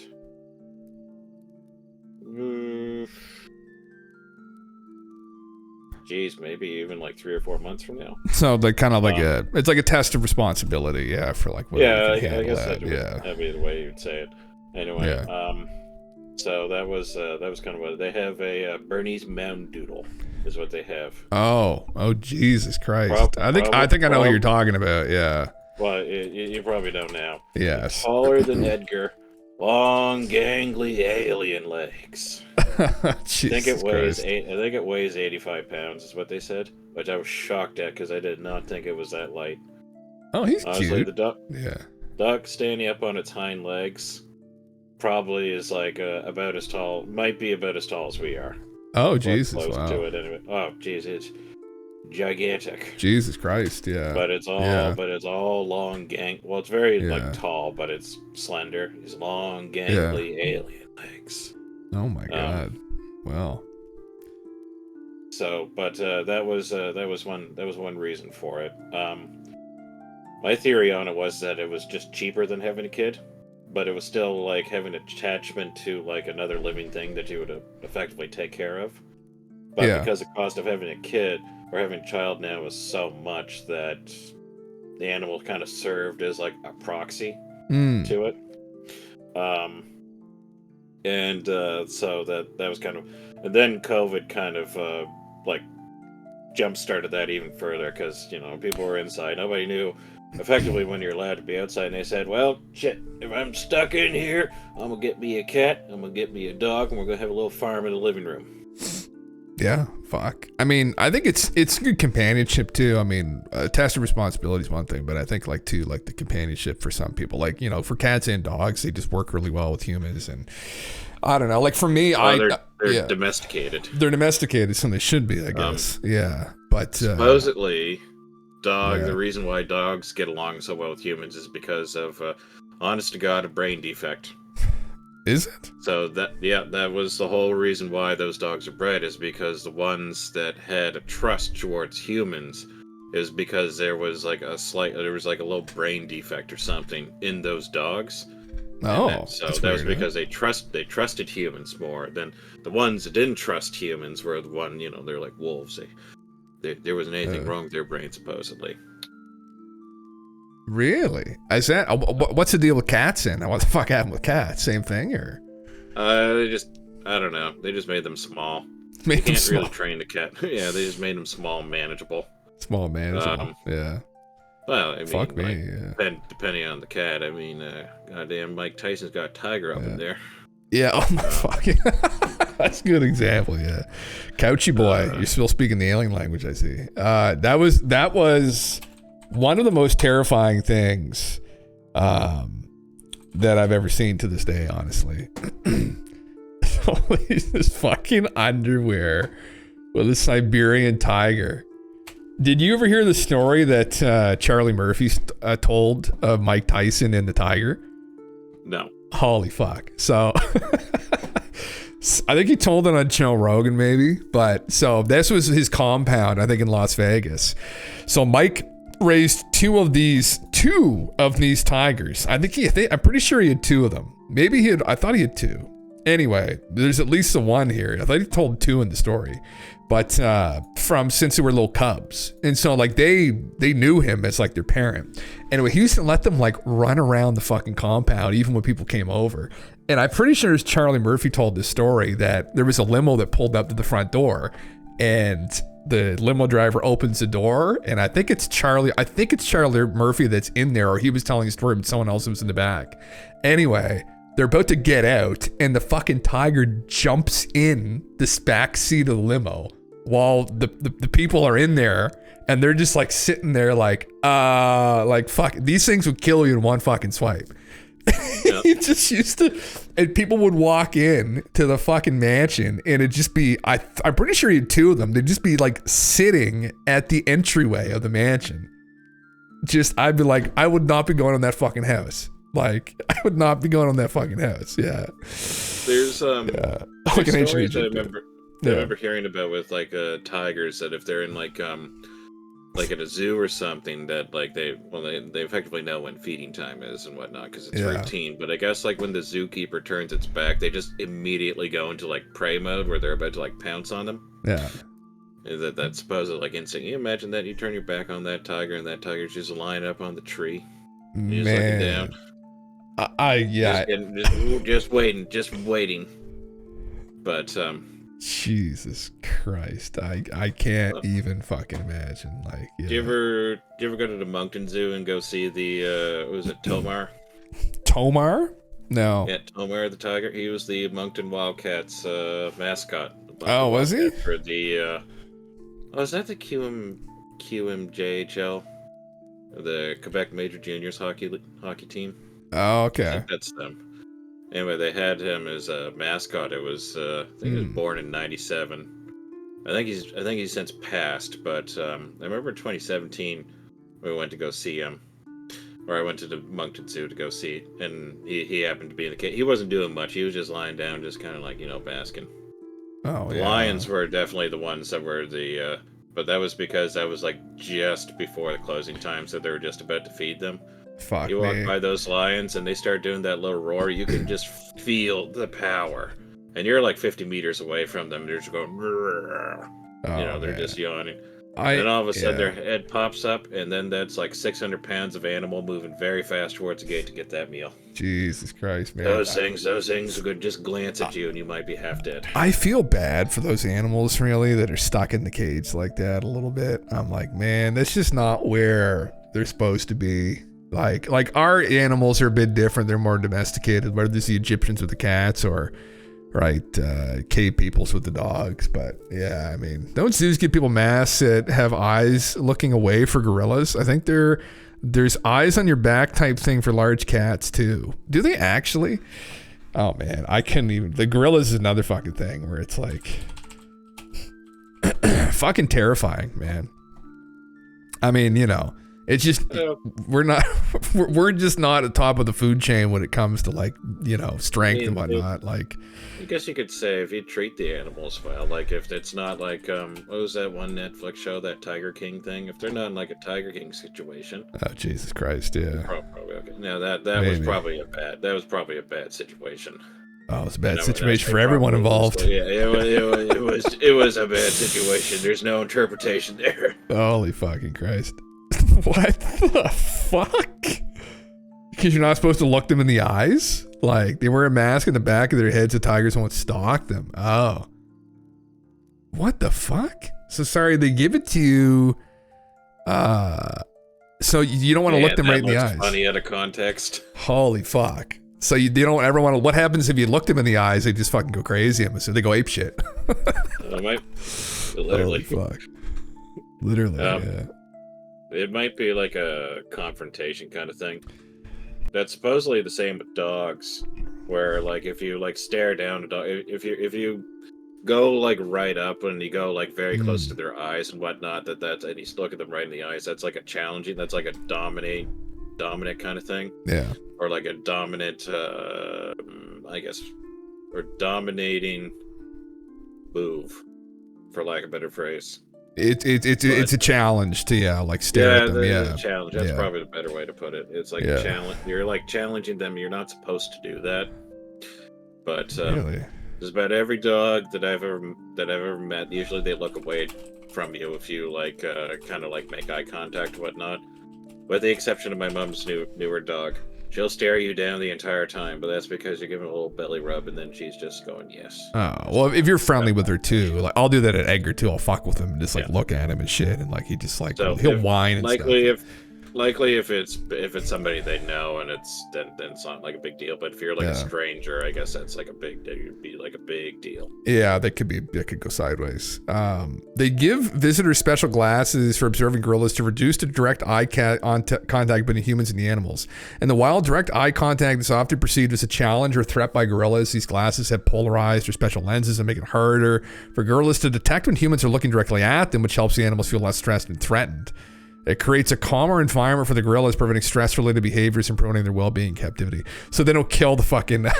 so they don't rip the limbs off of the fucking zoo attendants, probably. Yeah. Fuck you ever seen me. the video of like the raccoon that snuck into like the gorilla part in the zoo?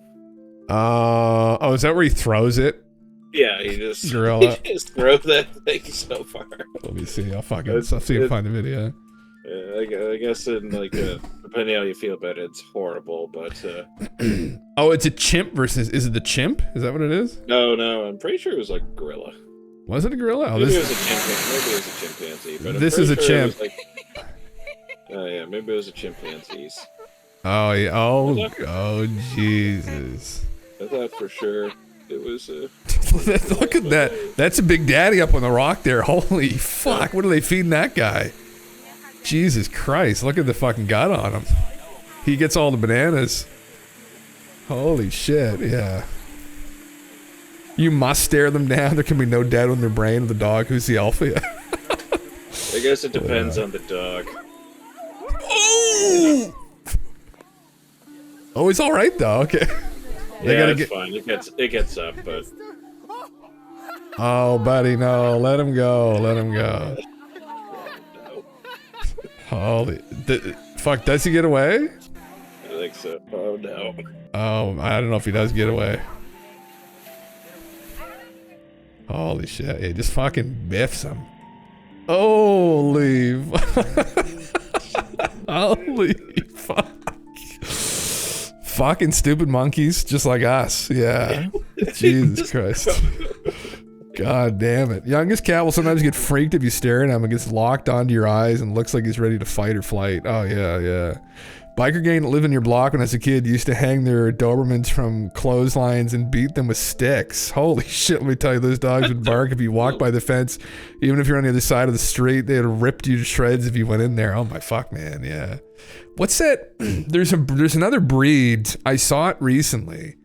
And they look like literal fucking, it was on my phone here. They look like literal fucking demons. Demon looking, I'm just gonna look this up here. Demon looking dog breed. Is it the Hellhound? Well, that's literally what they looked like. The Cerberus? That's what they looked like. Oh yeah, here it is here. What are they called Is again? that a three-headed dog, was it? Cerberus, it's a three-headed dog. No, that's it there. Well, here, I'll just look it up on here so we can see it, but I was like, man, like, demon looking dog breed. No, that's what I'm looking for. Hellhound. No, that's not it. Here, I'm going to images. No, that's not it. That's not it. That's, what the, why is it it's so much different than Google? I'll find the breed name. Is it the Cane Corsos? Cane Corso. Is that what you got? No, is she a Cane Corso? Or drink of yours? What did you just tell me she was? That's not them. No, that's not them. That's not them. That's not them. No, this wasn't it. This wasn't it. That doesn't make any sense. Fuck, I'll have to try and look through and find it. It's not them. There was another one. They have like, their eyes almost look red. Yeah, no, I don't know what the fuck the breed is. No, it's not these guys. There's another breed. That looks a little bit similar though. Like they put Rottweiler? Well, they put their ears up like that, I think, is what they do. But there was another breed, it's not what they look like. They look similar to it, but not quite. Yeah. No, it wasn't Cane Corso, I don't think. Rottweiler? No, it was some obscure breed. What was this one here? Affenshire? Is that what it is? Mine is Cane Corso, just not what you're thinking. No, yeah, it's not it. Yeah, that's what I thought you told me that she was. It's a Cane Corso, that's not it. The albino Rottweiler pit bull mix. This is no, not quite. Demon dog, fuck. Holy shit. He looked funny as fuck though. Oh my god, what the hell? His eyes fucked on that one there. His eyes going the wrong fucking direction. Jesus Christ, yeah. God damn it. Yeah.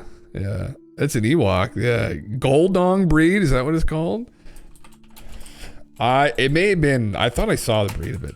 There's another breed too that's supposedly fucking terrifying. What is it? And what's it called? It's a Chinese dog. Chinese dog, $1 million. You'll never see them around anywhere because they cost so much fucking money. Yes. A red Tibetan Mastiff is what they're called. Well, Tibetan Mastiff, I guess, is what they're known as. Is that what they are? Yes, these dogs here. They're fucking they're vicious as fuck. Yeah, those look like the dogs from the Mr. Pandaria. Who are those guys that the Mogul? The Mogul, yeah. They're Tibetan Mastiffs. Yeah, they bred them to kill wolves. They're fucking huge dogs too, but they're super expensive. Yeah, yeah. Is it Cujo? Is that another dog breed? Is that a dog name? Oh, that's from Stephen King. Yeah, these things are fucking crazy, man. There was a documentary we watched on it one night on them, but they looks pretty friendly right there. They're not though. And they're stupidly expensive. They go for like over $1 million. Yeah. A red Tibetan Mastiff named Big Splash was sold for $1.5 million. Yeah, they're crazy expensive in China. Yeah. I type bread again. Well, I keep typing bread. I keep typing bread. Dog bread. What about My brain. in Canada? Are they that expensive in Canada? Oh, we should check it out. Yeah, Tibet Master Canada. And you know why? You know why I keep typing bread? Because I haven't any fucking carbs. I'm in a goddamn cut. That's why. I want fucking bread. You're baking a new bread there. Holy fuck! That's exactly what it is. Canada. You're baking up a new bream. Piece of bread. Do I know what bread tubers are now? Kangol are crazy too. Maybe I'm. I gotta think of what that fucking breed. I'll find it at some point. Oh yeah, they have the strongest bite, I think, of any animal, of any dog. Sorry, don't they? They get there's another video we were watching one night. Was which dog gets the strongest bite, and I think they were up there. I saw a thing with animal biting power. Yeah. I think they said the recorded one before this was I think it was a crocodile. I don't remember what specific kind of crocodile it was. But what do you think had the most bite power? What do you think surpassed it? Which animal surpassed? Oh, the hippo. Yeah. The hippo? Is it the hippo? What's Well, their bite power? oh, what's the top? It's a squid. What? So I guess the little beaks that squids have. So they're measuring the bite power of the animal, and the thing was designed to take like to measure the bite power of it. They had a little device to try to get the animal to bite down on. Yeah. And I think the record before that was like 500 pounds or 500 pounds and change. And then they had the squid bite on it, and they looked at it, and it was just like 1,200 pounds, and they were like, "What? No way!" And then they're like, "Okay, something must have went wrong." They got to bite down. The thing bit it off. Oh, really? The device to measure it just bit it off with that little beak. Oh, Jesus. Yeah, they cut through tough prey like fish. They said on ChatGPT said that a saltwater crocodile is 3,700 PSI. A shark great white is 4,000. What about a T-Rex? It could be a size per square inch kind of thing, though, too. Yeah. Because essentially the beak would be much smaller, and it would be all localized at one point. So the amount of force that would be exerted would be like even... not greater, but it would just because it's localized, essentially it's of greater impact in that one area as opposed to being spread out. So that could be why as well. Wow. Yeah, it's crazy. You know, this is internet. These are some of like the fucking like things you do late at night. Which is what we're doing right now. So, great white shark is 4,000. Saltwater crocodile has 3,700 PSI. A T-Rex had 8 to 12,800 PSI. Better goddamn well, those things are huge. Yeah, well, and the Megalodon between 24,000 and 40,000 PSI. Jesus Christ. Yeah, that's fucking insane. Mother of God. Obscene. Absolutely obscene. Do you ever see that one video of there's like a retired military vet? I guess he owned like 12 wolves or something. Maybe it was 6. Maybe it was 6, and he just bought like a 12 by 12 acre land of like woods to fence off and whatnot. And those wolves accepted him into their pack. They accepted him as the alpha.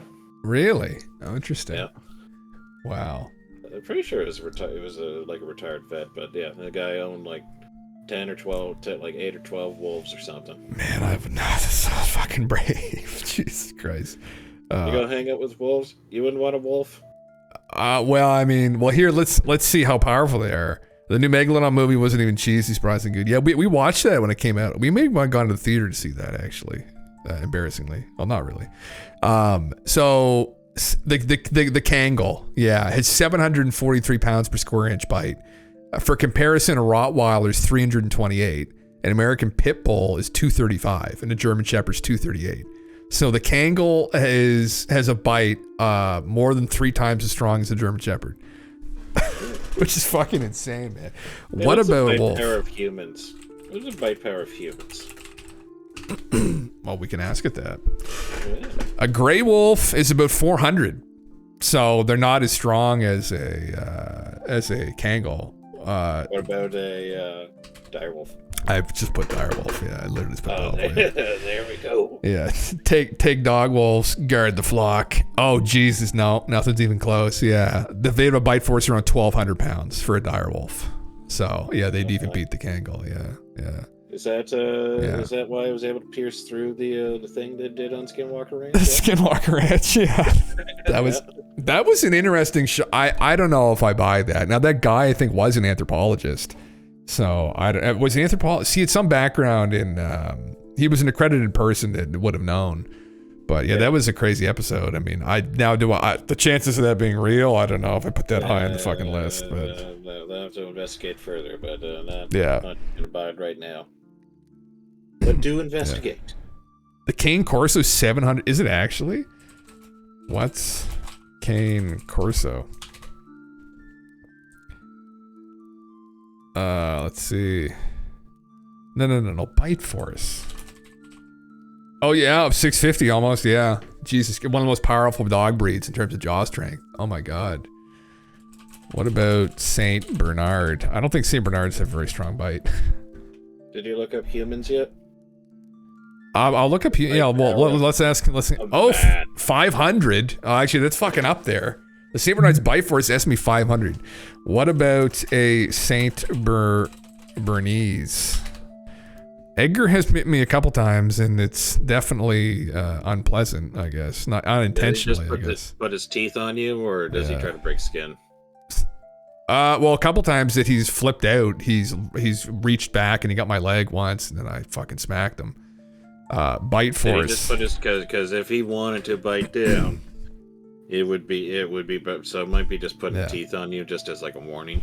Oh, they're strong too. Okay, 500. Yeah. The Bernese is around 300 to 400, but okay. So he'd probably be around there. He's not built like a Saint Bernard, really. Yeah. Yeah, Jesus Christ. Yeah, power of the snap and crunch bones. Oh yeah, you'd be pretty fucked in that instance. Okay, what about humans? I feel like humans are higher than we might think here. 160. The bite force, 160 pounds. So. Now, could you up that with a particular training regiment? Mewing. What if you mewed and looks maxed? What's it called again? What the fuck were they memeing about again? Is it looks max and mewing? What was it? Is that what it's called? Yeah.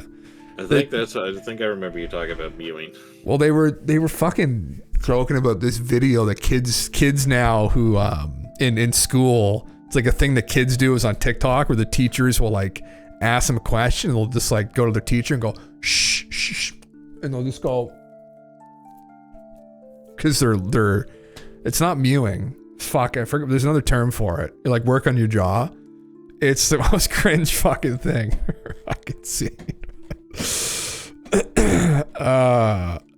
I guess no. They said there's not probably. You can't up it much more than that. But 160 versus that's crazy 700. Yeah, you're not gonna fucking outbite a dog. Yeah. Holy fuck, Chihuahua the only dog that is born evil. Chihuahuas. Yeah. Well, Odi was saying that was his favorite dog. Fuck, I mean, the best dog he ever had. Sometimes you roll the dice. So I mean, that's the thing with fucking dogs. I think is like any animal, like humans, fucking squid. Like sometimes you roll the dice and the brain's just not wired properly, and they're just now. Obviously, some animals are more prone for violence than others, but like I think sometimes you just get a bad roll.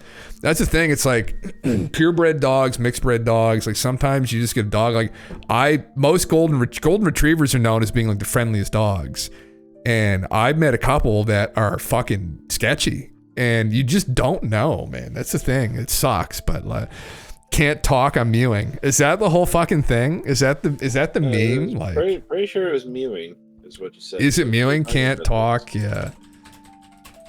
Mewing memes. Ask your brother, he stays mewing. Yeah, he's who told us this initially. What's the most exotic pet you'd ever like to own? I don't know. What the fuck is this? You need to call for the ball. What's this?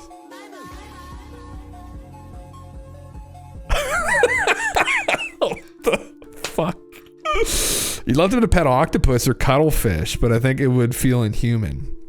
I don't know, actually. I don't like it. Like exotic pet. I don't even know.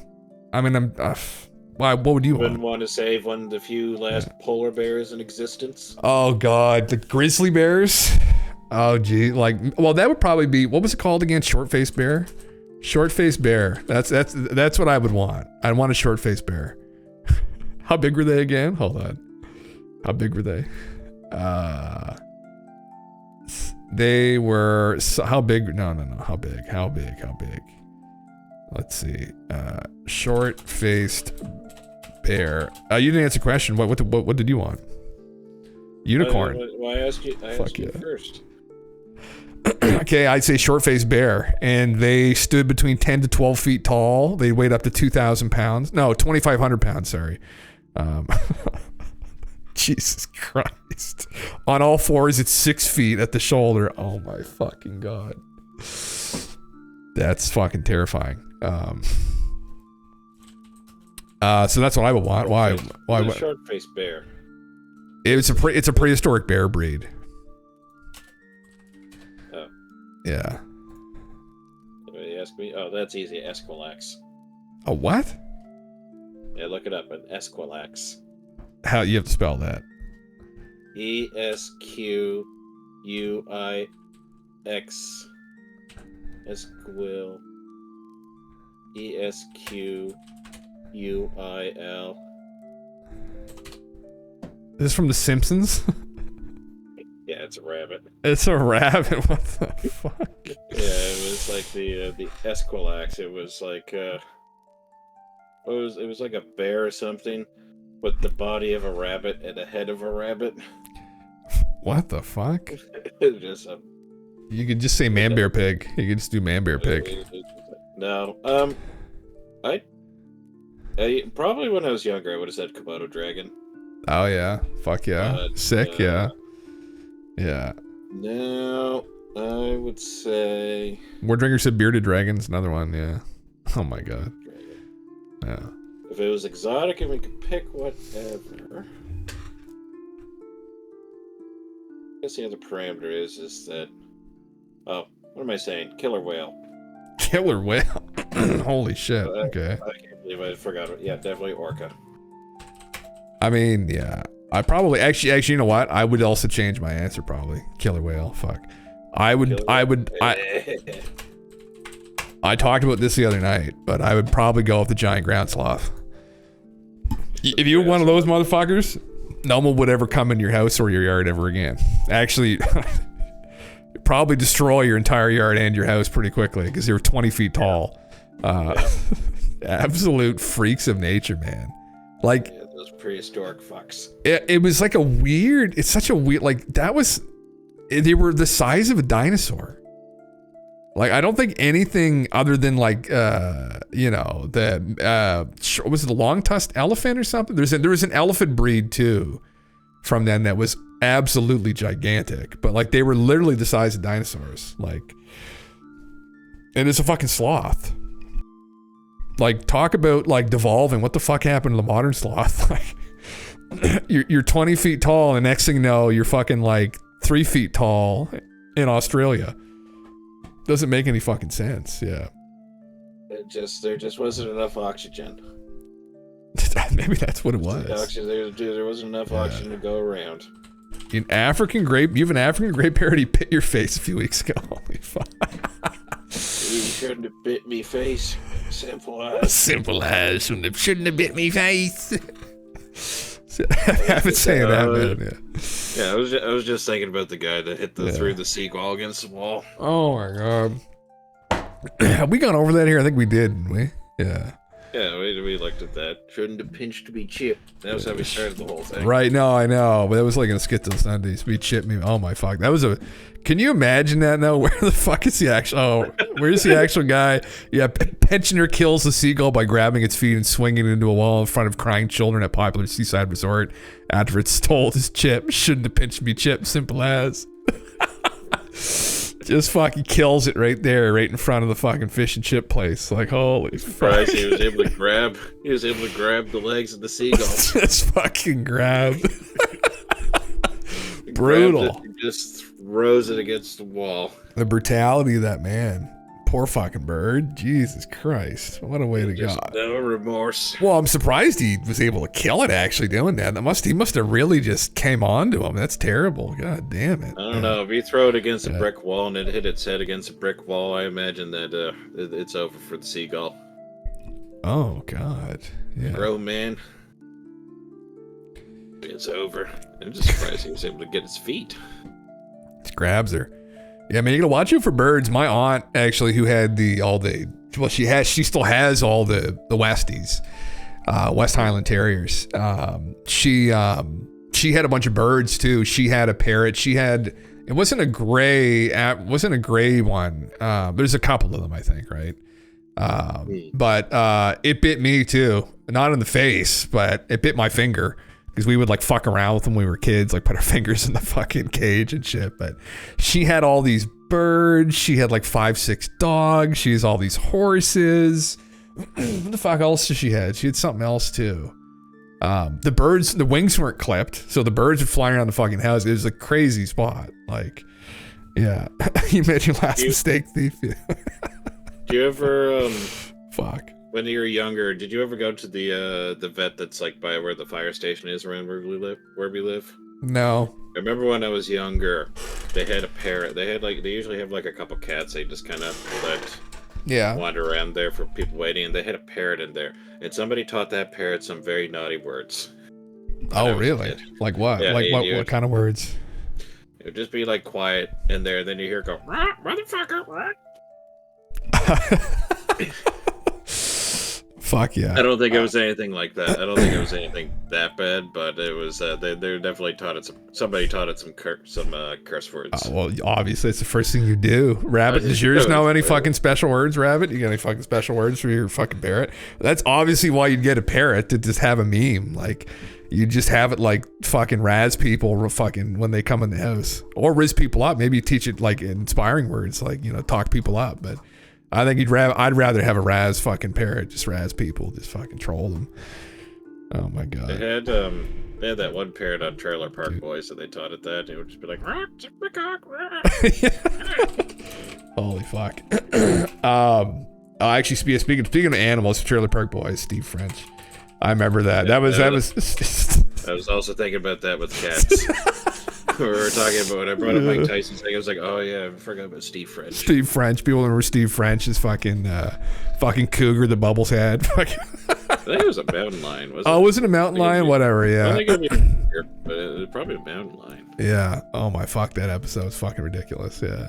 I think I remember the behind the scenes on that. I remember watching, like, they were like fucking terrified to filming that episode. They're fucking scary, man. They're huge cats. Like they fucking kill people all the time. Like, have you ever seen a mountain lion? I've never. No, well, in New Brunswick, I don't think. Are there any supposed to be? I don't think. I saw a bobcat once. You saw a bobcat? Yeah. It's like a smaller mountain lion. There are people who claim that they have seen them, but that's pretty sketchy. I don't know. Yeah. Well, yeah. there are people that are adamant that I've talked to that say that panthers live around here. Panthers? Yep. What? Yeah. But they're not. It's not official. But I've it's only rumors. But I have talked to a few people that are adamant that they're around here. Really? Oh my god, that makes me worried about going out at night. For Christ's sake, like when the parrot bit your face, you said "little bastard." Now it's all it says, "you little bastard." Little bastard. Oh, that's funny as fuck. Oh my god, yeah. Your museum had a Taurus when I was a kid. It still has it. He's 102. Gus. Oh, that's funny. Yeah. Holy fuck, man. A panther, like a what kind of panther? Like a black? Like is a panther's a black panther? Yep. What the fuck? Yeah, that's what I was told. I wonder if there's any. I don't think it's not listed, but there are people that I've talked to that are adamant that they're around here. In New Brunswick, there have been reported sightings of panther-like cats, so no definitive evidence of breeding population of true big cats has been found here. Here are a few relevant points. Black bobcat. On Christmas Day 2024, a trapper named Oswald McFadden caught a rare melanistic bobcat near Kokank, New Brunswick. This is the only second such sighting in Canada and possibly the 12th worldwide. The cat has a black coat but still retains its spots visible under bright light. Okay. Sightings in beliefs. There are numerous reports and discussions. I'd never heard of this before. A cat-like animals. Historical context and folklore mentions of large, mysterious cats such as Cath Palug from Welsh mythology. Those who's not directly related to New Brunswick. They could be pumas or lynxes rather than naturally occurring big cats. Oh, that fucking Jesus, man. Holy shit. Wow, There's really? kitties around here. There's kitties out there.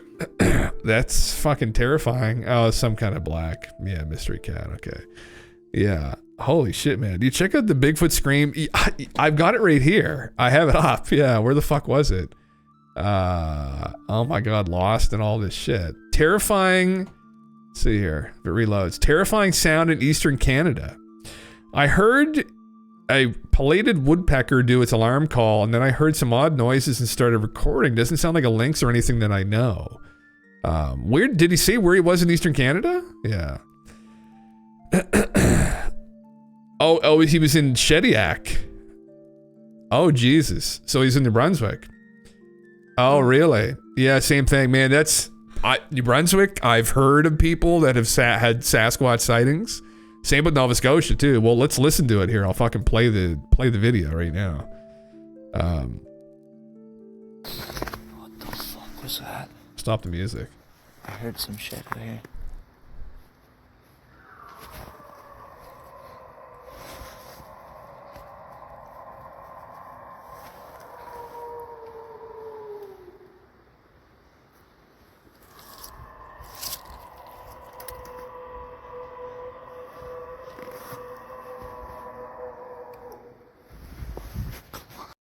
What the fuck? Hold on. Play that again. What the fuck was that? I heard some shit out here.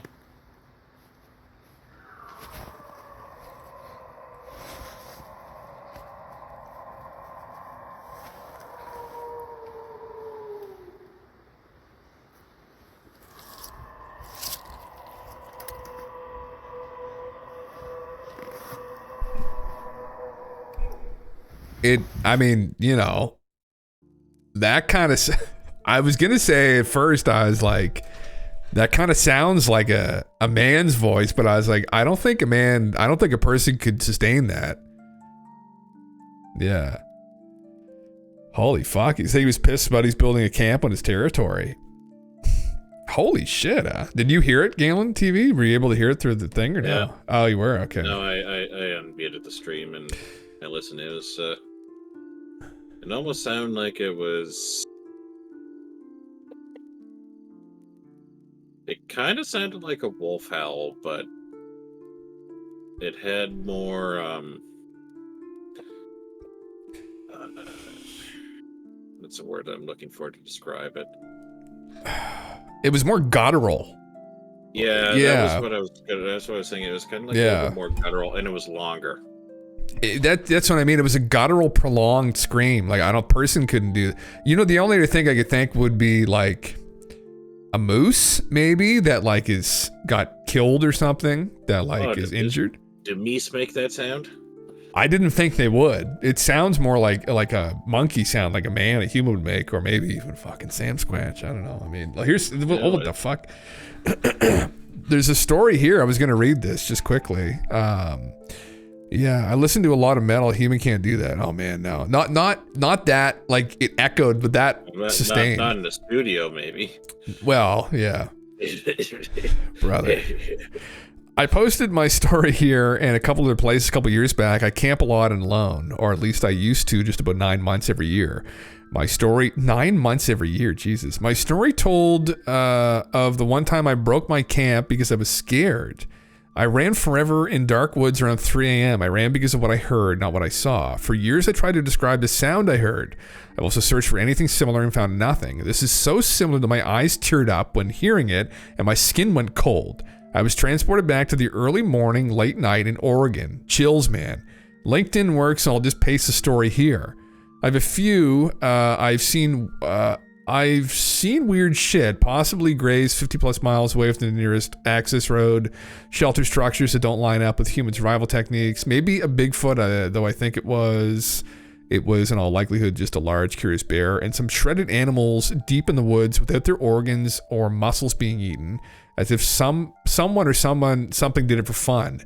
As I've been saying a lot lately in various Reddit threads, what has spooked me the most and turned me into a believer is what I've heard, though.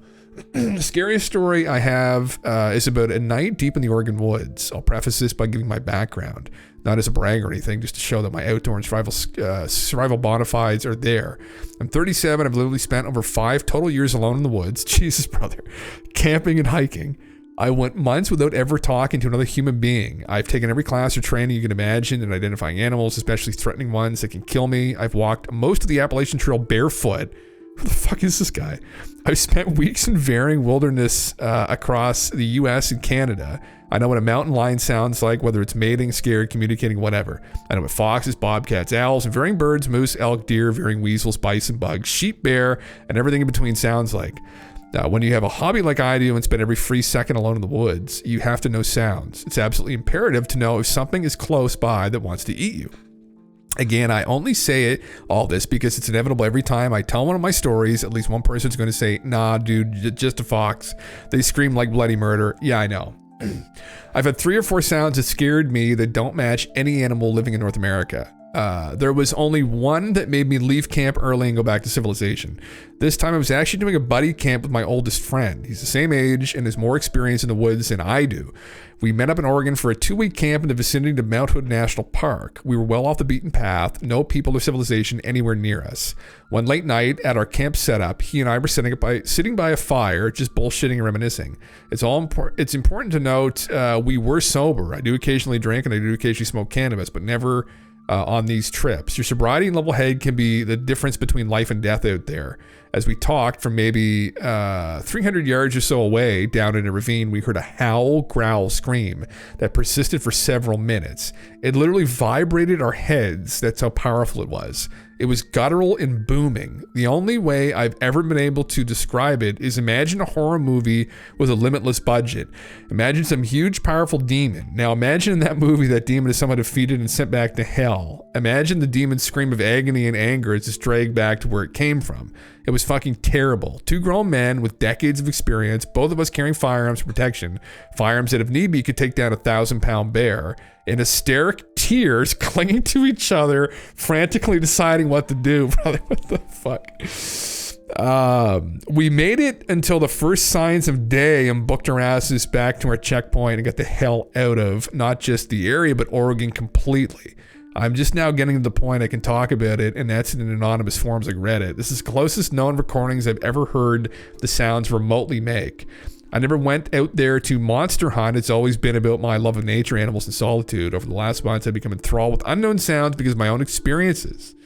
He's linked a video of what it sounds like. The video isn't available anymore. That's unfortunate. Well,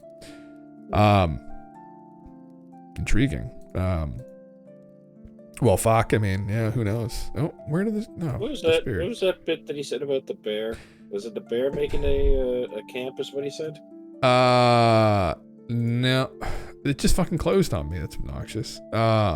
Fuck's sakes. He had said that they had firearms that could take down a 1,000-pound bear if need be. Yeah. And at the beginning, he said that he thought he saw something walking through the woods, but he was convinced that it was probably just a bear. But Jesus Christ, yeah, that was definitely fucking spooky, man. Goddamn. Yeah, it's a clever bear. Making a camp if that was the case.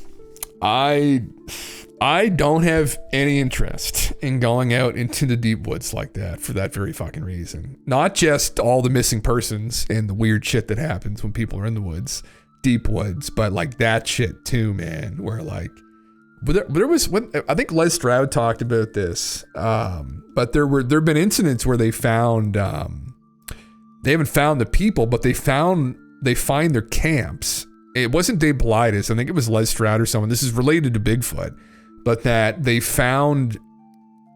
As I'm talking about this, it's more of it's coming to me. I can't remember exactly when. It was probably in his Bigfoot series that he did. He did like a couple episodes of like a Bigfoot survival show.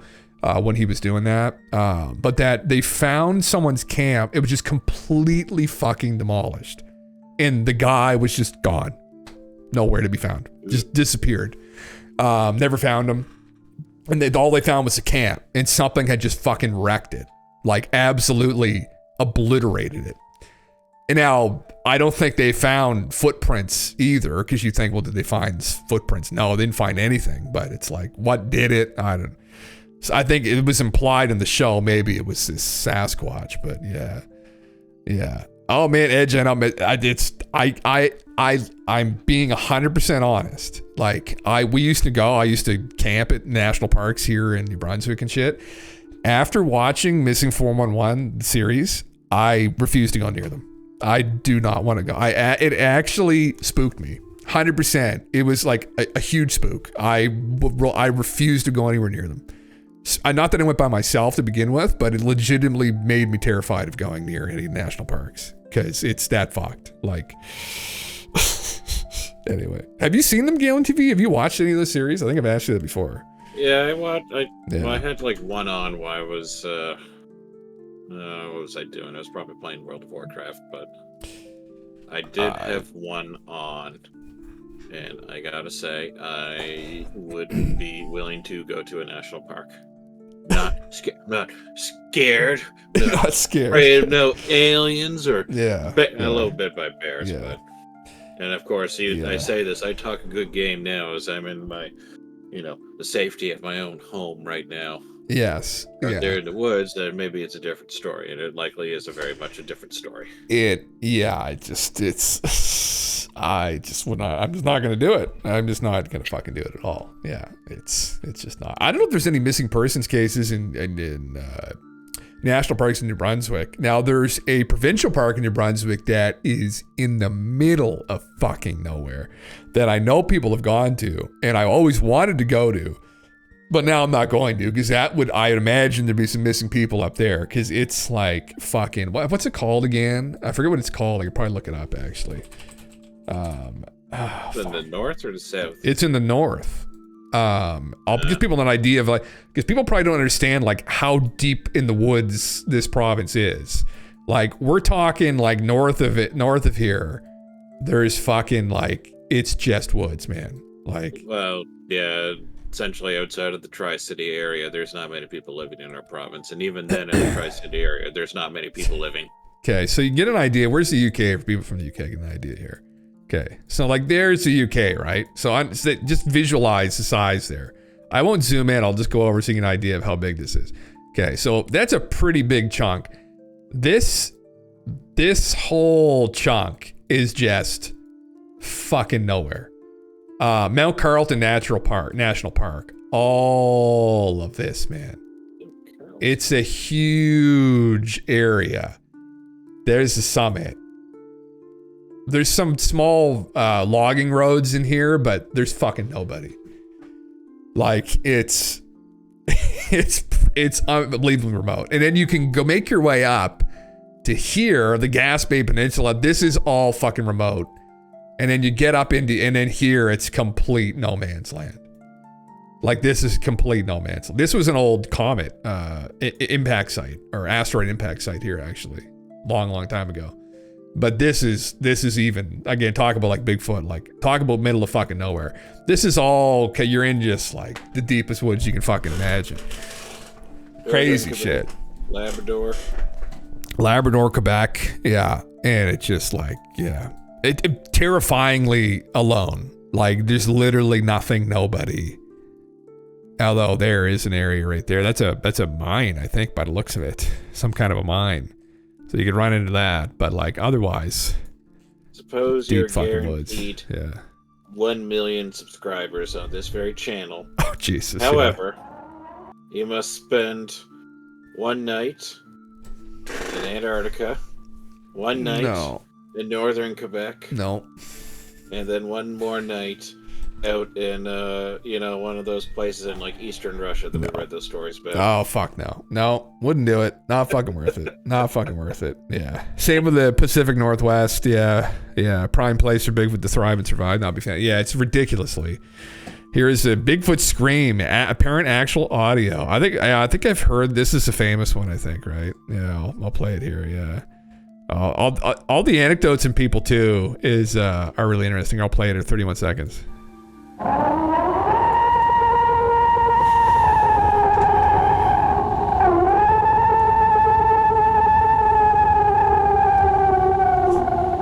The sound you hear is what some experts claim to be a Bigfoot scream.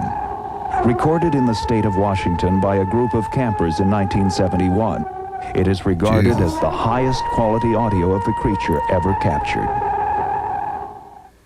Jesus Christ, you could understand how Buddy sounded. It sounded like some kind of like demon fucking trying to escape out of hell. Mother of God. Oh my God, yeah. It sounded a little bit like the one we saw in that other video. Yeah, it kind of did. Yeah, it's the sustained nature of it that's really weird. There's so many people like talking about experiences. Heard this exact scream in the Catskill Mountains in 2016 at a friend's wedding before guests arrive. Oh, gee, you imagine? Right before the wedding. It can't be at this wedding. Oh, yeah. I guess that maybe he was trying to say. They get to the ceremony. Does anyone object or forever hold your peace? I object on grounds that we're going to get eaten by the Sasquatch here. The Sasquatch objected. Just runs down the aisle. Yeah. Saw nothing, heard nothing. Yeah. We looked at the bride, no reaction. We looked at the bride's mom. She was deep in thought, heard nothing. Yeah. They all heard nothing. Okay, well. Yeah, that's the sound we used to hear in Bella Coola when I was a child. We heard them 3 times in 1 year, and once when I was awoken in the night of the freakiest sounding screeching. I screamed, ran into my mother's room. Where's Bella Coola? I don't know where the fuck that is. Interesting, yeah. Yeah, heard that scream right towards her when it was meant for scary. She was distance of 25 meters. That's kind of not very well written, yeah. Yeah, very close to what I heard. It's real, but mine was close up. My heart dropped, and I have to say I'd never felt fear like that. And I grew up running these woods for 10 years. I was only 15 back then, going at 60 now, and I've never been back to that fishing spot. It's only a short drive, so just saying, if you hear this, be glad you're far away. It's like those primal things, like one of those primal experiences. Like it's like that level of fear. Fuck, man. I just like, oh my fucking God. Like, again, that's why I stayed the fuck out of the woods, because I just don't think, yeah. I think that was in Washington State or Oregon. Yeah. They would flip out. It's otherworldly shit. Yeah. Yeah. You ever hear those videos of like, people are like actual recording of hell on Earth? No. Or whatnot? Oh, they're like videos of people would go to like places, like various places throughout the world, and they'd try to record, and they were just like, "This is it. This is the sound of hell." And you would like hear like somebody like screaming off in the distance and whatnot. Oh Jesus! Oh my God! Well, that's another phenomena too. That animals can make those kinds of sounds, but that's supposedly.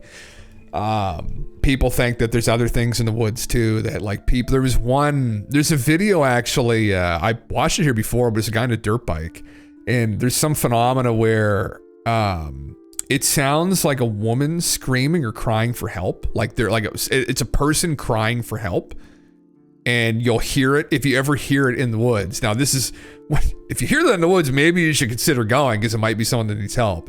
But if you run towards it, you meet with something else, and it kills you, it gets you.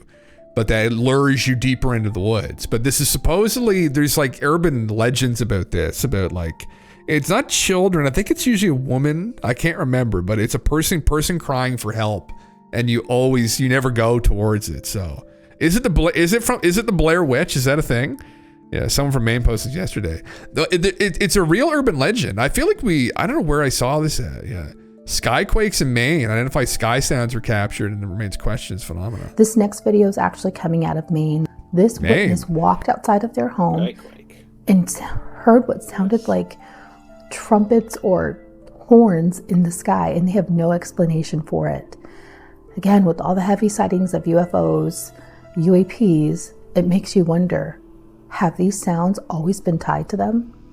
Take a look at this. Let me know what you think.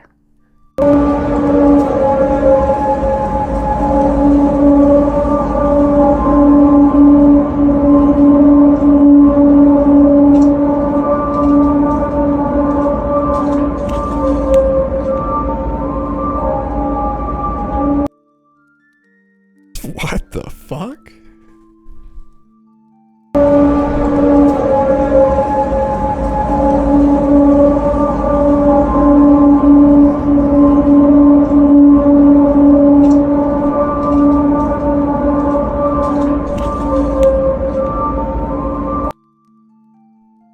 Fuck that. Fuck that. Yeah. Fuck that.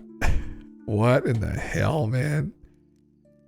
There was someone who had an explanation for these that it's like pipelines or something being let off, like valves being let off, and that they get so loud that it starts echoing like up in the upper atmosphere or some shit. I don't know if that makes any sense. There's a couple that I want to see if I can find a good quality of it. But let's see if this one's good.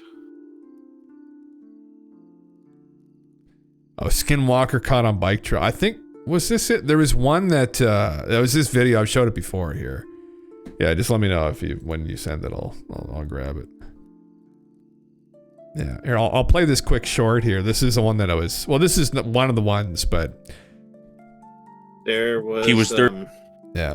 You did the video first. Well, yeah. Biking 15 miles deep within the woods when he hears this. A man named Owens uploaded a horrifying experience while dirt biking through the woods. As he continued crossing this narrow path, he sees bones scattered on the ground. That's kind of creepy. Although creepy, he didn't think much of it. But it wasn't until Owen was forced to stop by a fallen tree that he would realize he wasn't alone. If you turn around, you never get to see what's on the other side. That's where all the gold is waiting over there. Could be missing out what's on the other side. He hears someone or something calling out to him. This fucking dipshit puts music in the background. You can't hear anything. Fucking imbecile. What? Fuck. Where's the where's the original video? You can't even hear it.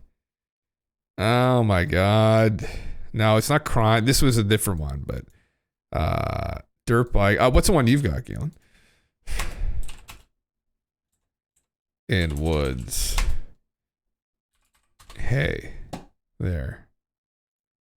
There we go. Oh, that's so annoying. Oh, that's annoying. Oh my god. Fuck, I hate YouTube. We can't find it. I've showed it on stream before anyway, but yeah. Man, it's so fucking annoying. Yeah.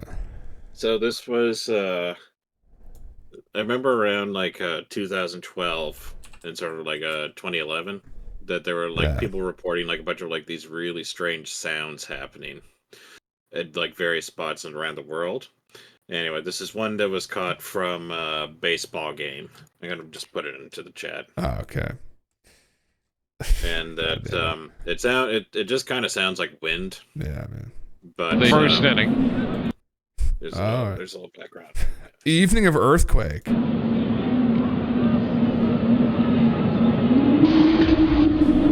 That's a haunting sound, if we've ever heard one. One ball, no strikes.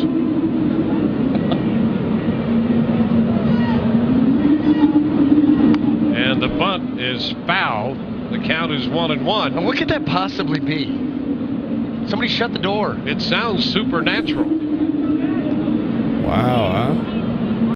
This was the night of the East Coast earthquake? That's what it said? I guess so. That's what this video title says.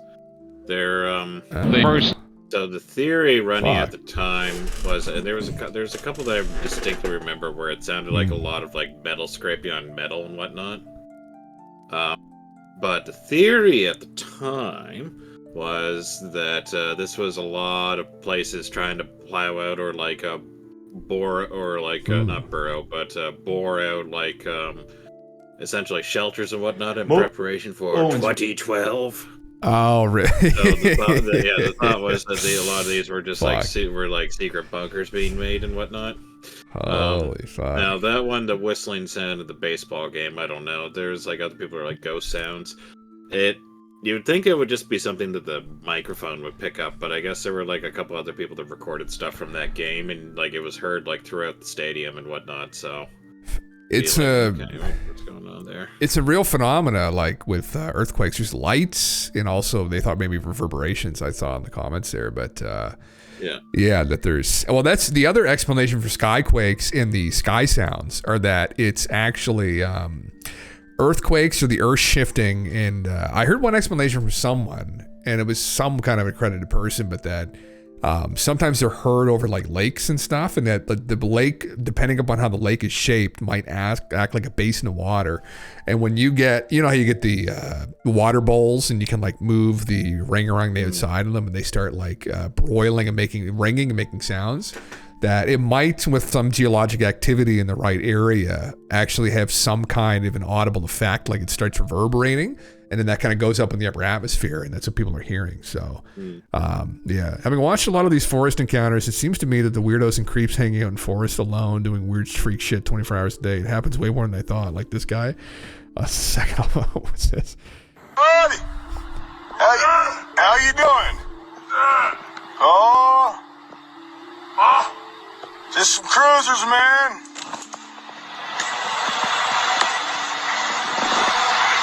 That's crazy shit. Guys crawling at me like a goddamn. What's up, dude?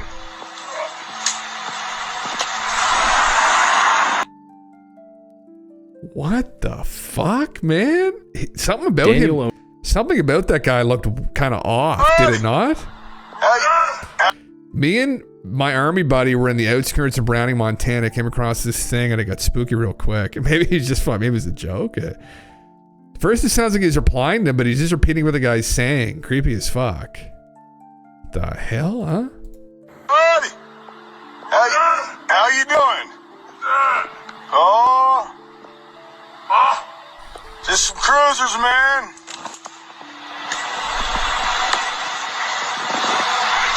That's crazy shit. Guys crawling at me like a goddamn. What's up, dude?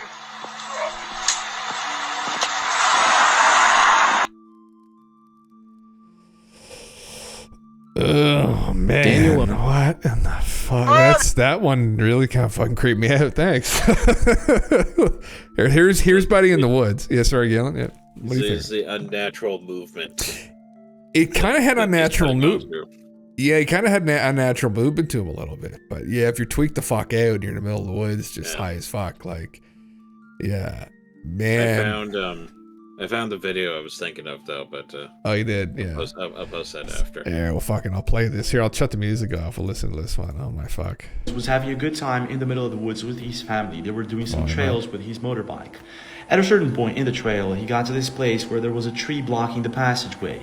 He tried to pass over this tree, and this is when he started hearing strange sounds of what appears to be someone screaming for help.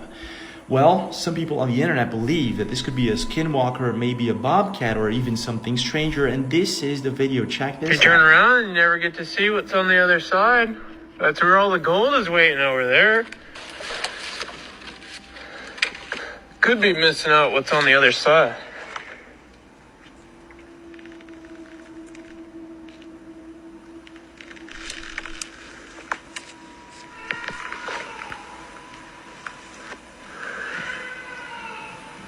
Hello?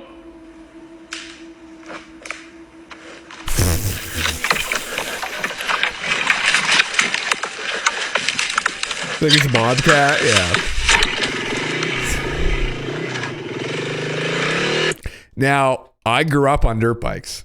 So, I mentioned this or not, my dad was a huge bike nut. Me, my brother, and my dad will go out on bike adventures like this. That was what we did on Sundays for, oh my God, from the age of I was probably 12-ish or 13 until 20, early 20s. So for about a decade, this is what we did every fucking weekend, was we'd go out, put the bikes in the trailer, and the three of us would go out on these bike adventures in the middle of fucking nowhere.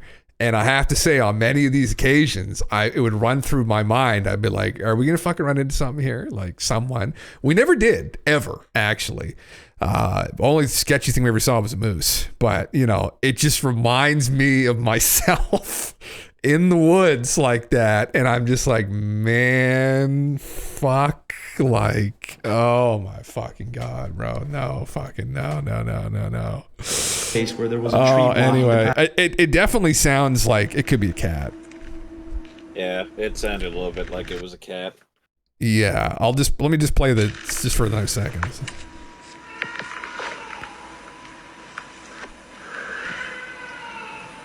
Hello? Yeah, it probably could be. It wasn't like as blatant as maybe some of the other fucking sketchy ass videos. This one's fucked, man. That kind of like fucking creeped me the fuck out. But anyway, Hunters becoming the hunted. It's hunting the hardest game of all, man. Well, I mean, yeah, like, yeah, it's more like right here when he comes up. There's something wrong with him. Like there's something unnatural with the movement when you look at it. Like the way he's using his hands to walk. People don't use their hands to walk. Is that what it is? Maybe, I mean, people are tweaked the fuck out on something, maybe, right? Like,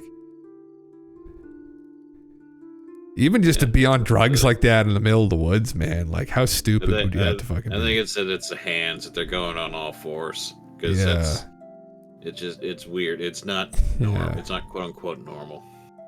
Yeah, it's almost like he's like a parasite in his brain or something too. He might have like rabies or something as well. You know, where his brain is just fucked. Like, can you imagine what the planet was like though? Like a couple thousand years ago, where you had people just out in the woods without any kind of like medicine or protections and would get rabies and shit. Like, this is what it would have been fucking horrifying. Like, it's like they added it on. It's like an animal or something superimposed human form on it. I don't know. It's fucking weird. Yeah, it is very like right here is when he's coming up. There's something wrong with how it's moving.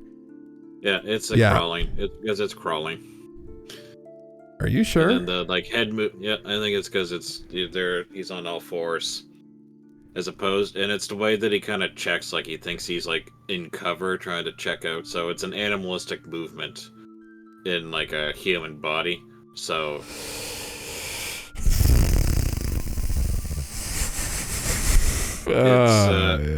I'm pretty sure it's because it's the crawling.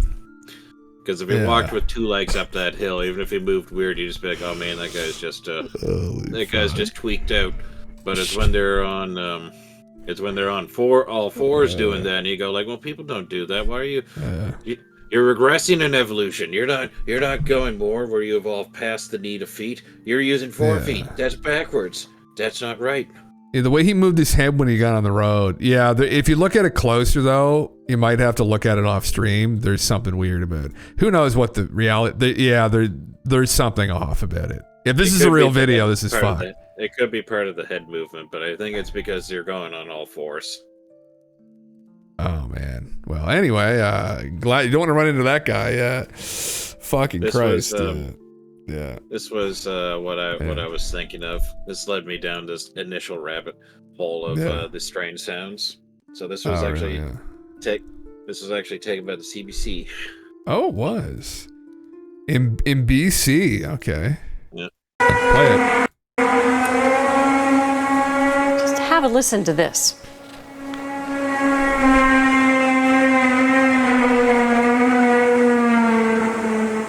So what are you hearing? Well, we don't really know. The strange sounds were heard across Terrace, BC early yesterday morning and lasted for about 10 minutes.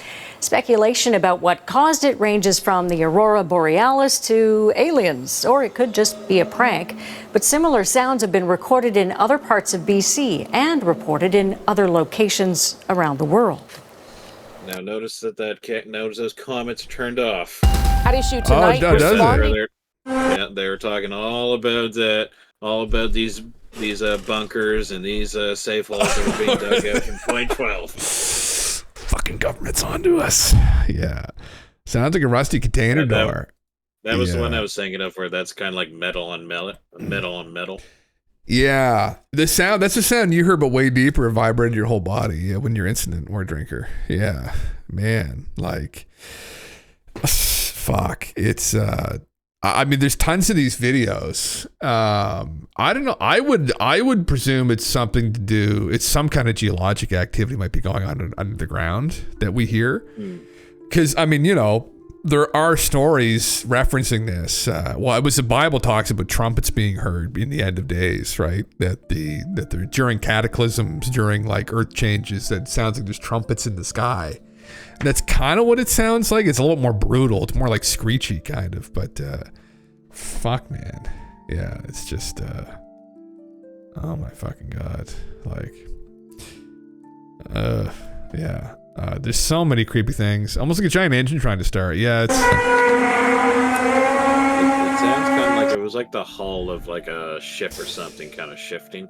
That's what it sounded like to me. It's amplified though, like to where it's up in the in the atmosphere, and that's a weird thing that people hear. Like it's in the sky. Actually, it happened here too. Actually, Galen TV. I don't know if you knew that here in southern New Brunswick. Yeah, it did. Yeah, it was quite a few years ago now, but there was an incident. I didn't hear it, but supposedly people heard it. Yeah, in some areas, but similar. It's heard from all over the world. Whatever the fuck it is. In fact, the Aurora Borealis. That wouldn't even make any sense. How the fuck was Aurora Borealis? That's what they said in the video. How would that make sense? They said it ranged from the Aurora Borealis. People theorized it was theories range from the Aurora Borealis to aliens, is what they said.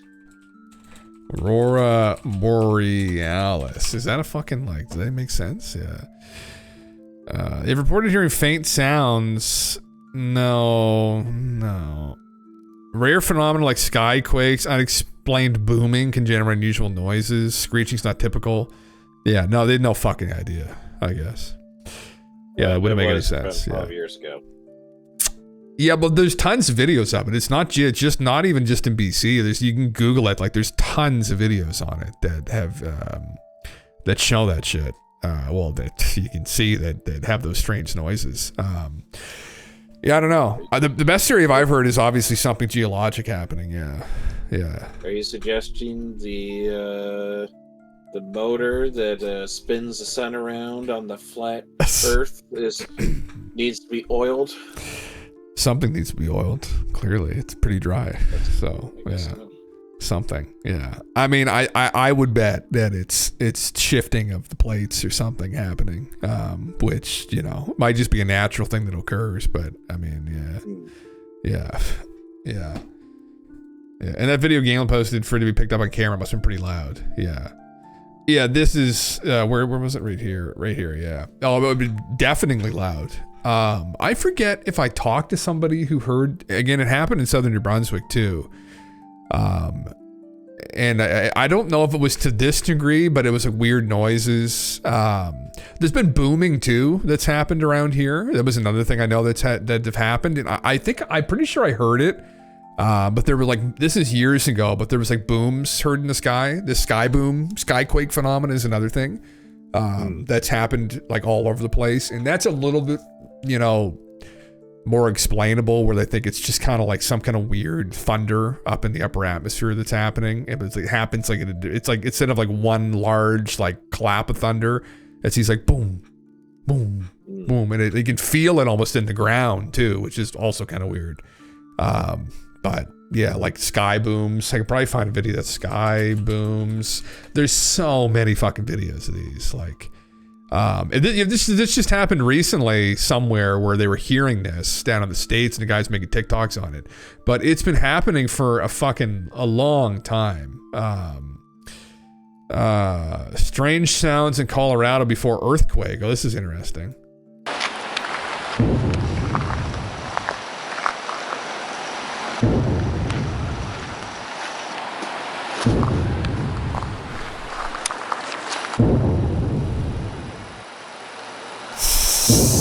Boys, I'd be running fucking out of there. I don't know where you go, I guess. Away from that big fucking rock. Jesus Christ.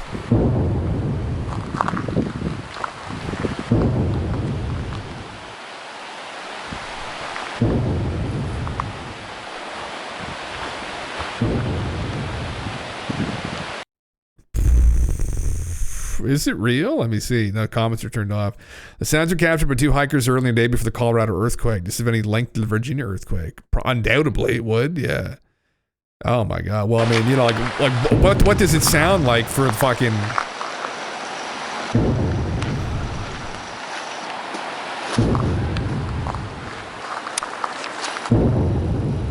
Man, fuck. I mean, yeah, something like that. I mean, just plates, just tectonics, right? Like, fuck. Strange trumpet noises in Sydney, Australia. Eerie mystery music haunts Jersey town. Maybe that's what harp sounds like, you know? Possibly. Although I'm not sold on the harp thing at all. I don't think that's fucking anything that they're doing. So, loud booms shake towns. Mysterious loud booms shake local towns. Yeah, I mean, that's happened fucking, you know. Yeah, she's a dynamic planet. War drums. The orcs fucking arriving. The orcs. Holy fuck, man. Yeah, it's just fucking spooky shit. I mean, it's, you know, if I heard that shit, I'd be really fucking worried. Same with the earthquake lights is another one, which was like a meme for a while, but now it's a real thing because they studied them enough. But this happened before the Japanese earthquake. There were these earthquake lights. I wonder if they have a video of them. No, that wasn't it. That's just fucking what are they called? Oh my god, things blowing up. The not generators, but you know what I'm talking about. My fucking brain, like the telephone poles and shit blowing up during earthquakes. No, but there's yes, they could, and I'm pretty sure before the Japanese earthquake, the Fukushima earthquake, the night before, people were seeing earthquake lights in the sky. Maybe they're just anecdotes. I thought there was video. I'm pretty sure there is. Oh, maybe this is an incident of it. This is not an explosion. Oh, okay, so maybe this is it. You want to see something cool? Yeah. I'll just show the video in the background. Yeah. No, I was going to post this. Here, I'll send it to you. In Discord. See it, yeah. It's Big Justice giving 5 booms. I think it's this. Sorry to hear about your brother that passed away. He gets 5 big booms. Boom! Boom! Boom! What the fuck is this? Boom! Oh my fuck. You think it's those? Oh my god, Jesus. Meteor strike caught on K. You think it might be a meteor? That could be another explanation, possibly. Yeah.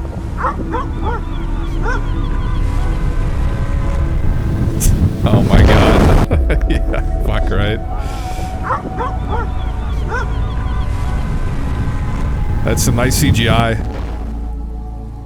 Oh, is that CGI? What's playing in the background here? What the fuck? Like I'm pretty sure that's CGI. Oh yeah, that looks like it's 100% CGI. All right, I apologize. Yeah. Oh, I mean, I apologize. I waste everyone's time. Fuck yeah. Just immediately saw a meteor. And went, oh, that's cool. Yeah, impact of 45 degrees, debris goes straight up. That's it. Fucking right. Oh well, it's still a good meme. Still a good meme, you know. Yeah, brother. Where was the other video? Oh, right here, the earthquake light. Yeah. Okay.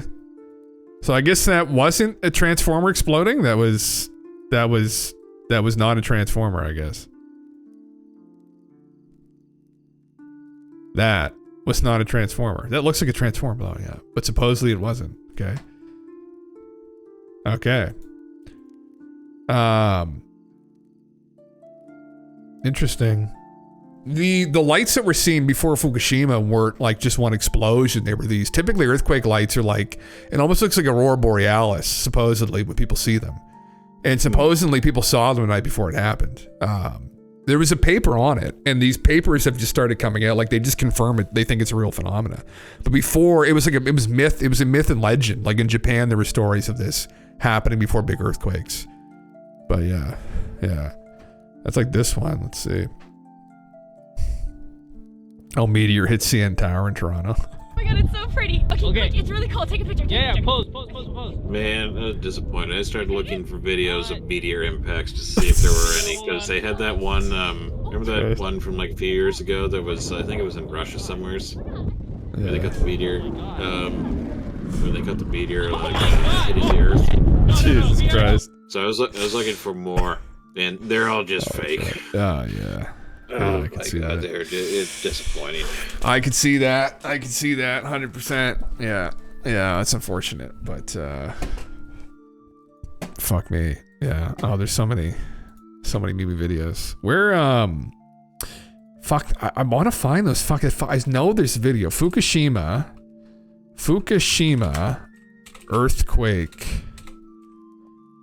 earthquake lights. I've seen this video. I know it. I know it exists.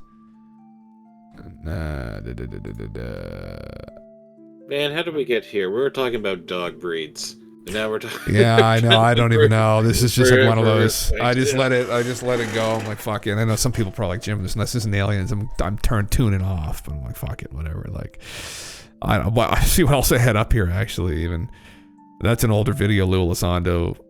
It confirmed MJ12. He did not. He just said that there is a cabal that exists that's covering up the UFOs. That's kind of a given. What else do they have up here? Anything interesting? I mean, it's just like, we'll stop the presses. Well, like, there's this. I don't really need to go through this, but this has been making waves on Twitter. This Bible scholar went on Joe's podcast and was going over the history of mainly the New Testament, I think. But he was like arguing that there were a bunch of firsthand witnesses to Jesus' resurrection, and that it was actually well documented in the Bible, and that he actually came back from the dead. And I was like, brother. Well, were you there? I guess I wasn't there, but I mean, not that I'm an expert on the Bible or anything, but I mean, I don't think the testimony is it's been through many hands, and none of it was really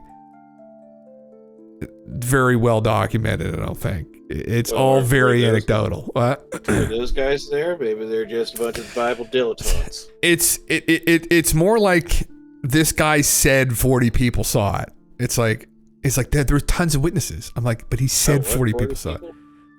Do you have the accounts of each 40 of the 40 people? It's like, no, someone said 40 people saw it. I'm like, brother, it's a very different thing. If 40 people saw something and you have the accounts from each person individually, I mean, you know, and if we're going back here 2,000 years anyway, it's like, that's okay, right? But it's like the way in which it's written too, like, there's no excuse for why it couldn't have been more specific, because there were tons of Roman historians that wrote very specifically about things, like Pliny the Elder, right? Talked about all kinds of incidents. I mean, not that he cited much of it, because it was all some of it's fucking hearsay. But it's just like fucking. It is just they're delusional. That's just literally my conclusion on it. I think it's just fucking delusional. It's like people believing in the magic, like that kind of magic. At least I don't. I think it's fucking ridiculous. Yeah. Well, hold on. You had those guys earlier that were talking about magic. Yeah. You know, magic, like bringing people back from the dead. Magic. Well, you don't. Well, maybe. No. Maybe. No, I don't think so. I don't know if that. I guess that would be necromancy, wouldn't it? That's fucking necromancy. That's literally what is that what that would be? That's literally. Hold on. Is Jesus being returned from the dead necromancy? Technically, let's spell the fuck out of it. Will be thine holy necromancy. Necromancy is usually defined as a form of magic involving communication with the dead, often to foretell future or raise the dead. In fantasy, occult context, necromancy often implies manipulation or control over the deceased by a practitioner. The resurrection of Jesus is viewed as a divine act by God, not an act of magic or manipulation. This resurrection is seen as unique and miraculous. No, but we don't give a fuck how they look at it. Like, well, maybe it was godly necromancy. Yeah, Jesus' resurrection are understood very different in respective contexts. I mean, I think it was as much as those guys are doing their thing, and I wish them the best. You just know they had their heads dunked in 1 or 2 toilets in high school. Oh yeah, 100%. Guys, 100 fucking percent. Yeah. Yeah, anyway. I just pulled this up there. I just wanted to go through the whole thing and be like, oh my fucking God, man. Like, you know, trying to, and they're all talking about, oh yeah, Joe's going to convert. I'm like, shut the fuck up. Like, oh my God. Like, Convert to what? Well, to Christianity. He's going to convert to Christianity or some shit. I was like, man. And was he not raised? He's from Boston, isn't he? It's Boston, yeah. I think so. He would have roots in Christianity then, probably. What does this guy say? There were people there who would have been able to verify what was being said. Maybe I'm not quite understanding what he's saying here, but I don't think this really says anything at all to verify the truth of what was written. That's exactly it. No. You're on point, brother. It's called People a Cult. They're a part of, I hate to say it, but it is kind of a cult. And they just want to believe so badly that they'll just kind of try and concoct anything they can to just cement their belief that this happened and that we're worshiping the prophet. And it's like, man, I don't think they maybe understand that, you know, what was it? There was a treaty that got signed and it was by the Catholic Church a couple hundred years after. Treaty? No, similar. I could ask, what was it? What was the treaty the church signed that essentially turned Jesus into a wizard? The things hammered onto the door by Martin Luther, but that happened way after. No. It was at the Council of Nicaea in 325 CE. Yeah, the nature of Jesus, it didn't turn him into a wizard yet. They did clarify Jesus' divine status in response to theological debates. The Nicene Creed formulated this council affirmed that Jesus was the same substance as God the Father, thereby establishing his divinity as a core tenet of Christian belief. Yeah, it was useful. The phrase you might use might be a colorful or metaphorical interpretation of how the divinity of Jesus' miracles and its supernatural nature were formalized in Christian doctrine, but the council itself was a response to early theological controversy, particularly Arianism, which questioned Jesus' divine status. That he was not just a man anymore, but that he was actually a divine being, and that there was reason for these stories that he could turn water into wine and walk on water and perform miracles. It's because he was of the same substance as the All-Father. And they turned him into a fucking wizard. Maybe he was just the world's first mentalist. Well, I don't know how you fucking turn. I mean, maybe. I think he was just a man, and then after do you ever see the South Park thing, where the South Park episode where he says, "All right, I'm going to turn the water into wine. All right, here's the water. Turn around. Turn around." And then everyone turns around, and he swaps out the water for wine, and he says, "Okay, look back." They go, now how did he do that? Jesus Christ. I was thinking of the what was the episode where Randy, I think he got caught for drinking and driving or some shit, and then he was going to repent, and it's this Virgin Mary started weeping blood, but she started like weeping blood out of her ass. And there's one point Randy gets down, just gets covered in fucking ass blood. I was like, oh fuck. Yeah, that was it. It was coming out there, but then they had one. It was like a cardinal go and look at it, and he declared it a miracle. And then they had the Pope come by, and the Pope said, upon further inspection, wasn't coming out her asshole, it was coming out her vagina, and it said bleeding from the vagina is in fact not a miracle whatsoever. Holy fuck, that's so good. Yeah. Could the story be true?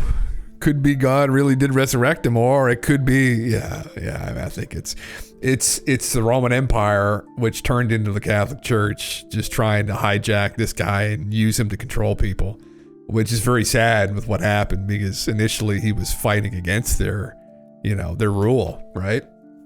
I have a question. So if BC used to stand for before Christ, and then AD was after death of Christ, what about the years where he was alive? Good question. What were the years of Christ known as in between BC and CE? That's a good question. I don't know what they refer to them as. Yeah. BCE and then CE, I think is the common thing for it, but it used to be BCAD. Okay. And then AD was after death of Christ, and BC was before Christ. There is no 0 year in the system. 1 BC is immediately followed by 1 AD. Life of Jesus is generally thought to have occurred in the early AD years. So this is, well, I guess after Domini, years counted forward from traditionally estimated year of Jesus' birth. So it's from his birth, right? Yeah. Yeah, that's what I was thinking. Yeah, it was, before Christ. So AD was after he was born. So what it ended at, what, he died at 34 or something? Or how old was he when he died? How old was he when he Anno died? Domini? Anno Domini, yeah. Okay, I definitely thought he meant after death. Around 33 he died, yeah. 33, yeah. 33, yeah. I read the Holy Bible daily or after death. Oh, you did. Oh, you know, brought the back. After death. Crucifixion is thought to have occurred between 30 and 33. Yeah. Man, oh man. Around about our age, I guess, Galen TV. Yeah, right now. Yeah, I'm 34, so you're older than him, but fighting against a man, right? Got strung. He wasn't alone. There were tons of people at that time that were crucified for that. Just brutal. Yeah. Brutal shit. The thought would be is that, man, look at what he did with his life, and what are we doing? And then the cope is, well, he was a divine being, so what good does it do to compare us to him? Well, but this is the thing, though. No one really has a really basic understand. No one has an understanding really what he did, but what they think he was doing actually was he worked for his dad. His dad, he was a carpenter. I think he worked with his father. They were builders. That's all he did. And at some point, there was so much injustice going on that he started speaking out against it. I don't know, when did he start speaking? How old? Like, when did he start the practice? It doesn't specify when. Well, based on the very little that I know about it, he used to hang out in like brothels and whatnot, and he kind of sounded like he was the first version of Socrates, where he just asked questions to people. Yeah. And that's where, because he had the phrase, let he who is without sin cast the first stone, meaning that, like, well, you shouldn't judge other people. Well, I mean, look what you've done. No, nobody here is, like, perfect. So, like, we have to let the mistake go. Yeah. Or something like that. But yeah, well, do unto others you're doing to yourself. Just unbelievable wisdom. At 30, he was around 30. So he worked up until he was 30, probably around with. And this is the thing, though. There isn't a lot. There's some. We don't have specifics on this guy. Like I think some people in the Christian church think that we do. Like there were a lot of people named Jeshua that were wandering around at that time, probably speaking about prophecy, and it's hard to fucking pin down. But from the people that are convicted, which I don't know, you look at the evidence, it isn't that fucking great, honestly. But that from the story here, he was about 30 when he started the ministry and started, But he was remarkably early wisdom at 12. But I don't know if you believe any of that. It's crazy to think, though, this character, right? Like, the Greeks preceded him by hundreds of years. Like, Socrates lived almost 500 years before him. And Plato and Aristotle. Oh, that is just so not true. What did he say? Oh, my goodness. I said he was like the first version of Socrates. Oh, that is just so not true. He followed suit way after. Oh, yeah, I don't know what you're talking about. Yeah, yes, yeah, he fell 400, 500 years after. Ooh.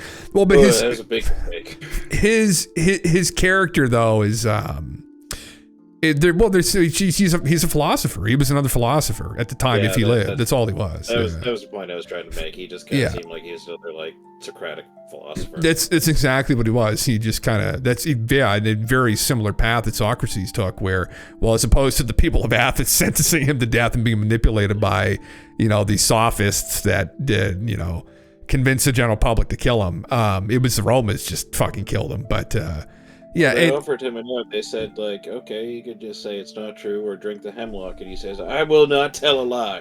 I may go meet my maker, but I will not tell a lie. Well, and he wanted to honor the will of the people. And that's why Plato ended up hating democracy so much, because he couldn't trust the people. But Yeah, no, and it's you know, if the person lived, I'm imagining people in the area probably knew of them anyway, you know. But that's why I think it's fucking ridiculous, man. This is like she was just a philosopher in the area that spoke out against a man and got killed. And it's crazy to think we went from like the Greeks and how logical and rational they were and documented they were, and then we went into this literal fucking dark age, and people still believe this fairy tale that, you know, he was resurrected. It's none of it makes any fucking sense. It's like, you know, it just is straight up fantasies and shit, and it's unbelievable, really. You know, it's people don't worship Plato and Socrates like Jesus. I mean, although really, honestly, when you think about what they've actually contributed, Plato contributed way more to Western civilization, honestly. Although there are lots of people associated with the church, and the Bible was, you know, involved with people learning how to read, and it was a seminal text, but like, you know, we didn't really discover Plato until later either. Sorry. Yeah. The Greek Empire wasn't as big as the Roman Empire, though, was it? Well, no. And it had fallen by that point in time, and the influence and Plato was kind of known about, but he wasn't really known about until later on. But yeah, it's just the influence that this one person had, and just they deified him, and fucking crazy shit when you think about it. But anyway, you know, that's why I can't stand people who just like worship this person, and it's like I don't just the content of this person's character that's described would never want anyone to worship him. And I know in the book that's kind of what's reiterated, where he's going around telling people he's the son of God, and that I just have a hard time buying that whole narrative, honestly, where he sounds like a very, you know, like there was a lot of humility involved with what he was talking about here. I have a hard time believing that they would talk like that. Do you get offended when people say Jesus loves you? Yeah. I mean, part of me kind of does. It's like it's this, because what they're doing is it's like they have this, like, they're not personifying it. That's not what I'm looking for, but it's like the personal relationship with this person, right? And I don't know, maybe in some metaphysical way, this person still reaches out to people when they ask for it. You know, maybe he's on the other side of the simulation right now, just being like, oh my fucking God, I gotta go answer all these fucking people. Like, what the fuck? Like, I have no idea. But he was forever sentenced to work on the terminal to answer all the emails, which are just the prayers of like people on our planet. Fuck. And he has to answer each one, and each one individually, and it could just be as much as no. Jesus, please, I can't stop jerking off. I've gooned for fucking 14 hours today. It's just like, oh my fucking God. Man. They can't help you. Yeah, I can't. People turn to this being. It's like, you know, and it's, you know, same with God. Like, they talk to God like they know God, whatever God. It's like, it's trying to wrap your head around that, and you're trying to like personalize it, and you know, there's a lot that we don't know. It's some of these things. I agree, Wittgenstein. It's just they're in this ineffable place. I don't know how you really. It's so beyond our conception. Would you say it's a failure of language then? That there isn't a way to describe it? Or no, probably not. Right? No, but we try and like put it inside a little box that we can understand, and I think that's what frustrates me about it sometimes. Honestly, is that I think and people kind of personalize it, and that might not be. I don't know. It's something about it. And you know, there's lots of things. Sorry.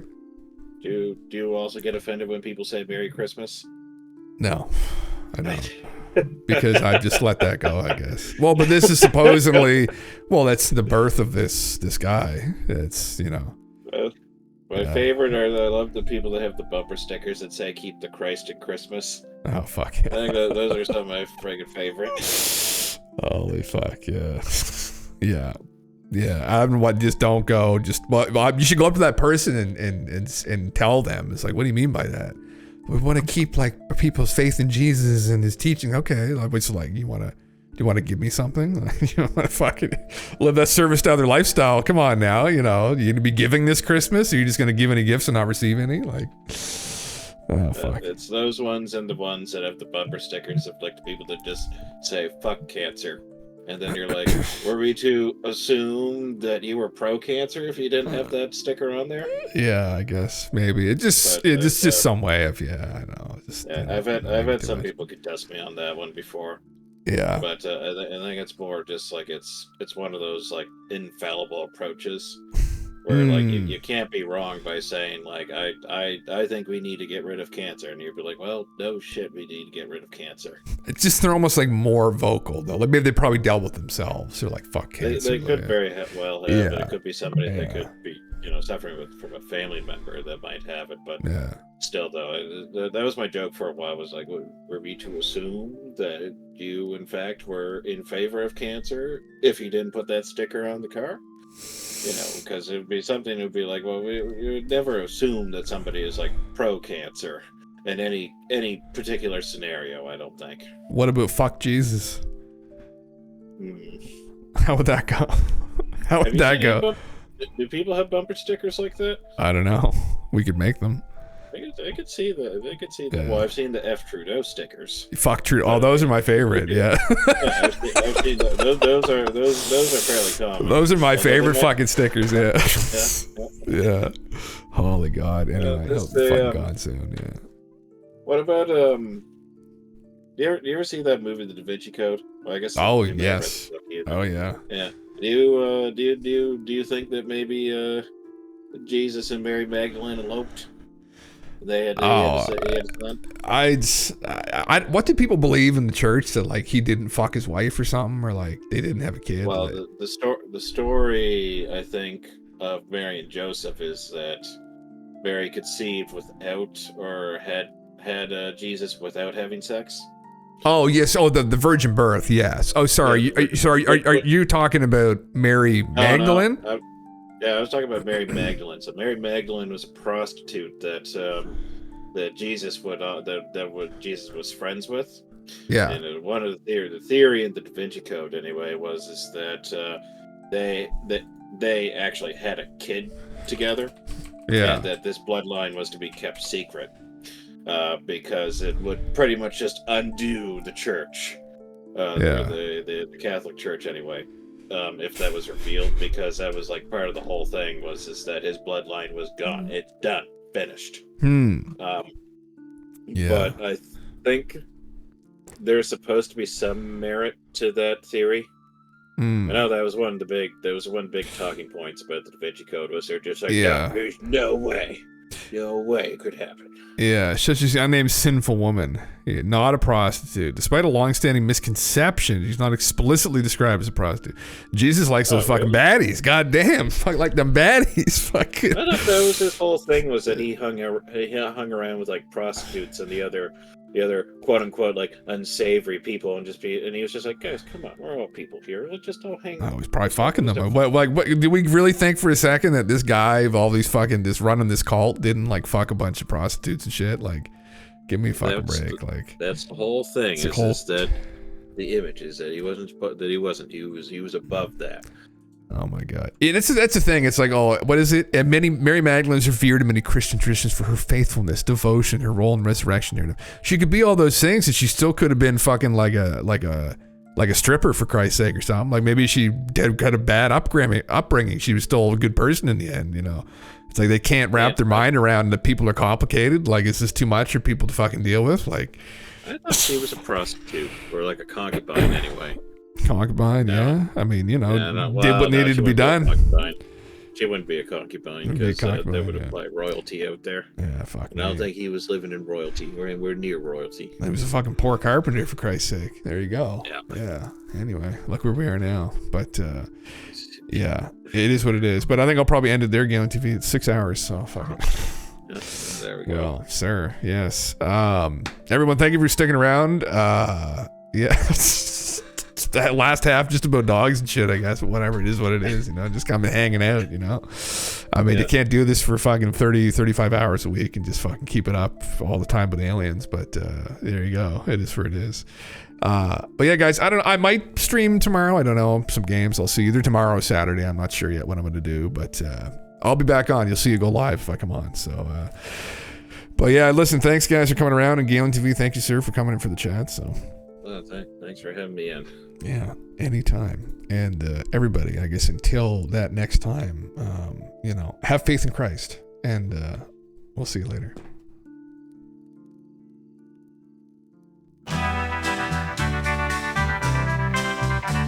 It's 7 in the evening and everything is fine. I'm not expecting visitors, so I can stream all night. I'll take my stream deck out from where I'm playing Fortnite. We'll play until the morning. At 3 a.m. we hear him again from the sound of the submarine. It's Jim Russell, it's Jim Russell, the commander of Island 49. The guardian of the ancient keys, the keys of Atlantis mysteries, Atlantean secrets, Atlantean secrets, the keys. My dudes, let's follow in order to let go. Distorted echoes, the mysterious magnetic fields. Atlantean seas, Atlantean seas. We have to swim through the ocean, the periscopic deception, ancient doorways that tremble before the subterranean castle. He calls us, my dudes, robots and erudites. 'Cause at 3 a.m. we hear him again from the sound of the almond shells. It's Jim Russell, it's Jim Russell, Union leader of Sorceric Knights. And he parts in the breaking dawn.